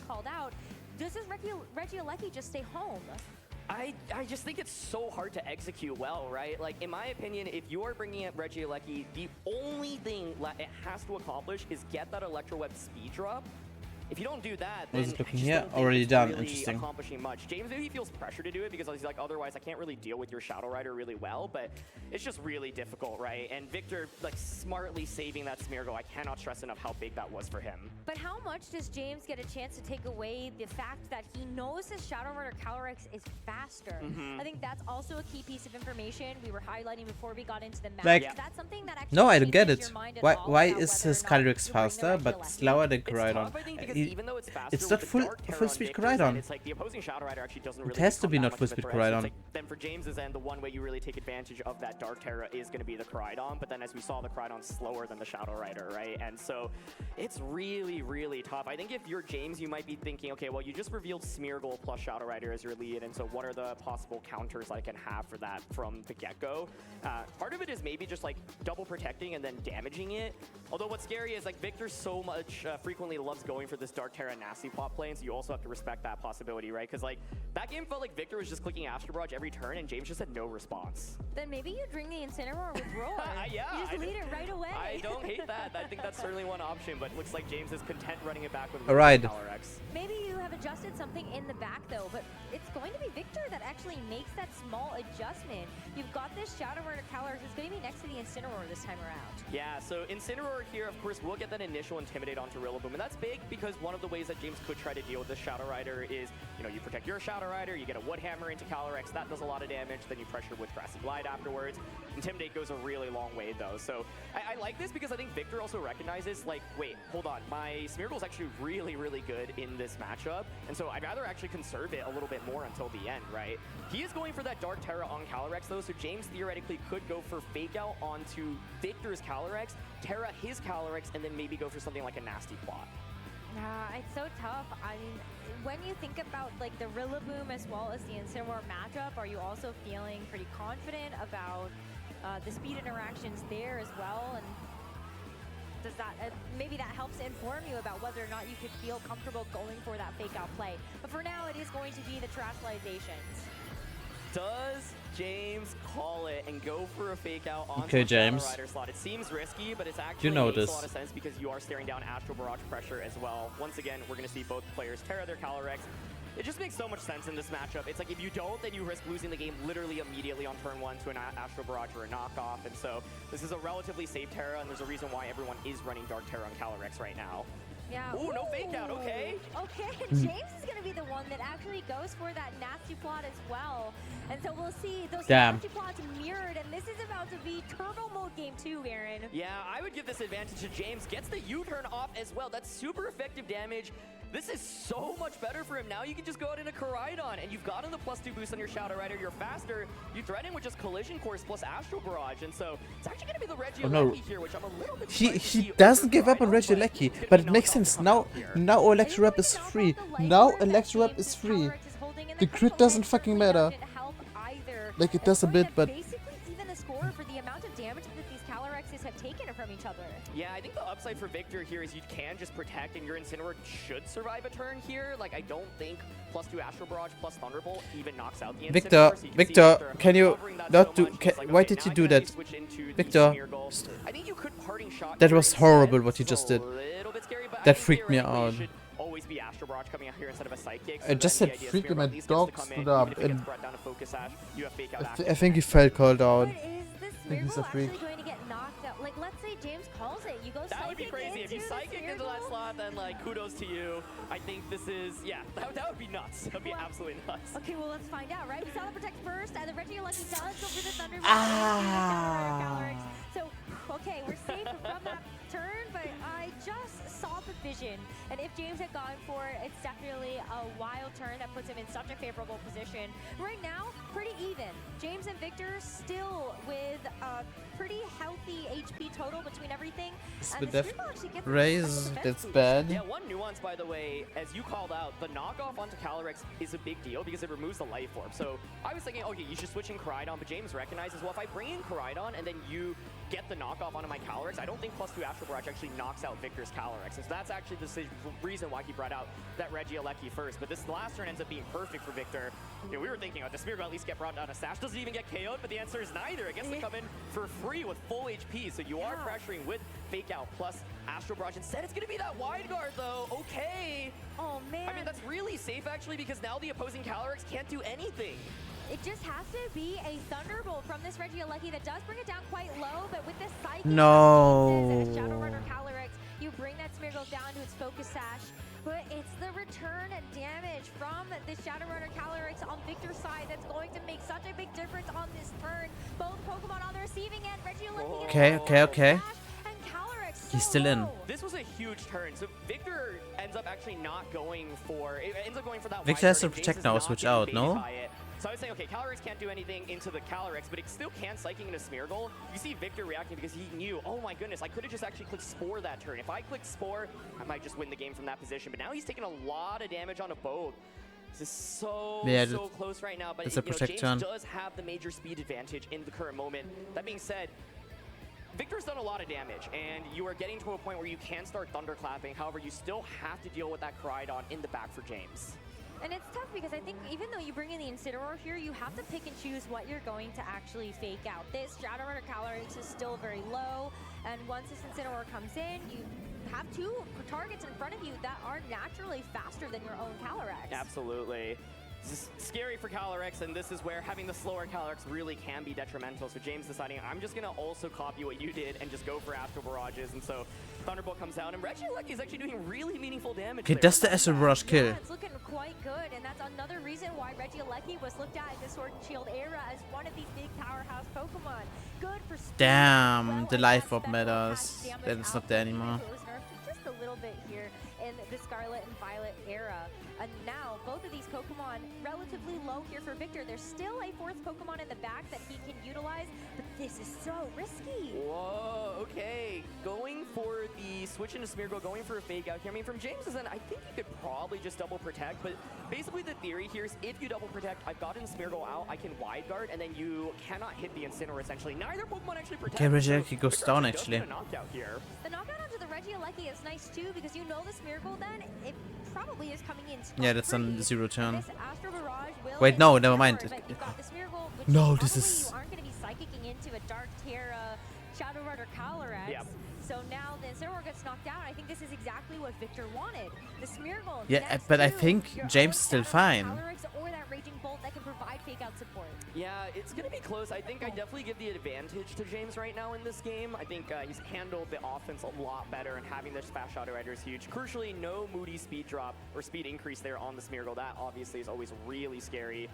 Rillaboom is able to come out now, though, so you do pressure with something just like a fake out and a sidekick, and then things get really scary because James has now managed his Rillaboom really nicely this game as well, right? And so you, of course, have that Assault Vest. You pressure with Grassy Glide onto the Shadow Rider, and the Thunderclap is nice, but how are you doing enough damage into the Raging Bolt, right? So right now we're seeing, fake out Dragon Pulse. Okay, double up into the Rillaboom, which makes sense. No, wait. If James reads this now, he wins, no? Yeah, exactly. So, but it doesn't protect! No way! James is the gold. Yeah, expecting maybe a Thunderclap into... Exactly. Oh, and you know, I think Victor's recognizing dealing damage in a Rillaboom is going to be really hard. I actually need to use Raging Bolt as effectively as possible because my Shadow Rider won't actually be able to get an attack off, and so I think the turn works out well for both players. Now you are still pressuring that Thunderclap onto the Calyrex. Calyrex, of course, could protect, could even go for another nasty plot. Did he get a speed boost? No, right? It's kind of interesting now because we've seen this Smeargle actually get, I think, +4 defense from these Moody. Did you just press spawn to knock it out? I would expect it to, but if the answer is no, that would be nuts. Like, that would actually be nuts. But yeah, like Thunderclap into the Shadow Rider Calyrex feels safe because well, okay, good. Not anymore because of the protect, but it still feels relatively safe because you would think that it would be the Psychic that goes into something like that Smeargle to try to knock it out. But the Rillaboom goes for the Grassy Glide and it does get the knockout. Aaron, I don't know. We've seen some wild things this tournament. If Smeargle survived that Grassy Glide, I'm just walking out of here. He's like, you can't get Spore and be bulky enough to take like that. You know, fortunately, the good thing with Smeargle, I say as a non-Smeargle player, is like it's stats are just relatively frail. But that would have been nuts. I think that being said, Victor maybe doesn't mind the switch in here. It's tough because I feel like you kind of need to stall out the terrain. Like your goal, ideally, is to stall out terrain so that you don't fall to just James. You know. It's not the easiest Pokemon to execute in this matchup either. You died to Thunderclap. You've been there today. With the Assault Vest, and with the Incineroar being you literally have been there today. So much more valuable. I was gonna on wonder, stream. Though, whether or not James is actually going to go for a nasty plot again to try to bypass this Thunderclap, because you know that this Shadow Rider is such a big deal for Victor to get rid of, and that's exactly what happens. We're going to see that Thunderclap fail, which means that James is going to be able to have this fully boosted up Shadow Rider Calyrex for the endgame. It is faster than both of these Pokemon on Victor's side, and now maybe though, can Victor get through this grassy terrain and actually bring himself back in that way? Yeah, that's multiple opportunities that have been able to potentially go for he goes for the double protect into the Calyrex slot. So I'm sure Victor's feeling it. Yeah, he's obviously feeling the pressure a little bit. He's like, okay, well at least I know if I click Thunderclap, you will never get a off. But James is like, that's fine. I'll just deal with everything else. All right, well, protect for James and a double protect he gets the double. Oh, he gets the double. That's crazy. No more Grassy Glide to KO this Shadow Rider Calyrex. And while Victor is still going to be stuck, having done no damage in these past couple of turns, this is critical for him. Yeah, absolutely needed to double to stay in the game. So everyone heals back a little bit more. Okay, now Calyrex lives though, I'm pretty sure. Where it would even be able to survive a Grassy Glide because terrain is still up. And so you can see, Victor's thinking of going for Nasty Play. You notice it's the last turn of terrain, so it's like, do you want to go for a triple protect? Or are you like, you know what, I feel back enough where Grassy Glide doesn't KO me. Thunderclap to come out and get the knockout. That's such a big deal because that's GG. That's game free. Cylinders. It's going to be Astral Barrage into both and a double KO. James is back in this 1-1 in our first Top Cup match here at the World Championships. And that top 8 spot on the line. Oh my goodness, that one so close. You know, Raging Bull did have some opportunities to go for the Dragon Pulse, target that Calyrex Shadow Rider, but Victor was like, well, you could just Astral Barrage at any point. I think James played through that massively, where he did not get baited by the wide guard turn. The main turn I would point to in this game was when you did have Smeargle out next to the Calyrex, right? And it opted to go for wide guard, and there were no spread moves from the opposing side. You put something to sleep there, like the Shadow Rider, I think it's a very, very different game, but that to me feels like the absolute critical turn. I believe this is actually the turn that we were just talking about, but I like James's decision. He's like, look, I know that my Shadow Rider is faster, and I actually know that my Rillaboom is also a really strong Pokemon in this matchup, and just surviving with the sliver of HP is a really big deal. From Victor's end, like, having some priority early on would be nice, so I actually consider if he would ever bring his Rillaboom, right? Because look how low Shadow Rider and Alecki were in that last game. Like, I think that's one option. Zamazenta hasn't come out, and I mean, it is nice with that wide guard, but I think you might be scared of the +2 like Life Orb Psychic from the opposing side. Yeah. And so I actually could see Victor switching to either Rillaboom or Zamazenta here.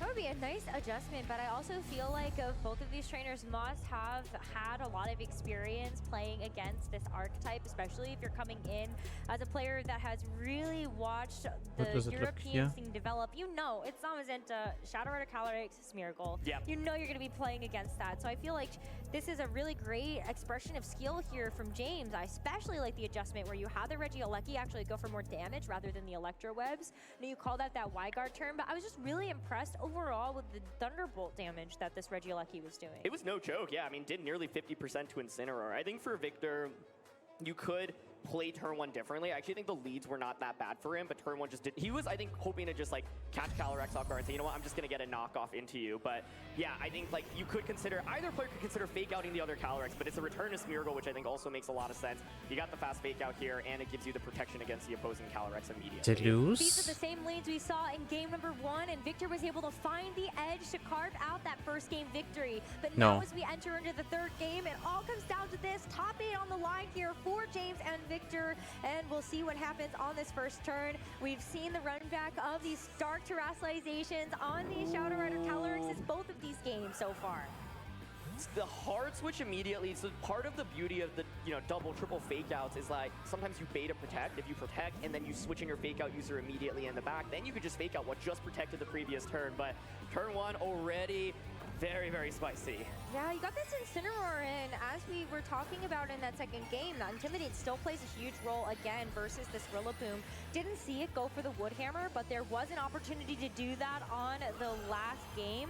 So imagine if you do that this time around. Grassy Glide. Is it Psychic into that slot as well? Wow. Oh my god. It's over. The Incineroar coming in was so big. Yeah. Oh my goodness, he gets away with so much in this turn. It's You don't even get the boost in your over. James. Now your Calyrex is boosted. You have Fake Out plus Astral Barrage available to you. Oh, it's a phenomenal turn by Victor, and it's so scary to fall behind like this in one turn because now Calyrex just has so much offense. And the fact that you have, the +2, It's you so also over, put what James into the a position fuck? where he didn't actually terrestrialize on that last turn. Yeah. You do save the Terra for something else if you choose to, but right now James knows he's under threat. He has to get that Shadow Rider Calyrex out of there. Even though he's faster, he doesn't have a great way to actually deal damage to either of these Pokemon. So Victor knows, you are going to remove this Calyrex. I'm free and clear to go after this Rillaboom. Fake out, Astral Barrage, Regieleki breaks the sash, and Rillaboom just faints. That's it. One Pokemon down already for James in this first game. This is looking so difficult to come back, and that fake out That's damage, I think, having a insane. little bit of chip is often enough to get the Rillaboom into knockout Victor just range, won but in the first turn. Regieleki That's at crazy. least survives the attack. Now you can get a free switch into, say, that Koraidon and then pressure with Electro Web plus Collision Course, for example. I think if you're Victor and the Koraidon comes out, you could just protect, go for a parting shot with Incineroar, bring out Okay, your yes, Smeargle, Koraidon, and if actually. Smeargle has Follow Me, with it still at full HP, you can read it, like, you don't care about eating up an Electro Web because then you just get the Astral Barrage off. So it's gonna take Sehr schön, a Muna. huge, incredible There is a comeback for command James to like that. make it That's out of this one, exclamation mark because I feel like Asamuni. Victor, that turn 1 alone was game winning. And Victor still has the opportunity to go for Protect here. If you are expecting that Koraidon is going to try to get the knockout onto the Shadow Rider Calyrex, there's a great way for you to try to weave in something different. We see the Raging Bolt is available in the back. That's something that Victor used in that first game for that Raging Bolt to capitalize on the Sun, get its photosynthesis boost, and preserve that booster energy for later. And I think this makes so much sense where it's like, okay, I've gotten you trapped, right? If you don't knock out my Raging Bolt right now, next turn, Thunderclap, Astral Barrage, GG, shake my hand, right? And so we'll see if the Raging Bolt can survive the turn, but I think this makes a lot of sense. No need to even risk knocking your Incineroar getting KO'd. The only scary thing here is if Koraidon ends up actually targeting the Bolt and the Bolt faints, but it's going to be Thunderbolt to start, and look at that resistance. Yeah, the resistance is so good here, but the flame... Oh, the flame charge! Huge. Absolutely, you don't have to worry about the Electro Web anymore, helping you get the speed control. The Koraidon can do it all on its own. That's absolutely Damn. huge because... Hi, Maya. Hi, welcome back. I thought you hate me. Hi, Maya. Because you with the stream. Hi, Maya. Bring him back into this one. Now there is still the Dragon Pulse pressure, but Koraidon now, of course, is fast. I'm joking. The Calyrex Shadow Rider, it can just go for a Terra as well. Wow, okay, that is... Don't go at me. What the fuck? Whatever. Him in games 1 and 2 go for the Dark Terrestrialization on the Shadow Rider Calyrex, but he has preserved it for a perfect moment. Decides to protect, knowing his Electro Volt Switch damage is still going to be a lot to the Shadow Rider Calyrex. You have to bring something else in, and it has to be just... Okay, bye, Shadow Rider Calyrex. So, It's wow, GG. I mean, this Koraidon really could take it, but we still have a couple more turns we need to get through. Yeah, because you just switched in on an Astral Barrage. You can see James shake his head. I'm kind of shocked he did that, quite frankly. I think maybe hoping that, like, oh, like, your Calyrex, you know that you're staring down Koraidon, exerting a lot of offense. You have to switch out your Calyrex. But Victor's, you know what? I'm just going to launch my attacks there. I think James had the opportunity to maybe go for a Fire Terran attack there. But this also could be James saying, I feel like I'm so far behind in this game that I do need to make some crazy plays, back-to-back turns. But I don't know what he thought would happen. Is slipping away once again. Because now he's in the same position as earlier. Calyrex just can protect again. And now James is down to his final 2 Pokemon with this Game 3 as the decider for who moves on to the top 8 at the World there's a protect. Championships. James got top You can 4 protect as here the too. other double restricted formats that we've seen so far in the video game, and looks like he might be going down here. It's so close. Like, it feels like Victor should have the advantage. In my head, I'm thinking if you're Victor, you can protect your Calyrex and attack with the Raging Bolt. What you would ideally Victor's want menu is is... right? Because then with it drives me crazy. the follow me, and then Astral Barrage, and I think I get that you like James, you might actually want to be a little bit think wary of that. Victor's think what you do, but that just how fast he did it was a bit much right now. Yeah, it's going to be the Regieleki though. Okay. All right, so Terra Electric, Regieleki. Okay, he knows it's like he lost. He wants to show off Regieleki won last time or something. That means that this Koraidon is going to be vulnerable. You cannot get rid of your Dragon type weakness anymore. James, can you get enough done with this Koraidon? And especially with the Regieleki having this extra damage, but I can't get it through this turn. Yeah, it's going to be the Collision Course coming out and that Thunderbolt as well, giving it the extra damage that it would likely need to knock out the Shadow Rider. But this is now so scary, right? You can Thunderclap into the Regieleki slot or Dragon Pulse, like you said. Does Regieleki die to Fanatic? I think if you're Victor there, you actually wouldn't have minded Raging Bolt going down, but I think James was saying, well, I don't think your Bolt will go down just from the Collision Course here. But now you're staring down 2 things that exert so much offense. It's going to be Thunderclap potentially into Regieleki. Regieleki then to get around this can of course go for a Protect. But Raging Bolt is looking really good in this endgame with that Smeargle support as well. And you still have Incineroar in the back, and so Regieleki at least goes for a Protect. Keeps James in it for a little bit longer, but I just don't see it. Now this Koraidon is still going to have to get a lot done. At least you bypassed the Raging Bolt's damage, so this Koraidon is free and clear to go for the Collision Course. We see this move a lot so that you don't have the downside of dropping your defenses with something like Close Combat instead. And James is able to get rid of 1 threat on Victor's side. Still 3 more Pokemon to get through though. Yeah, exactly. And the thing is, since 2 of those are Fake Out users at full HP, so you can bring out Fake Out into the Koraidon and just Dragon Pulse into the Regieleki. Not only that, the Smeargle also has fucking White Guard. Love you, I love you too, Maya. It is the last turn of Sun, so then there will be no more photosynthesis, but I think that's fine, right? And so the Terra Elecki, you know, it's cute to get the knockout, but then not protecting Koraidon was really rough. Well, don't forget, we still have the booster energy on the Raging Bolt. Just a rough. So Sun going away, doesn't no even matter. problem for this Raging Bolt. Exactly. Victor But yeah, Medina, I think it's like James found an awesome turn to get himself back into it, but then just letting Shadow Rider fade. I like once again can totally see why he went for it. He felt like he was so far behind in this game, and he was like, I think you're scared now. You're gonna switch out. Koraidon's going to go for that Protect, but I think for Victor it's just very safe. I don't see, like he double protect at least with Regieleki. Okay. Double Protect is crazy. Big turn though still, because that means that Regieleki The Double Protect is crazy. No? It's a Double Protect. You can now go into the next one, knowing that you should be able to get some damage off as long as the Raging Bolt does not go for a Thunderclap to try to knock it out from this range. Oh my, it's tough. You just take a look at this position for James, and how do you claw back in?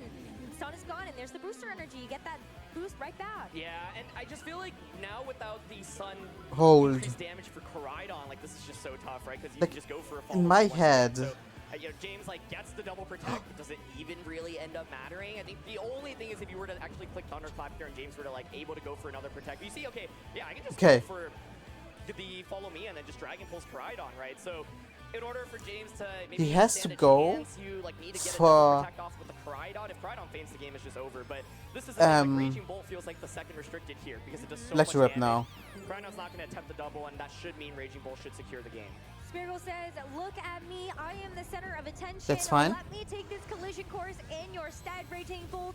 I've got the focus sash. I can hang on for just one more turn. Like, I think that's a bulky Koraidon. I think Koraidon lifts this. As well. So Raging Bolt should be free and clear. We do see the Electro Web actually be able to hit both targets, but as this Raging Bolt is still going to resist that damage, it really Like, feels I don't know. it's just Maybe I'm stupid. And as the Raging Bolt now can go for this next attack, is it just going to be a one-hit knockout onto this Koraidon? It's super effective. You've got the Never Thunderclap, mind. booster energy, GG. and another Pokemon down. Victor Medina knows, with just the Regieleki left, he is in the top 8 of the World Championships. 2023 top 8, 2025 top 8. He has been in, I feel like, literally 10 to 15 top cuts. He has not won that major championship that he has been seeking, but this was a statement here in Game 3. That turn 1 alone lights out hard reading what James was going to do, and it just gave him such a huge lead. And this is once again why I thought Regieleki would be a really maximizing the time on stream. Of course, James Oh, that's is so. still giving it everything that he's got there. The protect is just to make sure you don't get fake out and Dragon Pulsed or just knocked out on this turn. But we're so Losing close here to must Victor. be so Victor awful. faced the next step of the World Championships, and maybe can finally get that major win he's been looking for. Oh my goodness, here's the Thunderbolt coming out. One last attack for James, but we know how this is going to play out, and it damages the Incineroar, but that's okay because Flare Blitz will deliver the finishing blow. And Victor is moving on to top 8.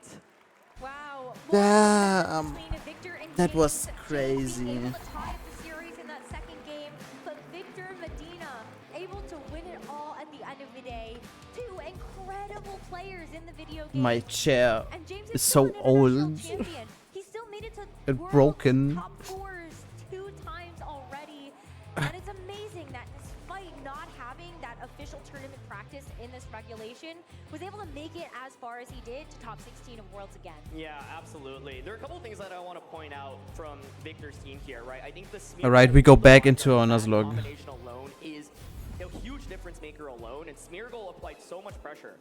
Victor We go didn't back. always get it right with the Smeargle, but that was okay, right? Like the thing with Smeargle is if you get more of the coin flips right, it's going to work out in your favor, right? And so being able to threaten with that wide guard was huge. And that turn 1 in Game 3, it was like James was clearly trying to go all in, respecting the Smeargle. The switch into Incineroar and getting a nasty plot boost was just like such a huge lead that it felt basically impossible to come back from. And part of the thing is if you look at James's team, there's no wide guard.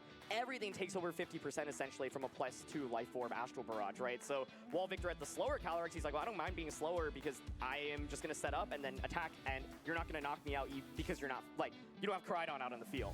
But then James got that one turn. Correct. It was sick. Yeah, right? yeah. Like the Koraidon going for the Flame Charge instead, Getting not the having to speed rely boost. on That's their right. Regieleki, but then missing the opportunity to Oh, just finally. go for Terra and that collision Oh, course. Ice Punch is big. That Shadow Rider, it was Bye bye, Monasha. Bye bye, Underwear. Bye. See ya. Thank you for being here. differently that their game would have done, like kind of finished as had James been able to get that knockout. Yeah, I think James in that position, and once again, like, it's very easy to watch and be like, what just happened? Like, why in the world would you do that? But I actually think from James's end, it makes a lot of sense because James is like, well, I just boosted my speed. There's no way you're going to let me just knock out your Calyrex, right? Victor was saying in that position, I think he's like, look, I'm willing to just take the damage trade. Even if you fire Terry or Koraidon, I at least either, I mean, if you let me get the Astral Barrage off, I just win the game. But even if you let me get the Do I Dragon get Pulse off, if you Scrub don't it Terra, you also here? lose immediately. If you Terra, Yeah, I you'll do get. a lot of damage. Awesome. And then you're probably in Thunderclap KO range, right?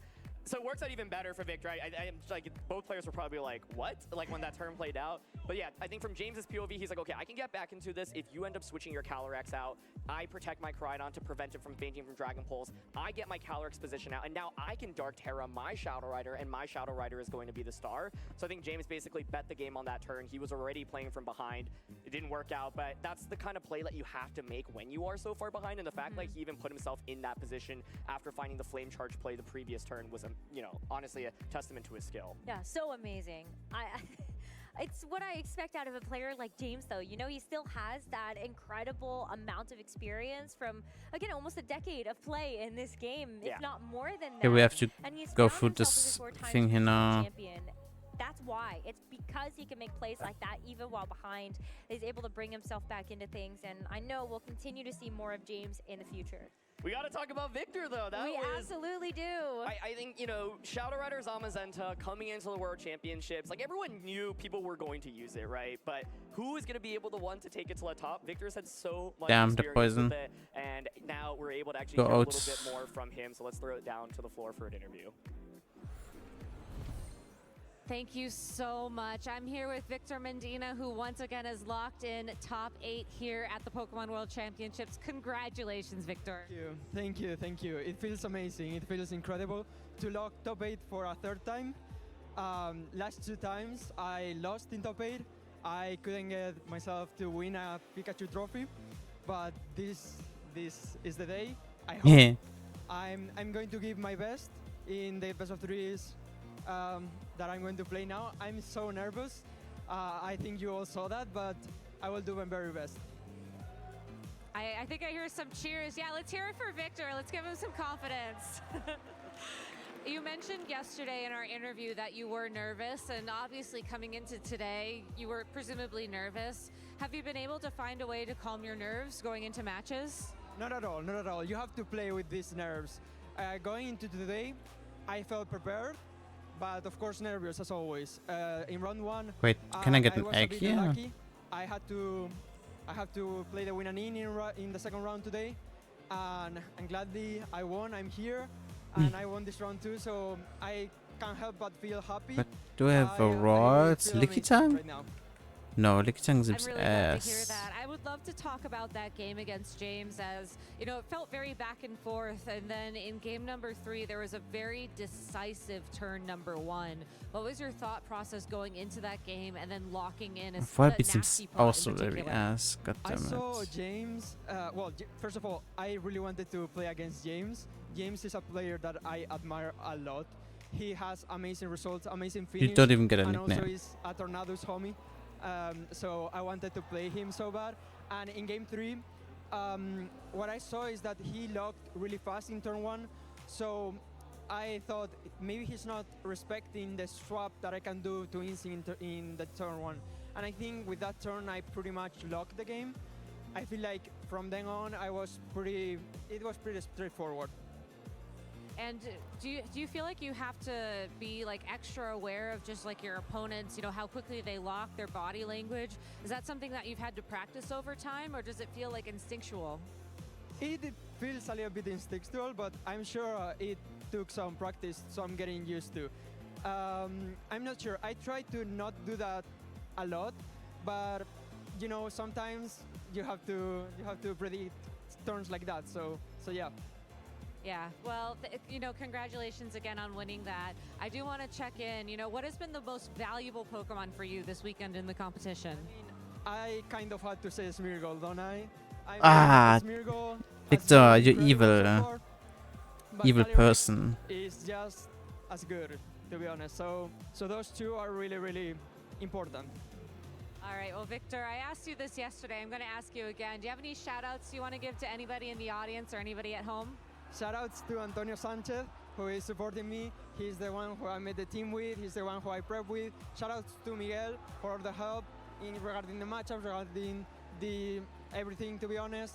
Shout out to my family who are watching at home. I'm sure they are more nervous than I am even. Shout out to all my friends in Granada, to all my friends in Madrid, and to all my friends in Europe. Even like all the community has been amazing. Shoutouts to everyone, because the support has been overwhelming, it feels incredible. But I'm not stopping here. I'm getting that Pikachu trophy and I'm getting that finals today. Well, best of luck, Victor. You What a have the cutie. confidence Yeah. to advance, and I hope that you are able to take it as far as you're dreaming to take it. And that's going to be it for us for now. We're going to take a short break before we're back with another match for here from Top Cut at the Pokemon World Championships, so please stay tuned.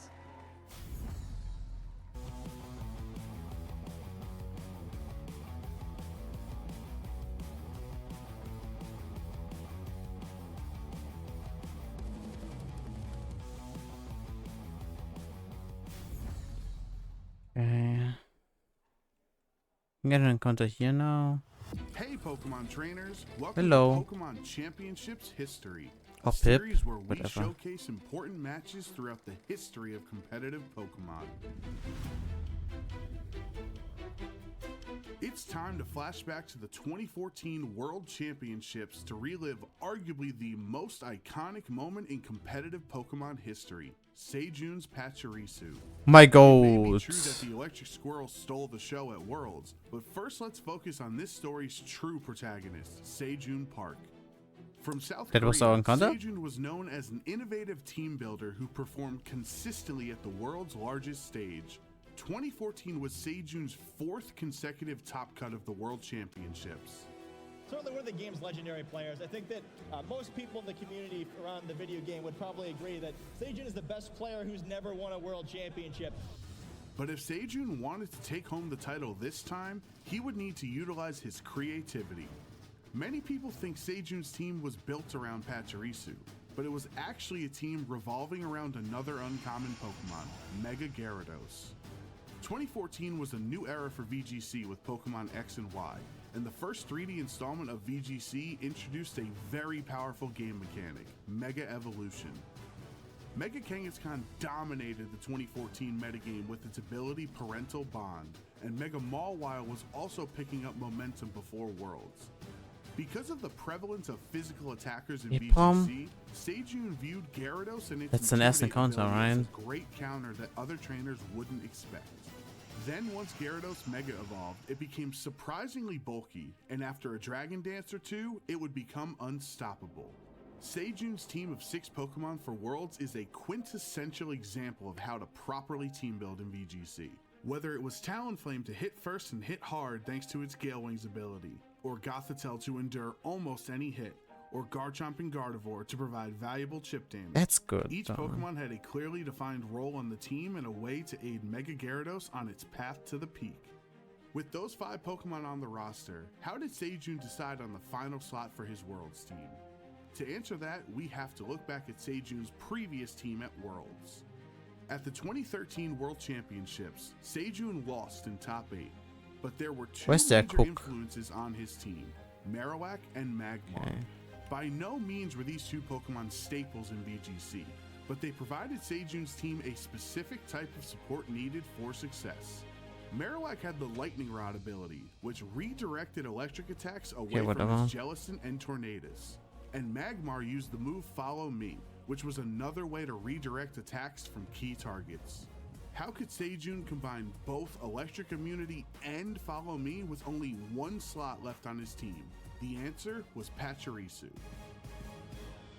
Many trainers were aware of the support Pachirisu could provide to a team, but Sejun was the trainer who fully realized its potential as the ultimate teammate. Oh my God, got it. We As got a it. Holy bulky shit. electric type, That's it big. only had one weakness, and with its ability Volt Absorb, Pachirisu was immune to electric moves, so it was the best choice to redirect electric attacks away from Mega Gyarados. Nuzzle was a new electric move that dealt a little bit of damage, but would always inflict the target with paralysis. Sejun showing off what Pachirisu exactly can do. Nuzzle, I've never seen that move actually been used in competitive play, and now it comes out at the World Championships. And Super Fang would deal half of the target's remaining HP, which helped the rest of Sejun's team secure knockouts. Pachirisu just won't go away. Now that Sejun had locked in his 6th Pokemon for Worlds, it was time for Pachirisu Mania to take Washington, D.C. and the Pokemon world by storm. In the finals, Sejun would face off against Jody Azzarelli.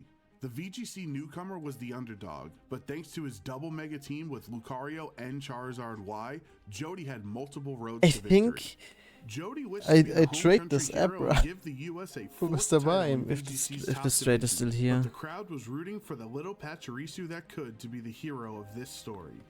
Yeah, and we do see the Pachirisu on the field, and the crowd goes crazy as soon as Pachirisu makes it out. In Game 1, Sejun's skills as a trainer were tested. Ice punch into that Talonflame. That's some good damage onto Talonflame. And the freeze! The ice punch gets the freeze onto Talonflame. It's stuck in mid-air. An ice punch freeze onto Talonflame could have been disastrous. Normally, freeze wouldn't be a problem because most Talonflames use Flare Blitz and could thaw immediately, but Sejun's Talonflame had Overheat, which is not a fire move that automatically thaws. In order for Sejun to get back into this game, he had one chance to thaw out and successfully hit Magnemite, oh that's... I guess. Sejun is not playing around. Overheat gets the KO onto the Mo Rotom. Tyranitar is still out though. The Life Orb from Talonflame has Super Fang from Pachirisu. Not dealing quite that much, but the paralysis. Tyranitar fully paralyzed. With luck back on Sejun's side, once he was able to KO Jody's Mega Charizard, Garchomp and Talonflame had enough left to give Sejun the victory in Game 1. With that extra damage there, you're going to feel very safe that even intimidated, Talonflame can finish off this. But we see the forfeit. Yeah, Jody going ahead and forfeiting, and Sejun Park takes Game 1 of this best-of-3 set. Jody needed to change up his strategy in Game 2, and Mega Lucario packed quite the punch. This, however, was exactly the situation Sejun's Gardevoir was trained for. Yeah, Mega Lucario making its first appearance on the stream here. Going to go ahead and Mega Evolve, get a lot of additional power on the field for Jody. And Bullet Punch coming up from Mega Lucario onto Gardevoir. Not quite enough for the one-hit KO. Dazzling Gleam, the choice from Gardevoir. Super effective damage on and the Earthquake. Is it going to be enough? Is Mega going down? The Mega goes down. Turn 1 for Jody. Once Gardevoir was knocked out, it was time for Pachirisu to show the world what it could do. On a field with some of the most powerful Pokemon in VGC, Pachirisu would shine brighter than them all. The GOAT. Wait.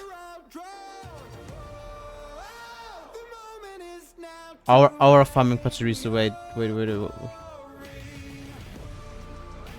Salaman's dropping a Draco and Pachirisu shrugging it off will go down as one of the most iconic moments in VGC history.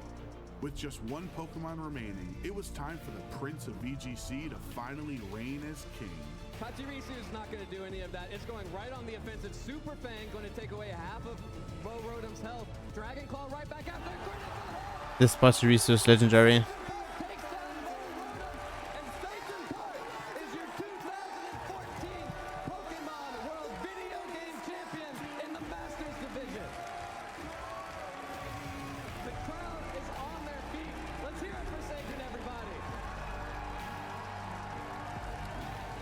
Sejun Park and Pachirisu are forever tied together in the story of competitive Pokemon and have inspired countless trainers across the world to play VGC.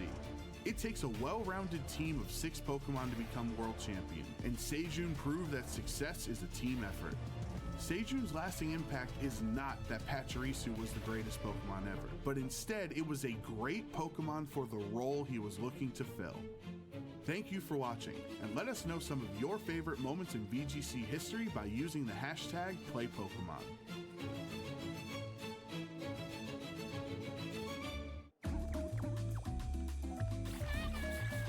Hallo.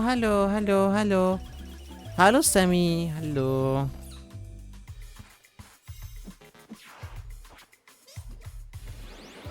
King Powders now.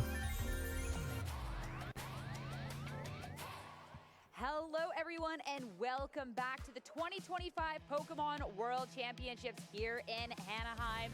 Top Cut is here. The top I'm having horrible luck right now. Their best, and so excited to be Oh, you bringing didn't see it. another match to you. I'm Sierra Dawn, joined here by Lee Provost. And Are we doing days good, Sammy? I think I'm second this guy here. Living up to all the expectations we had. It's the only thing I can do to do anything. To the top 16, we've obviously had that last match where Victor has progressed on.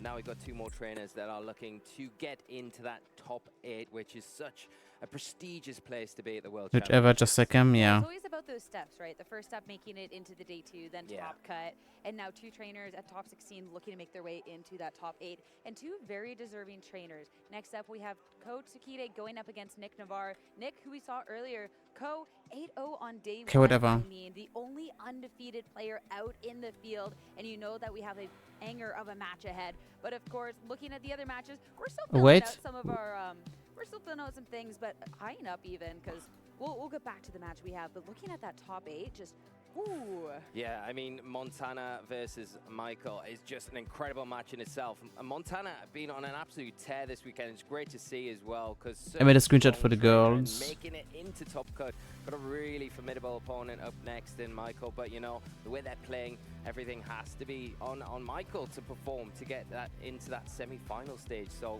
really great match. Victor already, like we mentioned, progressing on to top 8, and Mao, who has been one of those trainers we've just kept an eye on and just performed so incredibly well this weekend, already in top 8. But the rest of our trainers who aren't quite there yet, got it all to do to move on to this MDB, yeah, doing eating ice cream for comfort on another hot day. I wish I had ice cream right now. Everything to play for at this stage and within touching distance of that trophy. This is where the anticipation is really getting to me as I well. just got because crit. when you look at these top 8, even I have the to sex top something. teams that have yet to play out, realistically, I can imagine any of their names being called That's as the champion pretty later ass. tomorrow. Yeah, I hate it. literally could be, couldn't it? Bye bye. It's actually, when you look at this, it's just I can't incredible sack to any see of those. the I think I'm talent losing here. You know, you could pick, like you say, any one of these out, and yeah, they are so deserving to be champion. And yeah, we've still got a few matches to go. I got before we crit actually again. do crown our champion into tomorrow, of course. Which yeah, it's just so exciting to be here and But be I able to won kind of because my watch opponent is these stupid. stories play out and watch these legacies be Red written in ever. history, you know? Especially with how different every story is. I mean, we have former world champions in any division that have tried to vie their way to reclaim that glory. We have individuals that sometimes this might be their best performance of all time. You know, we have breakout stars. We have people who have really been grinding out in the scene for a while. Like, it's all over the place, which is especially exciting. Yeah, and that's it. I think, you know, when, you know, it's just one of those things where I think as a player you probably don't realize till after the tournament's finished how much of an accomplishment it is just to do this well at this stage. Of course, you want to go on a bit further, but you never know what's going to happen in a match, right? But, you know, it's just to get to this stage. I mean, getting to the World Championships itself is a huge accomplishment, but to get this deep into the tournament is incredible. And let's start talking about the next match that we have at hand, because when we talk about stories, 2 very different stories, but very well-deserving stories for these players. Nick Navarre going up against Coach Speede. Especially, too, let's talk about Nick first, because when we're talking about... What is... Wait, we have the next match already? What's... Championships, looking at that World I'm not prepared. Because now at top 16, you have one-upped your best world performance. How far can you take that? Well, all the way, I think, on the back of Nick's last broadcast performance. I think incredible play from Nick, really resolved in the execution of his game plan. But we can't just forget about Ko as well. So MD said his metal isn't so good yesterday, he's doing pretty good. Yeah, bro is like if he wins top 8 round, he's in the semifinals again, back to back. You've done it once, right? You won a world championship. Wait, who's Montana mods? Like, what is he playing? Understated how much that experience from doing it in another division will aid you coming into this one. Oh, it's a not mirror matchup, but they have really similar teams. But I think it's MDB favored, Loki. Watch me jinxing it. And has just been tearing through since. I believe only dropping just one match throughout. So yeah, how far can you Okay, before it really starts, I'm getting something to drink. We're about to have a great match ahead. And looking at the teams as well, I mean, this gets really interesting because you can look at the very teams. different teams, Wait, I especially remove too when I myself am and looking then at Nick's team, because look at the Kyogre, teams. we have seen a little bit of that throughout the weekend, but it hasn't been the most popular pick.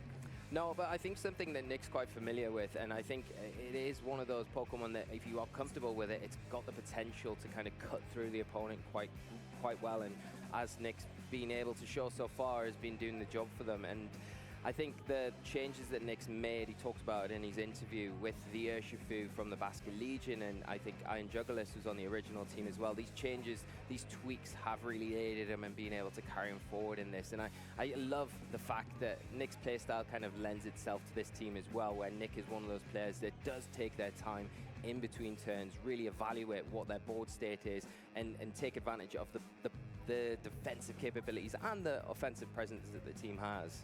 I mean, when you talk about those switches, I feel like they're so strong for the team, just the synergy itself. When you have that Urshifu, that Choice Scarf, you're going to be outspeeding, and sometimes you see that attack drop off, but when you have those attacks boosted by the rain, which is where that synergy with Kyogre is, that is a lot of damage that sometimes, I mean, there's some Pokemon that cannot withstand up to that, and when you have such a speedy Pokemon, it can really off-put some pressure. The opposing end, though, that Urshifu can definitely do damage against half this team, but there's still some great answers here on Ko's end. Yeah, and Ko's got something that he can use to take advantage of that rain as well in their own Urshifu, which is going to be useful. Has got the Choice Band, not the Choice Scarf like Nick's got, so going to be able to hit that little bit harder as well. But then you've got the Miraidon instantly putting pressure on that Kyogre, which is really great, and it almost forces a Terastallization on that Pokemon, and if it is your kind of mainstay in the game. You've got the Lunala and that Ursaluna combination, and we've seen time and time again how strong that pairing can be. Lunala has the wide guard, so can really cause some issues for the Kyogre in particular with what move it locks into, maybe having to rely a little bit more on Alright, those I'm lower back. accuracy Hydro Pumps, then locking into those more consistent water spouts in certain situations. If that's Gutsuke went if that Trick Room is undefeated up until now. And who's on the other stream? And I'm just eyeing up even this Hirofomi and Aaron Brock. when we're eyeing up that, yeah, maybe Okay. Kyogre is something that isn't necessarily on the speediest of end, but you'd really like it to be in situations where it's not too outsped, whereas Ko has some really naturally speedy Pokemon and ways to really be able to set up and enable that. So I'm curious with how Nick is going to be able to navigate that with that Kyogre to really take advantage. As well, you always have to be careful when there is the possibility of a wide guard on the opposing end. Yeah, and I think the thing is, even if the Trick Room does go up from Ko, if that is the line that he goes down with the Saluna, you've got nice options there. You've got the Amoonguss, so you know you can utilize that with the Rocky Helmet to kind of pull in some of those attacks to protect whatever partner you've got next to you. You've also got the Rillaboom as well, which has that priority Grassy Glide that you can utilize.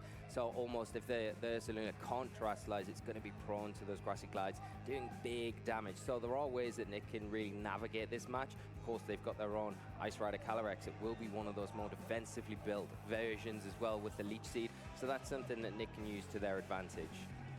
Yeah, and again, this is going to be a top 16 match again for Ko to try and make his way back into a finals, another World Championship title for Nick to yet again be doing the best Worlds performance he has, getting into the lead, double restricted for Ko. Here we got banger music. Nick, you based. Whereas Fluttermane and Kyogre. This Fluttermane as well, this can all put a lot of pressure, of course, being able to go for super effective attacks, but also a little bit of speed control in itself, and Kyogre, of course, the rain. That's to watch out, because Miraidon looks especially scary. Yeah, definitely scary because of the pressure that it's putting on right now, and that Kyogre almost feels like it either has to switch out into The fact that this is a live up Miraidon makes this really hard in general. Live up Miraidon is so interesting. I think if you go for that Grass Terastallization, you have to be worried, like you say, about that Fluttermane going for that Icy Wind, and it's not only that as well, it is the Shadow Ball, the Taunt that it's got access to, where it can potentially shut down opposing Trick Room being set up by Ko in this scenario. It's also got the Moonblast as well that we're seeing. It's Terra Electric though. Pressure that Miraidon. Okay, Fluttermane is staring, which means that it's either faster than Miraidon, or Miraidon doesn't Terra at all. Important info. Okay, it does Terra. Or Lunala Terras. It could be, I think, Lunala Terra. No, okay. Fluttermane is faster. But going into this electric type is going to be dropping that weakness and also going to boost these attacks the Miraidon can off-put. Fluttermane is faster. Could be huge for this match. Fluttermane, Moonblast boosted by the Terastallization into the Miraidon. That Terastallization Special attack drop? paying off No. huge. Now Draco Meteor into the... into Kyogre, not quite the one-hit KO. It is going to hold on throughout this turn. Now the special attack on the Miraidon. Okay, water spot. Tickle. That was all the damage you needed. Water spell from the Kyogre is so pitiful. Now the Lunala Pitiful. is taking no damage. Moongeist Beam into the Fluttermane. A lot of damage on this turn. No KO's claimed quite yet, but that Kyogre's in a scary spot. Yeah, there's a lot to unpack there, right? From the last turn, we see the Fluttermane be the choice on Nick's side. Terastallize, trying to snipe off that Miraidon, but really smart. Okay, but now Lunala has to switch out. Because there's a Shadow Ball. Could be a Shadow Ball coming right into your face. And Miraidon has to switch out as well. The Miraidon is a -2. Is it me? Or and it's in a spot now where it is threatened from the Fluttermane, so maybe wants to protect, maybe wants to utilize that Lunala that is in that comfortable position. You still have to be wary about the Hydro. it has protect. Okay, I didn't know. Can remove that Kyogre or just kind of try and mitigate the damage from that Pokemon here. It will allow you, but Nick in a nice spot as well.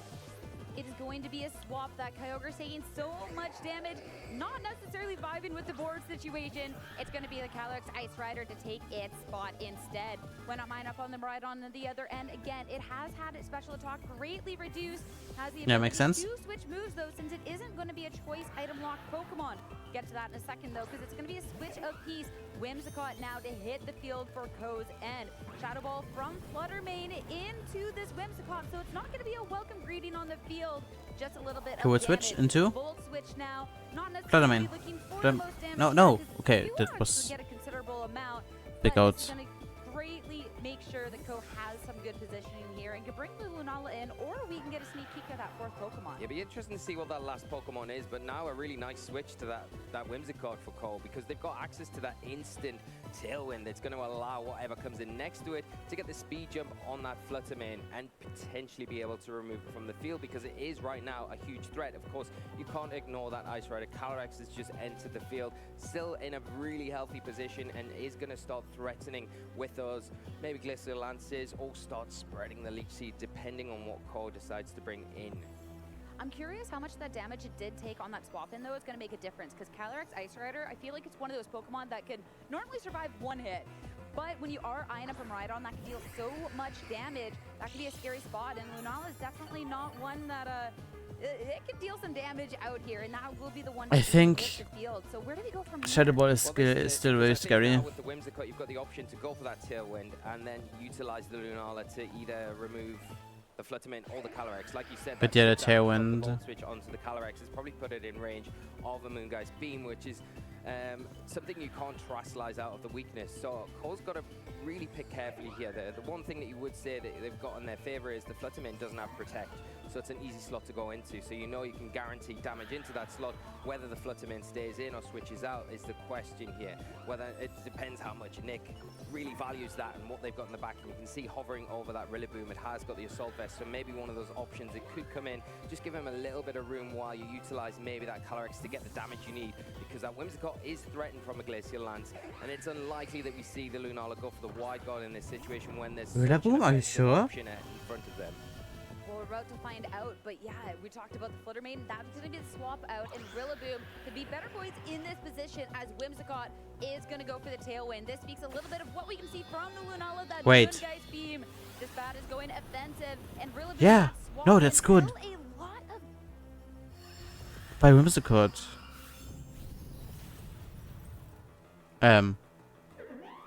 Where are they? Where's Rosemary? It wasn't Rosemary. I think it was Sierra. Where are the casters? Help! I feel even lonelier than before. Help! Where are they? Help! Where are they? Hello? Going forward on the field, and the nice thing Oh, is as they're well, back. grassy terrain now on the field is going to help top up that HP, keep that Calyrex in a nice healthy position. You've got the Rillaboom on the field, of course. It doesn't have the support options that you would like against the Lunala, because that is still a threat to your Calyrex. It is going to outspeed you, and now with the Incineroar coming in, it's going to be a bit of a mind game with whose fake out Pokemon is faster, because if you're Ko and you know your Incineroar is a bit more on the speedy side, you can go for that safe fake out into the Rillaboom, prevent it from using any support, and then go for that Moongeist Beam into the Calyrex, which is susceptible right now. Yeah, and this Incineroar, I mean, this just makes Well, so much sense. Tailwind is out. On this turn. Incineroar is always faster. Right now, at least. A lot that way. We've gotten to see the tailwind, so of course Ko is going to have the speed advantage moving on forward. Incineroar put so much pressure on this turn, and we saw how much that damage that Moongeist it depends on who he. did into the Rillaboom, and that's something that can be fired off into the Calyrex at any time. One thing for the Calyrex with that leftovers, it has been getting a decent little recovery. So we are getting closer to the Calyrex can survive hits mode, and doubly so with the protect on this turn. Make sure that Incineroar fake out. No good. Now it's just going to be Moongeist Beam into the Calyrex Ice Rider. Nothing. And Incineroar not going for that fake out. Instead is the going to knocker. the double up into the slot. So what a good protect from Nick. Now it's going to be only Rillaboom to act on this turn.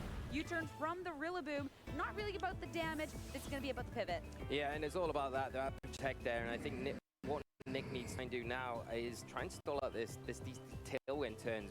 Once they go, then your Fluttermans a bit more enabled to come in and support whatever's next to it and try and get rid of these big threats. As long as this tailwind's in effect, though, then Ko is kind of in the driving seat. And the problem that Nick's got is a lot of the Pokemon that he's got remaining have such low health. So the switching game to stall things out is getting a bit more limited. And yeah, the Calyrex in that position now is 2 turns of healthy, tailwind but again, left. you don't really want it to be in that spot where it is facing down a Moongeist Beam and taking that, because Incineroar likely going to end the tailwind, outspeed the Kyogre, so it's an easy target into that position, and then you just go for the Moongeist Beam. I think Calyrex probably got enough health at this stage to take at least one of those, but the Intimidate's kind of just taking that attack back down to neutral, so undone, chilling. Yeah, protect.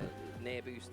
So But here you can either go for the double protect or just attack. At least for Nick, when you are trying to play the waiting out game, when you have this Kyogre that's built out with the Mystic Water as opposed to the choice specs, you do have a little bit of options with going for the protect. Second Flutterman is also not that bad. Choices on what has to well, just Flutterman's job is done, no? If you are looking to preserve that Calyrex Ice Rider, Fluttermane might be the sacrifice of choice here. Hitting the field already is taking so much damage, down to a third. And if Ko is going for that slot again, it's going to be Fluttermane no more. Moongeist Beam staring down on the opposing end. Fluttermane instantly to hit the field and go. But Nick slowly but surely getting through the turns. But again, will he have enough once this tailwind expires to be able to start putting pressure back into Ko? Yeah, and I think the opening that Nick really needs is to try and maybe get that Trick Room up now with it, the Calyrex, because if you can get yourself into a position where you can get that Trick Room set up, it's going to put you in a way better position. You've still got to worry about the Incineroar, but I think the key would be maybe get those Leech Seeds started to spread around the board, and if you can do that, No, I think Rillaboom is the deal. Opponent, you don't necessarily need to worry so much about the Intimidate cycle. And check out the Incineroar. Right now in this position, it's not looking too good for them, and a lot to play for. The problem is with the Rillaboom as well, you can't really fake out. You can't slow down that Lunala because of its ghost typing and the immunity there, which makes this extra difficult. This Tailwind was just well timed by Ko and taken full advantage of the turns that they've got remaining with it. This could be where Nick can try and make a call, though, because Rillaboom hitting the field, you can try and offset a little bit of pressure instead. If, I mean, obviously you can't go for the fake out into the Lunala, and the Lunala maybe having to go yeah, that's what I thought. Into it. And fake out the Incineroar. Bit of pressure here, which could be scary. But if you can't sacrifice any more Pokemon, it could be what we have to see happens here. Of course, U-turn. Have access to protect. Kyogre already just used it, so it would be a 1 in 3. And bringing that Calyrex Ice Rider into the field, I mean, if that's the Pokemon you're trying to preserve, that's just no good. No, it's not. And if you get the slot wrong in that situation as well, that's where the Moongeist Beam lands. I think that kind of claws this game up, one up pretty quickly. So we'll see how this plays out as that Kyogre does exit the field as the Tailwind turns do count down. All right, so Calyrex Ice Rider, see if we can get onto the field safely, or at least make it through, as this Pokemon could be important into the match. But the Moongeist Beam from Lunala targeting into the slot. We had talked about the leftover recovery, how much, and it is going to survive through the turn. And it's going to be an Incineroar targeting into that Rillaboom instead. That's insane, no? A lot of damage. Ko is still looking in a strong spot. Is it insane? Piece of puzzle, at least quite yet. Both Incineroar's exit, even if that Miraidon comes back. Hello, hello, hello, hello. Yeah, really speedy, and I think even if wow, Raiders. Hi, Ruby. I didn't see the raid. What? There was a raid. I didn't see the raid. It was gone during the raid. What? I was gone during the raid. I feel horrible. whatever you don't target, the Lunala kind of picks up that slot, and you're going to be able to close this game out pretty quickly. Damn. I don't know how I'm Nick so gets out of sorry. this. I feel like I'm they're giving them a really shout out struggling now. right now. They're probably gone, but Pokemon left and the speed they got a shout out now. even with that tailwind expiring, you just have naturally slower Pokemon. But hi, and the Ruby. most HP you have on your end is this Kyogre with 38. That is just It's hard when I'm not streaming on my own channel. I don't have the chat open. I just have the OBS thing open. Yeah, that's a bit. Where things can change up again. Yeah. That speed, Ko just have so much in his favor, and even with some well-timed protection. Hi, Substitute169. Hi. Too many turns to go through. Yeah, and I think you're kind of just delaying the inevitable here, so maybe just utilizing this time to rethink and reevaluate what's maybe not gone your way this game and how you can go into game 2 to kind of pull things back around. And that's a fine thing to do, because it's so easy for Cole here to just attack into the Kyogre with the Miraidon, attack into the Calyrex with the Lunala. Your hope is that you can kind of claw back enough health, but I think we're seeing Cole just predict that protect so smartly and go after that Ice Rider with the Miraidon, picking How is it going in the VGC front? I didn't hit it either. Okay. What do you mean how it's going? Like our goats are all out except Michael der Beste, Michael Kelch, he's still in. Everyone else is out. We cheered for. Even Wilfried Lick. So that's the guy who we were cheering for. He's in the semi-finals right now, in the quarterfinals right now. I hope he makes semis. And of course, when you are looking at a little bit of priority, can't have that with the Urshifu. Yeah, with the Rillaboom. Yeah, definitely. I think the one thing that you've got to call out from that last turn is just the smart play from Lunala, from Cole, to say, okay, well, yeah, I think you're going to protect the Kyogre. I'm going to go after that Ice Rider. I'm going to utilize this turn. I'm going to get some value out of it. Look here. Trick Room, putting yourself in just such a commanding position where, you know, the Incineroar's going to come in. Michael Kelch still in. That to be the slower out of the two, and the itself and the Rillaboom. So going to have that faster fake out here, and that's This is what we're watching right now. Locked in, Cole taking game 1. Interesting, most of the big names out of contention CG as well. Okay, big names. No, there are big names still here. Like It could have been, you know, actually a possibility here. like Japanese players mostly are big players. Or Victor Medina. We're gonna see a game locked up, and it was just so strong. And that was a really just strong start. I mean, even when you're looking back at that turn 1, the amount of damage Like those aren't no names. Like even the match we're watching now. I think Ko is pretty goated in Japan, of course, and Nick is a former world champion, if I remember correctly.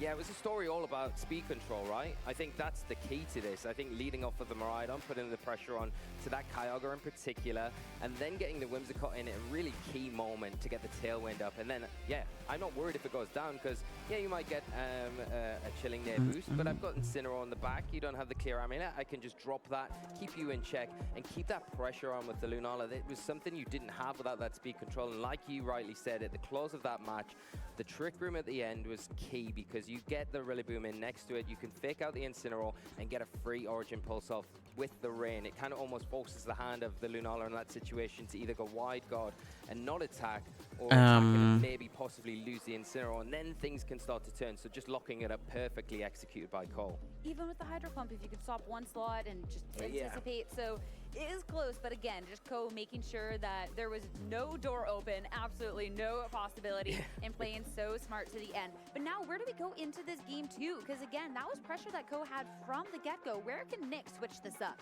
I think you've got to get a bit more utility out of the Kyogre, honestly. I think it was a bit of a shame that, you know, the Kyogre lost so much health on that turn 1, and the Water Spout was so whiffy. So I think if you can get more damage out from that Pokemon in particular, it can be the way to Why did it stop? What the fuck? Tie this game up. Well, it's a Kyogre that's not off-putting any pressure on this first start of the match, because it is not leading the charge. It's going to be Ko going again with that double restricted lead. But Nick, this is where we get to see a little bit of a switch up. Fluttermane is going to be back, but really, Why is it still? What? Yeah, the Rillaboom's a really nice lead here. Just to get That's rid so of that stupid. electric terrain, I have to just do stop the this, additional right? boost on This the works. Miraidon. Okay, Obviously, my you bad. expect maybe it will have to go for that terrestrialization here, because the threat from the Fluttermane, if we see it play out like game 1 where we do see that Terastallization and the Moonblast come into there, we know that the Miraidon, whether it's electric Terastallization to be able to take that, if it doesn't Terastallize on the field, True. it will drop to that Moonblast, and Ko not really wanting to give up pieces so easily. So I think that is a nice play to get rid of the electric train, to stop that big damage coming out, and the Rillaboom in a position where it can potentially get some It was because I was tapped out into the Miraidon, maybe pivot out for some reason. But if I have it on my second monitor, it works. Right away on this first turn, a lot of different options here for Nick, and on the opposing end, Ko switching up the Terastallization into this Lunala instead. The Fluttermane is so threatening to both of these Pokemon, so you really have to pick and choose, and prioritizing making sure Lunala is not going to be taking super effective damage, and that is going to be one that pays off. Shadow Ball, Shadow Shield, and not too much. Split F drop was great.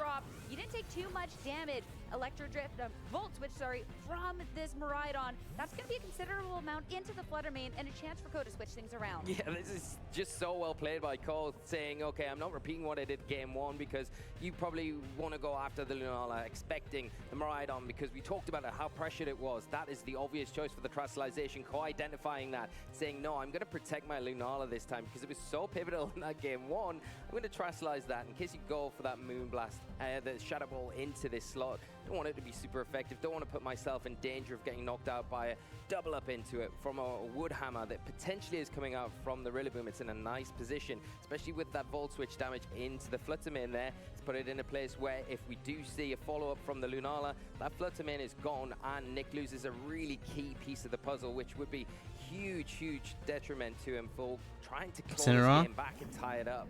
And I mean, for Ko, that call to, I mean, leave them right on in position where that could have been eliminated on the very first turn. So brave. So brave. That's going to be now Incineroar after. Wait, what is the Lunala doing? It's going to Trick Room, right?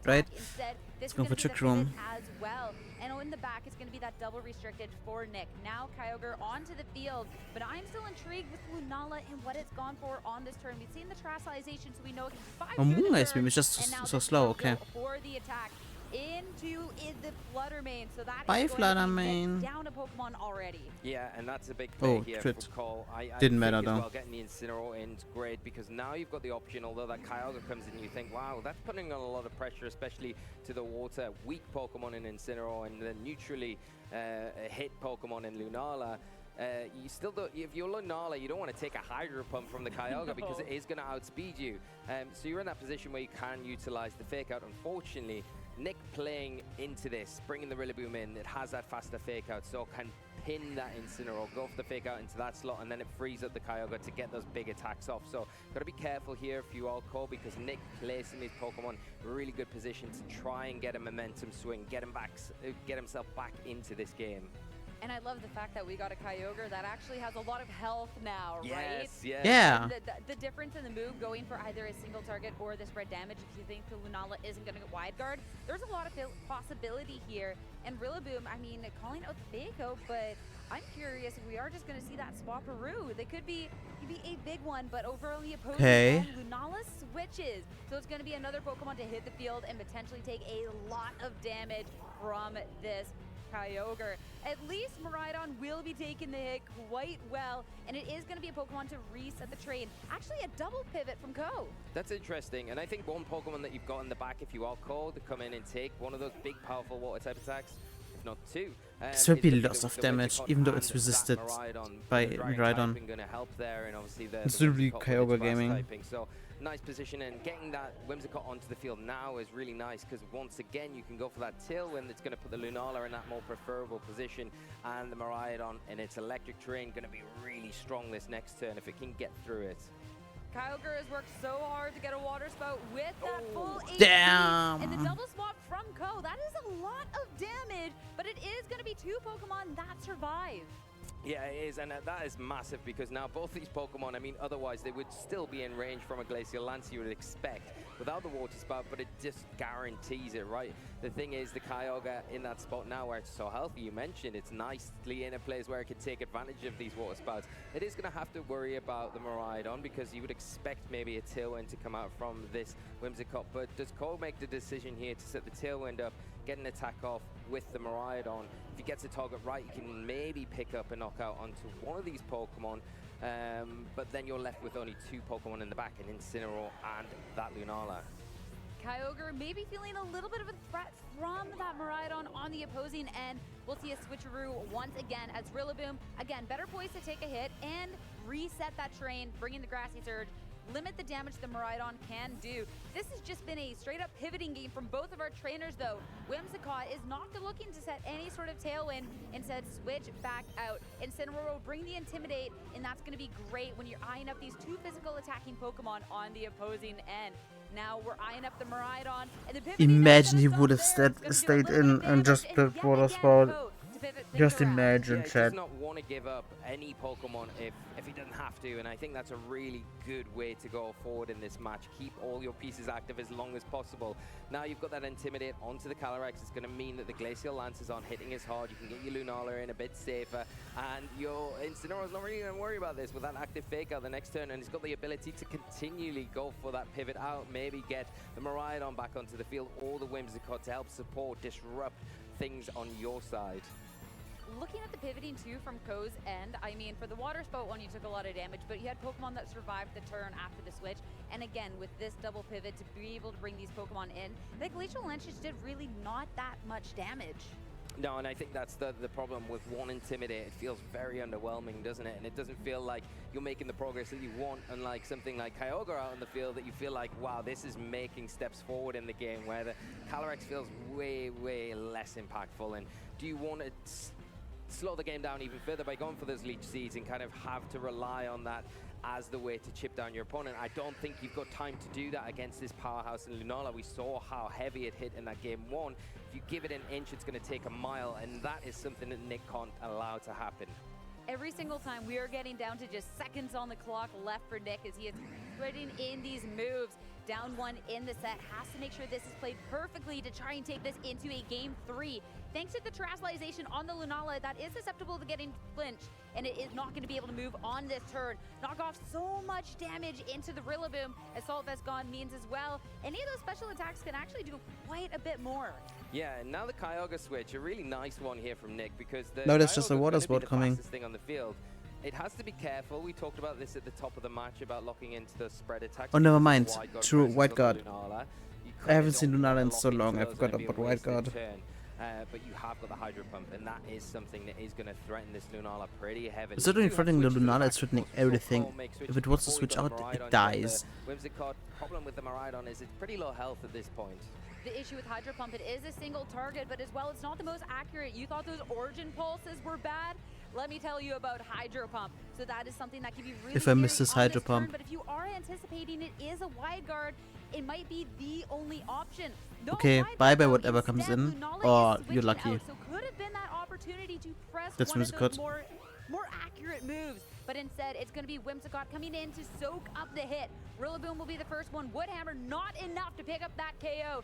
Now it's going to be a Pokemon, the Kyogre, to follow up. Hydro Pump will connect, but that's not necessarily where you would have wanted to take the damage. At least you don't have to worry about the Tailwind, but it's not going to be that big hitting move that maybe you would have liked. And knock off. Now Kyogre, that's a lot of damage. Yeah, that's a What huge the amount of hell? damage. The Incineroar just left alone, and you can see the rain stopping now, which is not something that Nick wants to see with that Kyogre on the field. And now it opens the door for Cole to get that Miraidon back into play. Probably doesn't mind the Whimsicott going down there as long as it helps preserve the other restricted in Lunala, keep it healthy. And I think the main thing that you've got to do now is get rid of this Kyogre. Once that Kyogre falls, the rest of the dominoes go with it. The Rillaboom, the Calyrex are going to really struggle against that Lunala, especially when you've got the support of the Incineroar there, which is sitting pretty comfortable at the minute. It's not really worrying about much outside of that Kyogre, which you can cover with that Miraidon.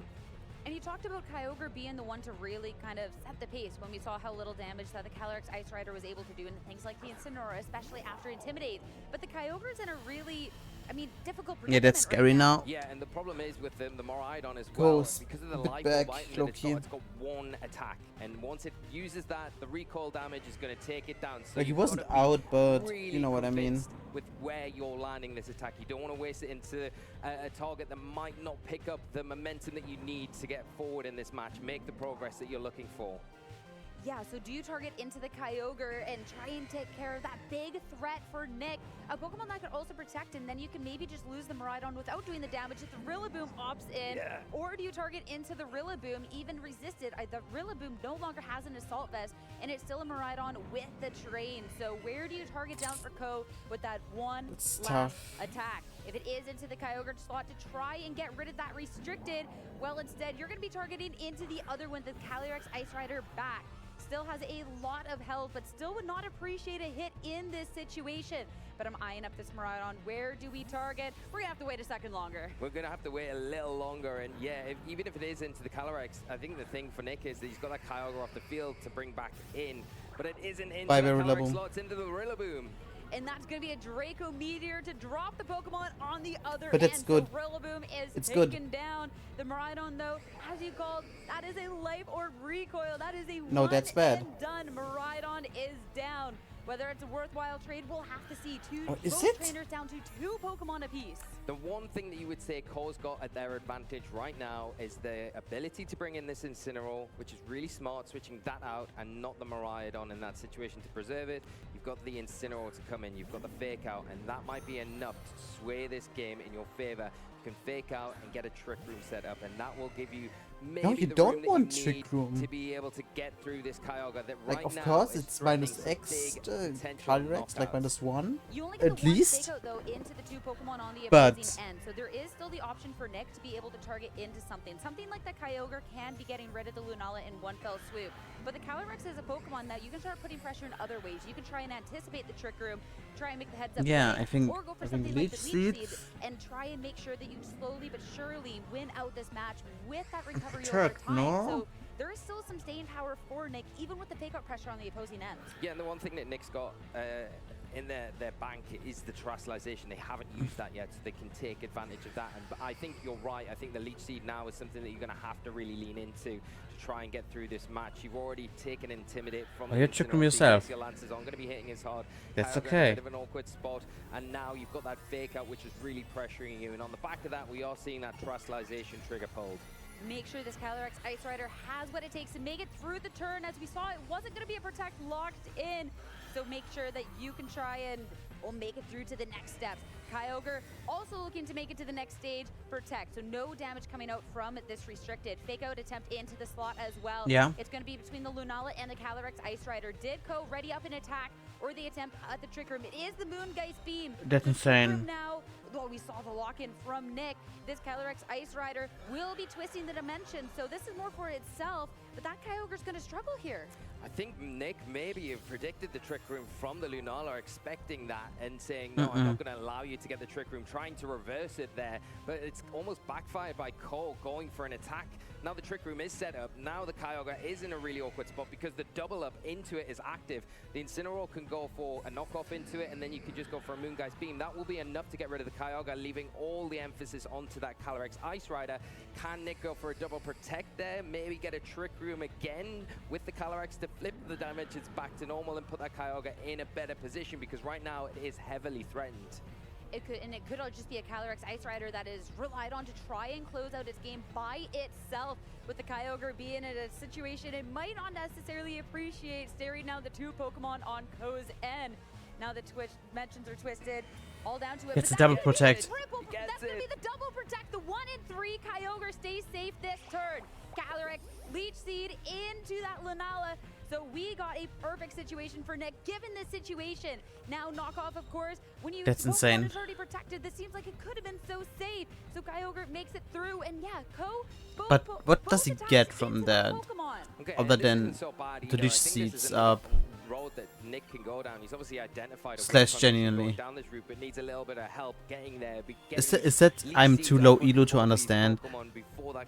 Like, am I supposed to get it if I have like 1-5 elo and Pokemon Showdown? Incineroar between the Leech Seed, the leftovers recovery, it's going to be very hard to take this Pokemon down. It didn't feel like Kyogre lives for to one more get into turn. that position, but it is But- nearly there, of course. The Kyogre still threatened this next turn. Really nice to But get you that didn't double like- protect, of course, but are you just delaying the inevitable where the double up comes this turn into the Kyogre and does remove it, leaving the Calyrex, the Lone Ranger, going into the rest of this match.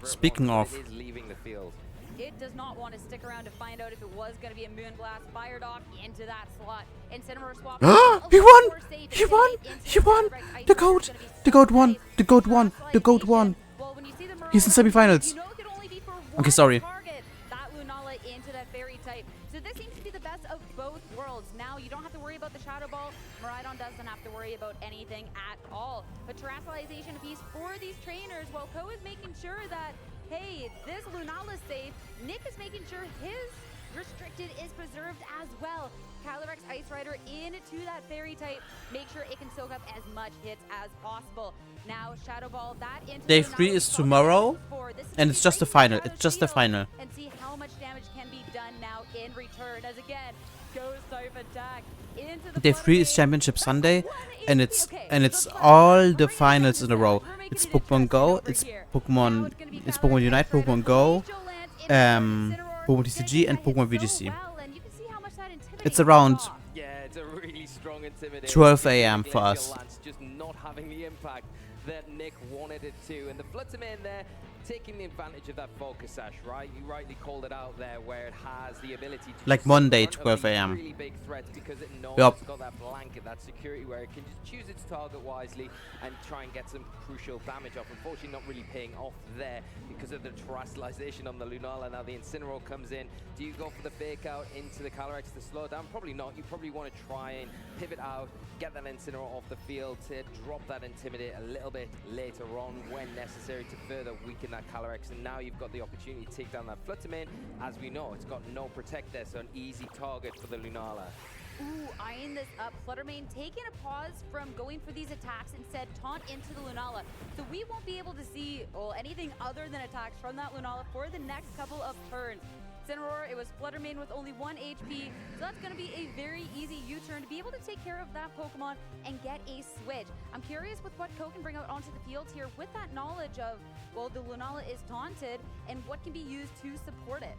Yeah, but I mean, if you go back to game 1, I don't think the taunt matters too much. There was not really so much emphasis other than that very end turn on the Trick Room being important for Korra. It feels like that. I think the emphasis is on utilizing that big Moongeist beam, and that's what I expect to come out into the Calyrex here.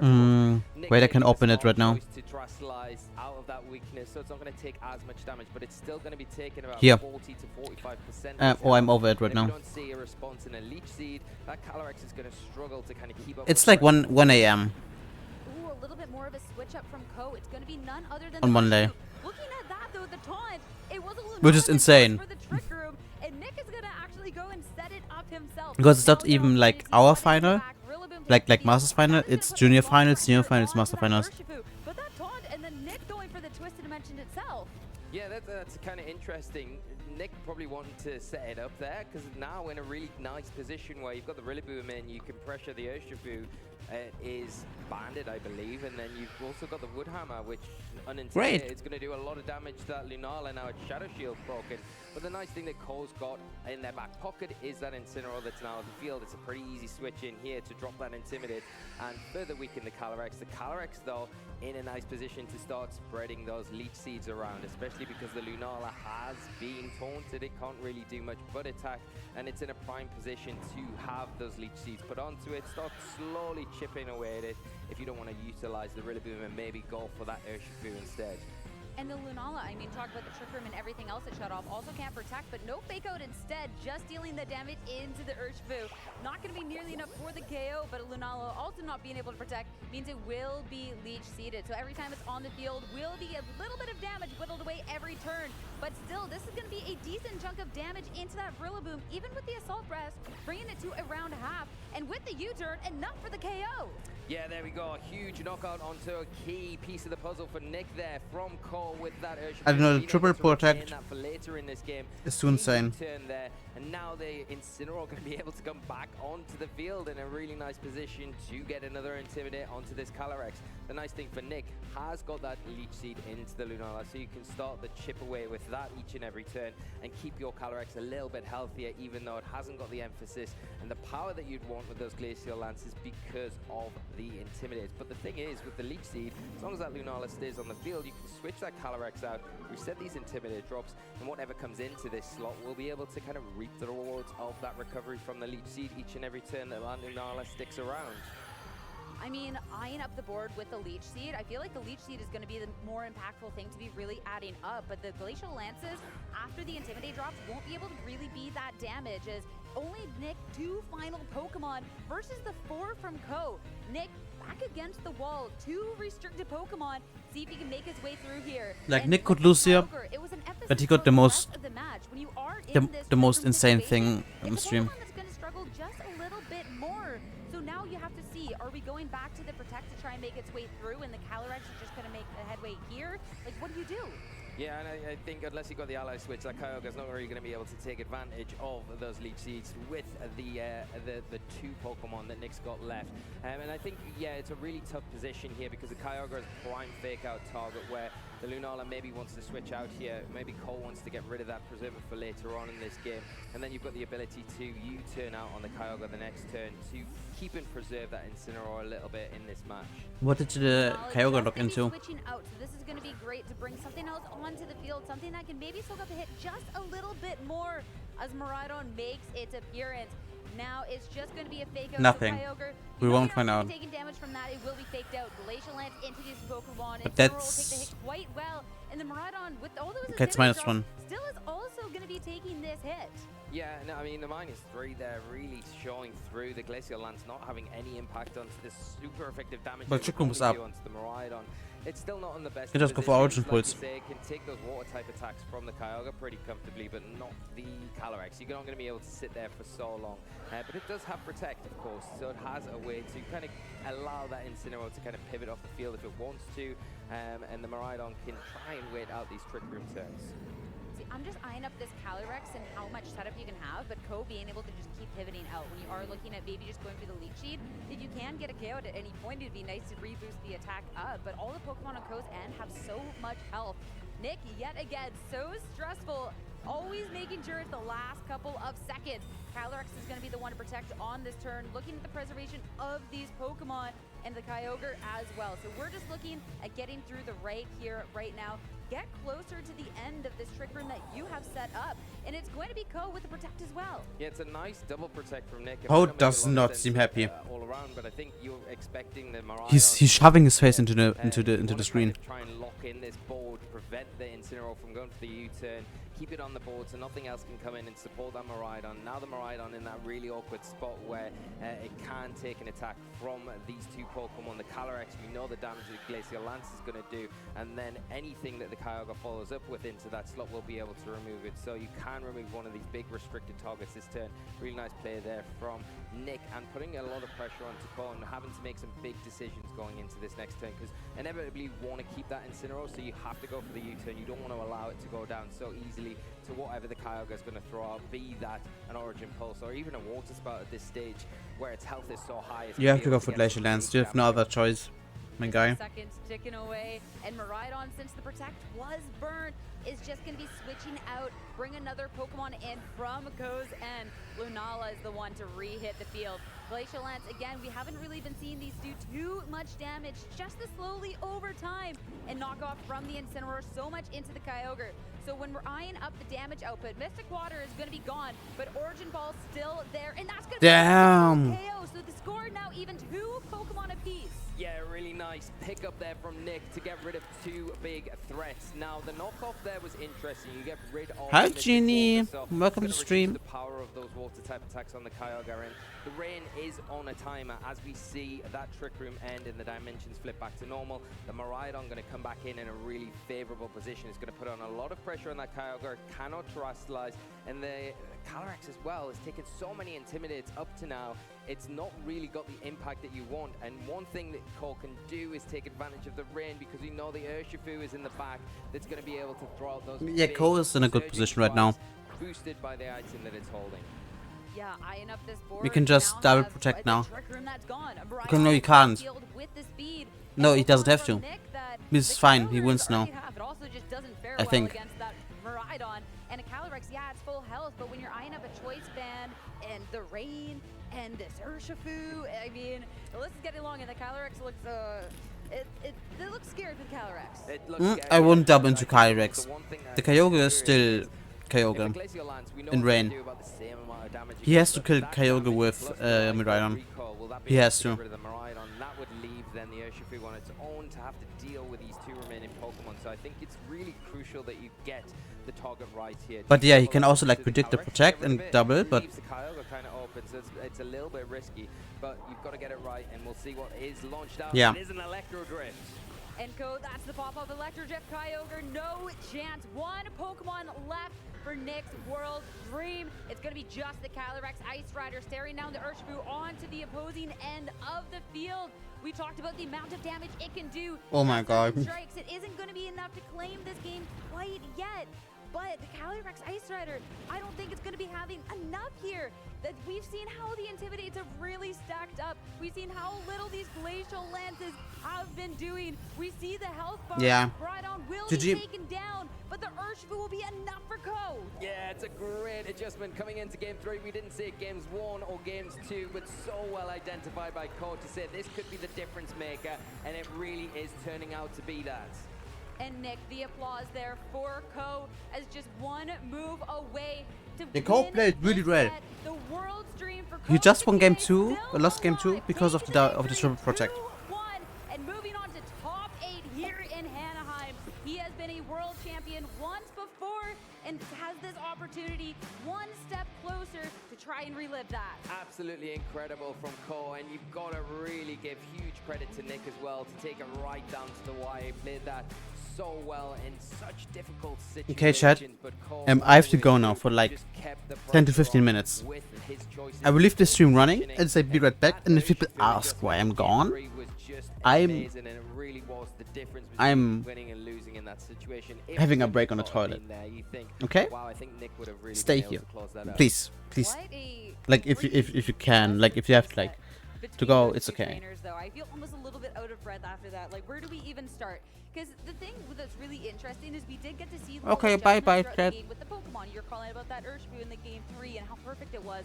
But it was also those little adjustments when we see that Ko did lead the same thing all 3 games, but how different the moves were from there to kind of stay that one step ahead. I feel like the game 1 of those 3 games was just so different every time. It was so important for that game, and it was just really interesting to see how it always just played out. And I mean, kudos to both of the trainers. Yeah, and I think the one thing you would say that Ko did in that game 3 in particular was how fast and effective they were able to remove the support options, the Flutterman. I think Kyogre Protect could have won, those actually. two restricteds on the field in the Kyogre and the Ice Rider. I was talking I'm not mid-match sure, though. about the Leech Seeds, maybe you shuffle that round. But no, there Because was the only 2 Urshifu would- Pokemon left, would so there have was no to decide opportunity who to there, and that was attack. just how effective Ko was in that But match. Hyper Pump could have Relentless, killed. I'm just not getting sure, though. rid of the threats, identifying the targets when the opportunity was there and removing them, not taking any risks. And I think the no risk taking was something that we saw throughout that set. Didn't need to overextend or put himself into those really precarious positions. And really, if we look at it, game 2 was only really lost on the triple protect, and how often do we see that actually paying off? I'm not taking anything away from Nick here, but I think Ko is just such a strong player and just so decisive in their decision making throughout every step of a game. I mean, you talk back about the safe decisions and not really leaving any room for opportunity for a player to get back into the match. And there's a reason that Ko went undefeated on that day 1. Why we do see Ko now into top 8. This has been a trainer that, yeah, has just been really ramping up throughout this. And I just am so excited to see the rest of his run and where he ends up. And yeah, again, we talked about all the trainers that are really worthy at this tournament, and I could definitely see them calling Ko's name tomorrow, especially after games like that. I mean, yeah, I mean, we said it coming into this match, the only undefeated player in day 1, right? I mean, that is an accomplishment in themselves, but the way that they're playing is just phenomenal, right? Nick is such a strong trainer, so yeah, just amazingly well done. And I think we've got Ko waiting on stage to hear a little bit more about that match as they progress into top 8. Thank you so much. I'm here with Ko Sukide, who locked in top 8 here at the 2025 Pokemon World Championships. Congratulations. This is our first time seeing you here on stream. You went undefeated yesterday. What was day 1 of the competition like for you? 昨日は無敗でいけたようなんですけど、昨日はどうでしたか？昨日は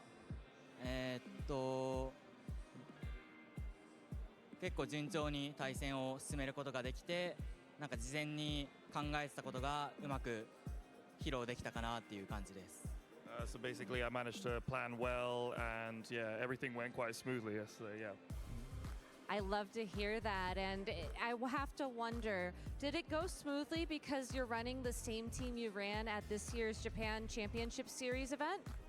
順調にいった理由の一つとして、その PGACS で使ったチームと同じチームを使っていることも理由に入ると思いますか？そうですね。PJCS の時は序盤の方で負けてしまったんですけど、そこからいろんな構築を試したけど、最終的に今のルナーラミライドンに戻ってきて十分自信を持って使えているかなと思います。In the Japanese Championship, kind of lost early on, but I tried different kind of teams, but I ended up to decide that Lunala and Miraidon is the best combination. It is the best indeed, having locked you into top 8 here. What were your thoughts going into the matchup against Kyogre and Calyrex Ice Rider? 今の試合でカイオーガとバトレックスと対戦する時の気持ちはどうでしたか？相手の羽ばたく神フラッターマネがとても厳しかったので、どうやって倒すかをずっと考えてました。I was worried about the opponent's flutter main, so I was really thinking about how to defeat that. For sure, and when you realized that you were just one turn away from winning, your Urshifu took the Glacial Lance, how did that feel? ウーラオスが最後の攻撃耐えて、もうトップ8に入るまであと一歩って分かった時の気持ちはどうでしたか？本当に頼むっていう気持ちだったのと、マスターの世界大会は最高がトップ16だったので、それは優勝しか目指してないんですけど、まずはそこを超えたいなっていうのを思ってました。So first of all, obviously I was hoping that it would happen, but the highest I've got so far is top 16. So yeah, obviously I aim for number 1, but I was happy to make it there. All right, well, Ko, thank you so much, and omodetou gozaimashita on your accomplishment. Ganbatte kudasai. And we're going to be back with more action here at the Pokemon World Championships real soon after this break, so please keep watching.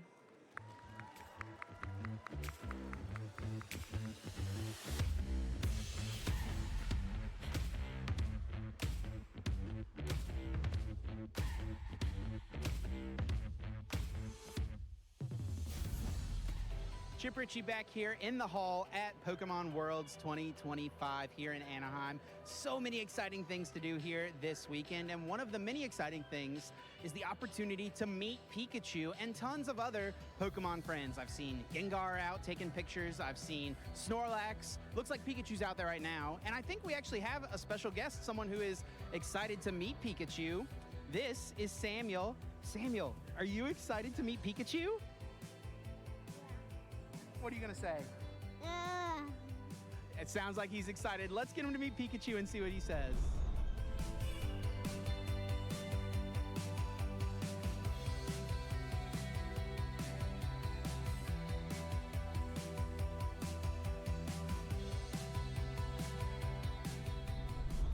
Well, that was so much fun. Samuel, did you have a good time meeting Pikachu? Yes! Oh, I'm so happy to hear that. You too can have a great time at any of these Pokemon events. Come out and check it out. Let's get back to the Pokemon Worlds action.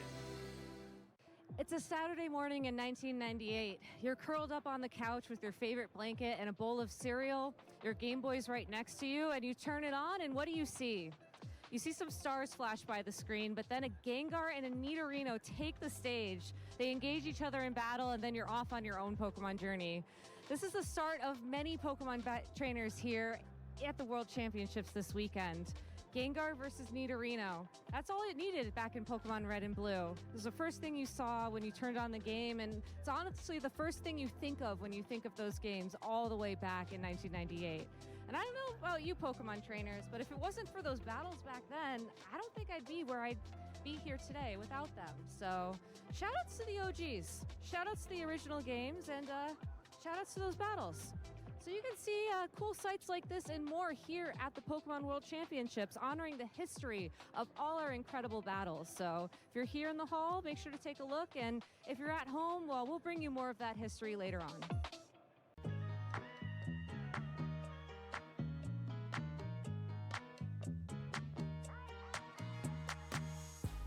Eu acho que para mim as principais ferramentas para você melhorar como um treinador seria ter vários amigos para jogar, pesquisar bastante, entrar em grupos e treinar.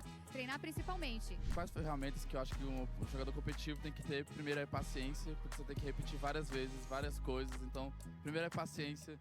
E a segunda de tudo é, cara, é anotar as coisas. Anota bastante porque você vai anotando e vai gravando mais fácil. Então, é persistir e paciência. Eu acho que a gente tem ferramenta até de sobra, porque é uma comunidade muito grande, a gente consegue compartilhar a experiência um com o outro e ver onde cada um consegue melhorar se ajudando. Bueno, mira, lo más importante en este juego es caminar, caminar y atrapar. Todo el tiempo estar atrapando y siempre revisando en las mismas páginas de Play Pokémon cuáles son los Pokémon que están destacados y buscar de esos Pokémon los mejores IVs para poder dar el mayor rendimiento en las batallas. Primero que nada es ver el meta, qué Pokémon son los mejores, un poco más avanzado, aprender a contar los básicos. I think the players need to always look at meta, check the meta. I think this is really important because on Pokemon the game is always changed. The first thing I always gravitate towards too is recording my matches and then looking at it afterwards. Not only just looking at it myself, but also like with friends from feedback. Just like really dissecting, like, you know, what am I thinking through this turn? Like, did I make the right correct play? Am I thinking about the high level game plan correctly? Am I accounting for potential risks depending on what my opponent is doing? I think it's really hard to get stuck in the moment when you're actually playing, so looking at afterwards has been like really, really helpful for me. In the game, you don't have a lot of time to think. You just do the best you can in the moment, but afterwards, when you can actually pause and slow down, you can analyze what is actually going on in the game. La mejor oportunidad que tienen es ver las transmisiones de los campeonatos regionales, internacionales y del Mundial de Pokémon.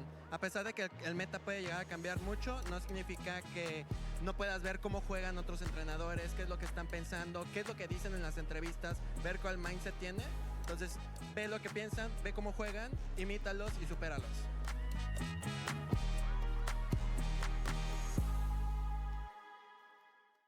Charlie Merriman here with some Pokemon one-liners. Let's live up to my surname. What did the Pokemon employee say when he jumped out from behind the till? I don't know. What did the Pokemon employee say when he jumped from behind the till? Supplies! Why don't programmers like Viridian Forest? It's too complicated? Too many bugs. Did you hear about the silent Bronzong? No. It won the Nobel Prize. What do you call a cold cat Pokemon? A cold cat Pokemon? No idea. A Persian blue. Oh, yeah, that works. That works. Yeah. How do you divide up teaching water types, the Pokemon theme song? Teaching water types? Put them next to water? You teach Star me and I'll teach Star you. Ah, I see, I see. Did you hear about the Pokemon that ate all its friends' rare candies? No, I didn't. It was wrong on so many levels. Where did the Pumpkaboo have their meeting? I want to guess, but I don't know. Where did they have their meeting? In the gourd room. What was the unemployed fish Pokemon doing? Oh, I have no idea. Job seeking. What do you call a Teddy Ursa with no teeth? Grrr? A gummy bear. Oh, that's so cute. I couldn't figure out how to get my Pokeball to lock, but then it clicked. Why do beautiful Cloyster never share? Because they're shellfish? They're pretty shellfish. I got it. Very nice. Did I ruin that? Yeah. Did you laugh? Did you groan? Either way, I hope your day's a bit merrier. See ya.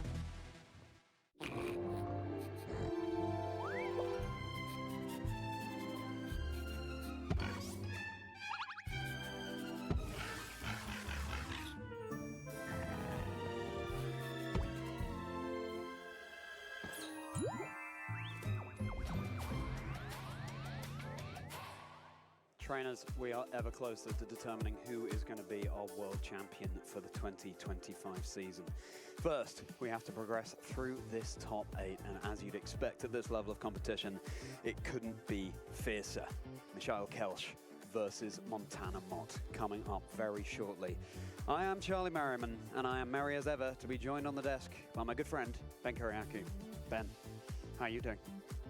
It's tough out here. Yeah, you know, the field has been so fantastic all tournament long, and we've had so many fabulous matches. It seems like only a minute ago we were getting things kicked off here yesterday and seeing, you know, what our journey was going to look like for crowning our next world champion. And here in top 8, where there's no second chances anymore. There hasn't been for a few rounds yet, and all of our trainers are on tender hooks here as we take a look at our bracket now in top 8, seeing the matches we said just a second ago, we are Montana Mott versus Michal Kelsch, but Ko versus James, a fabulous match.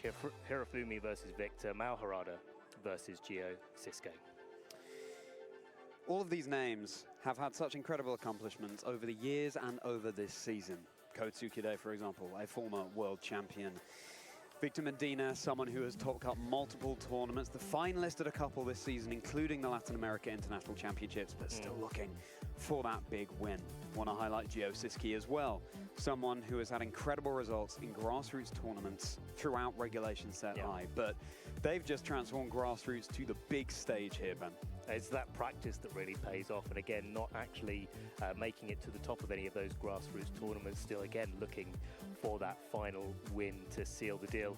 Michal Kelsch, a player that has been now in his third top 8 at the World Championships in a row, and is this the year where he makes it all the way to the finals and maybe even takes the crown? It's everything's to play for at this late stage of the competition. Any of these trainers could win it. Yeah, to be clear, Michal reaching top 4 at the World Championships last year and the finalist at the World Championships 2023.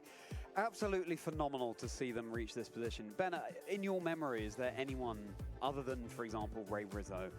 Well, except it wouldn't even be Ray Rizzo, would it? Because it's 3 years in a row of reaching that top stage of the World Championships. Well, Ray did win 3 consecutive World Championships.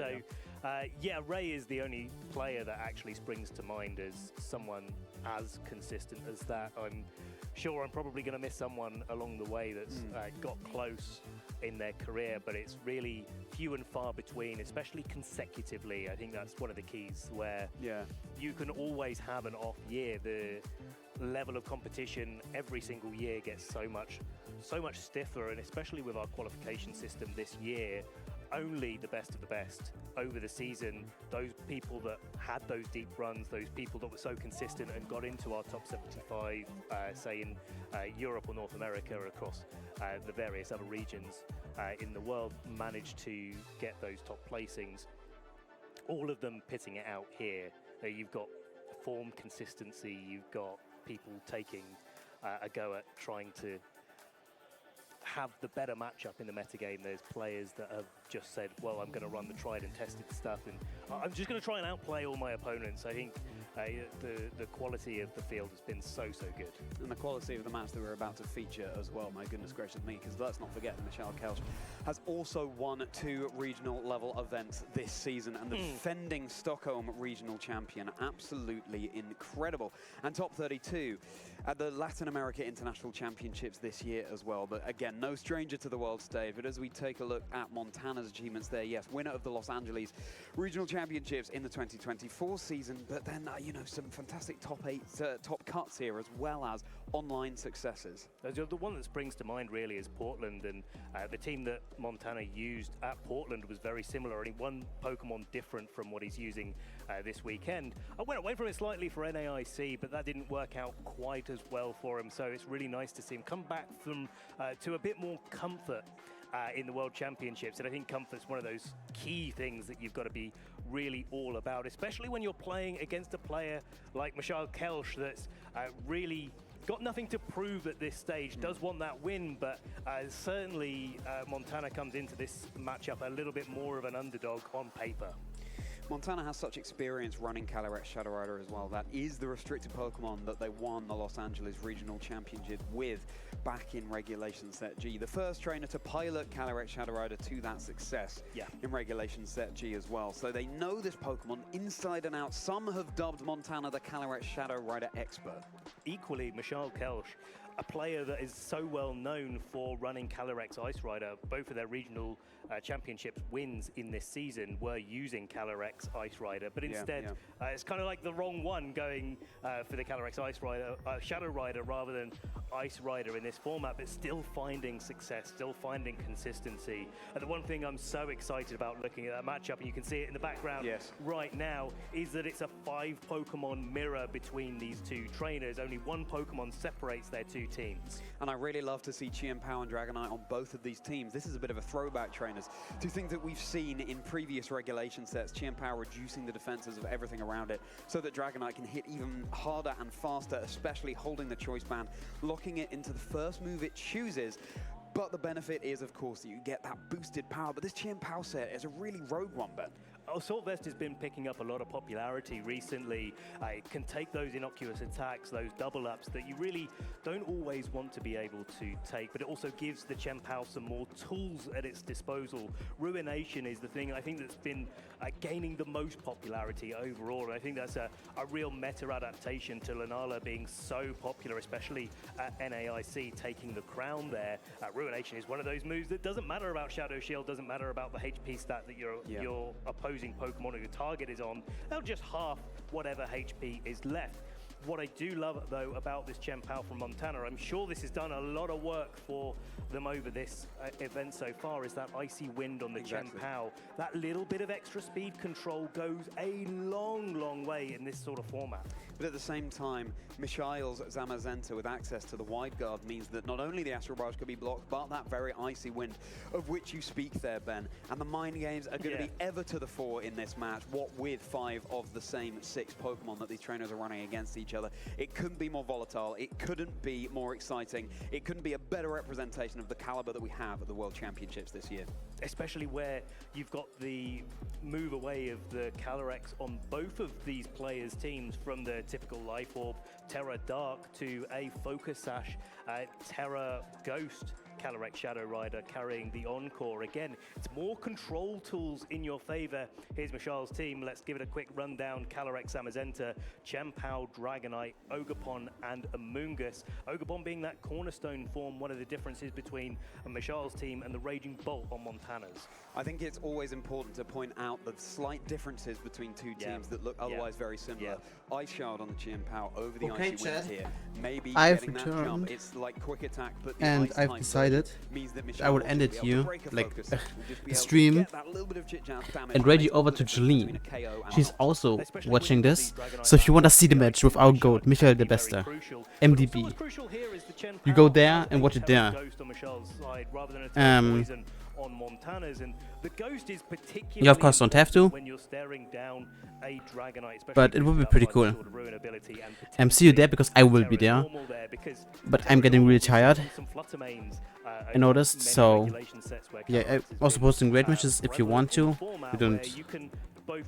It was really fun watching it with you, and we all hope Michael de Beste wins, of course, because he's our GOAT. He's the only GOAT we chose left. Alright guys, see you on the other side, see you in Jolene's stream. Bye bye. There's nothing to deny these priority moves on the field. There's no psychic train.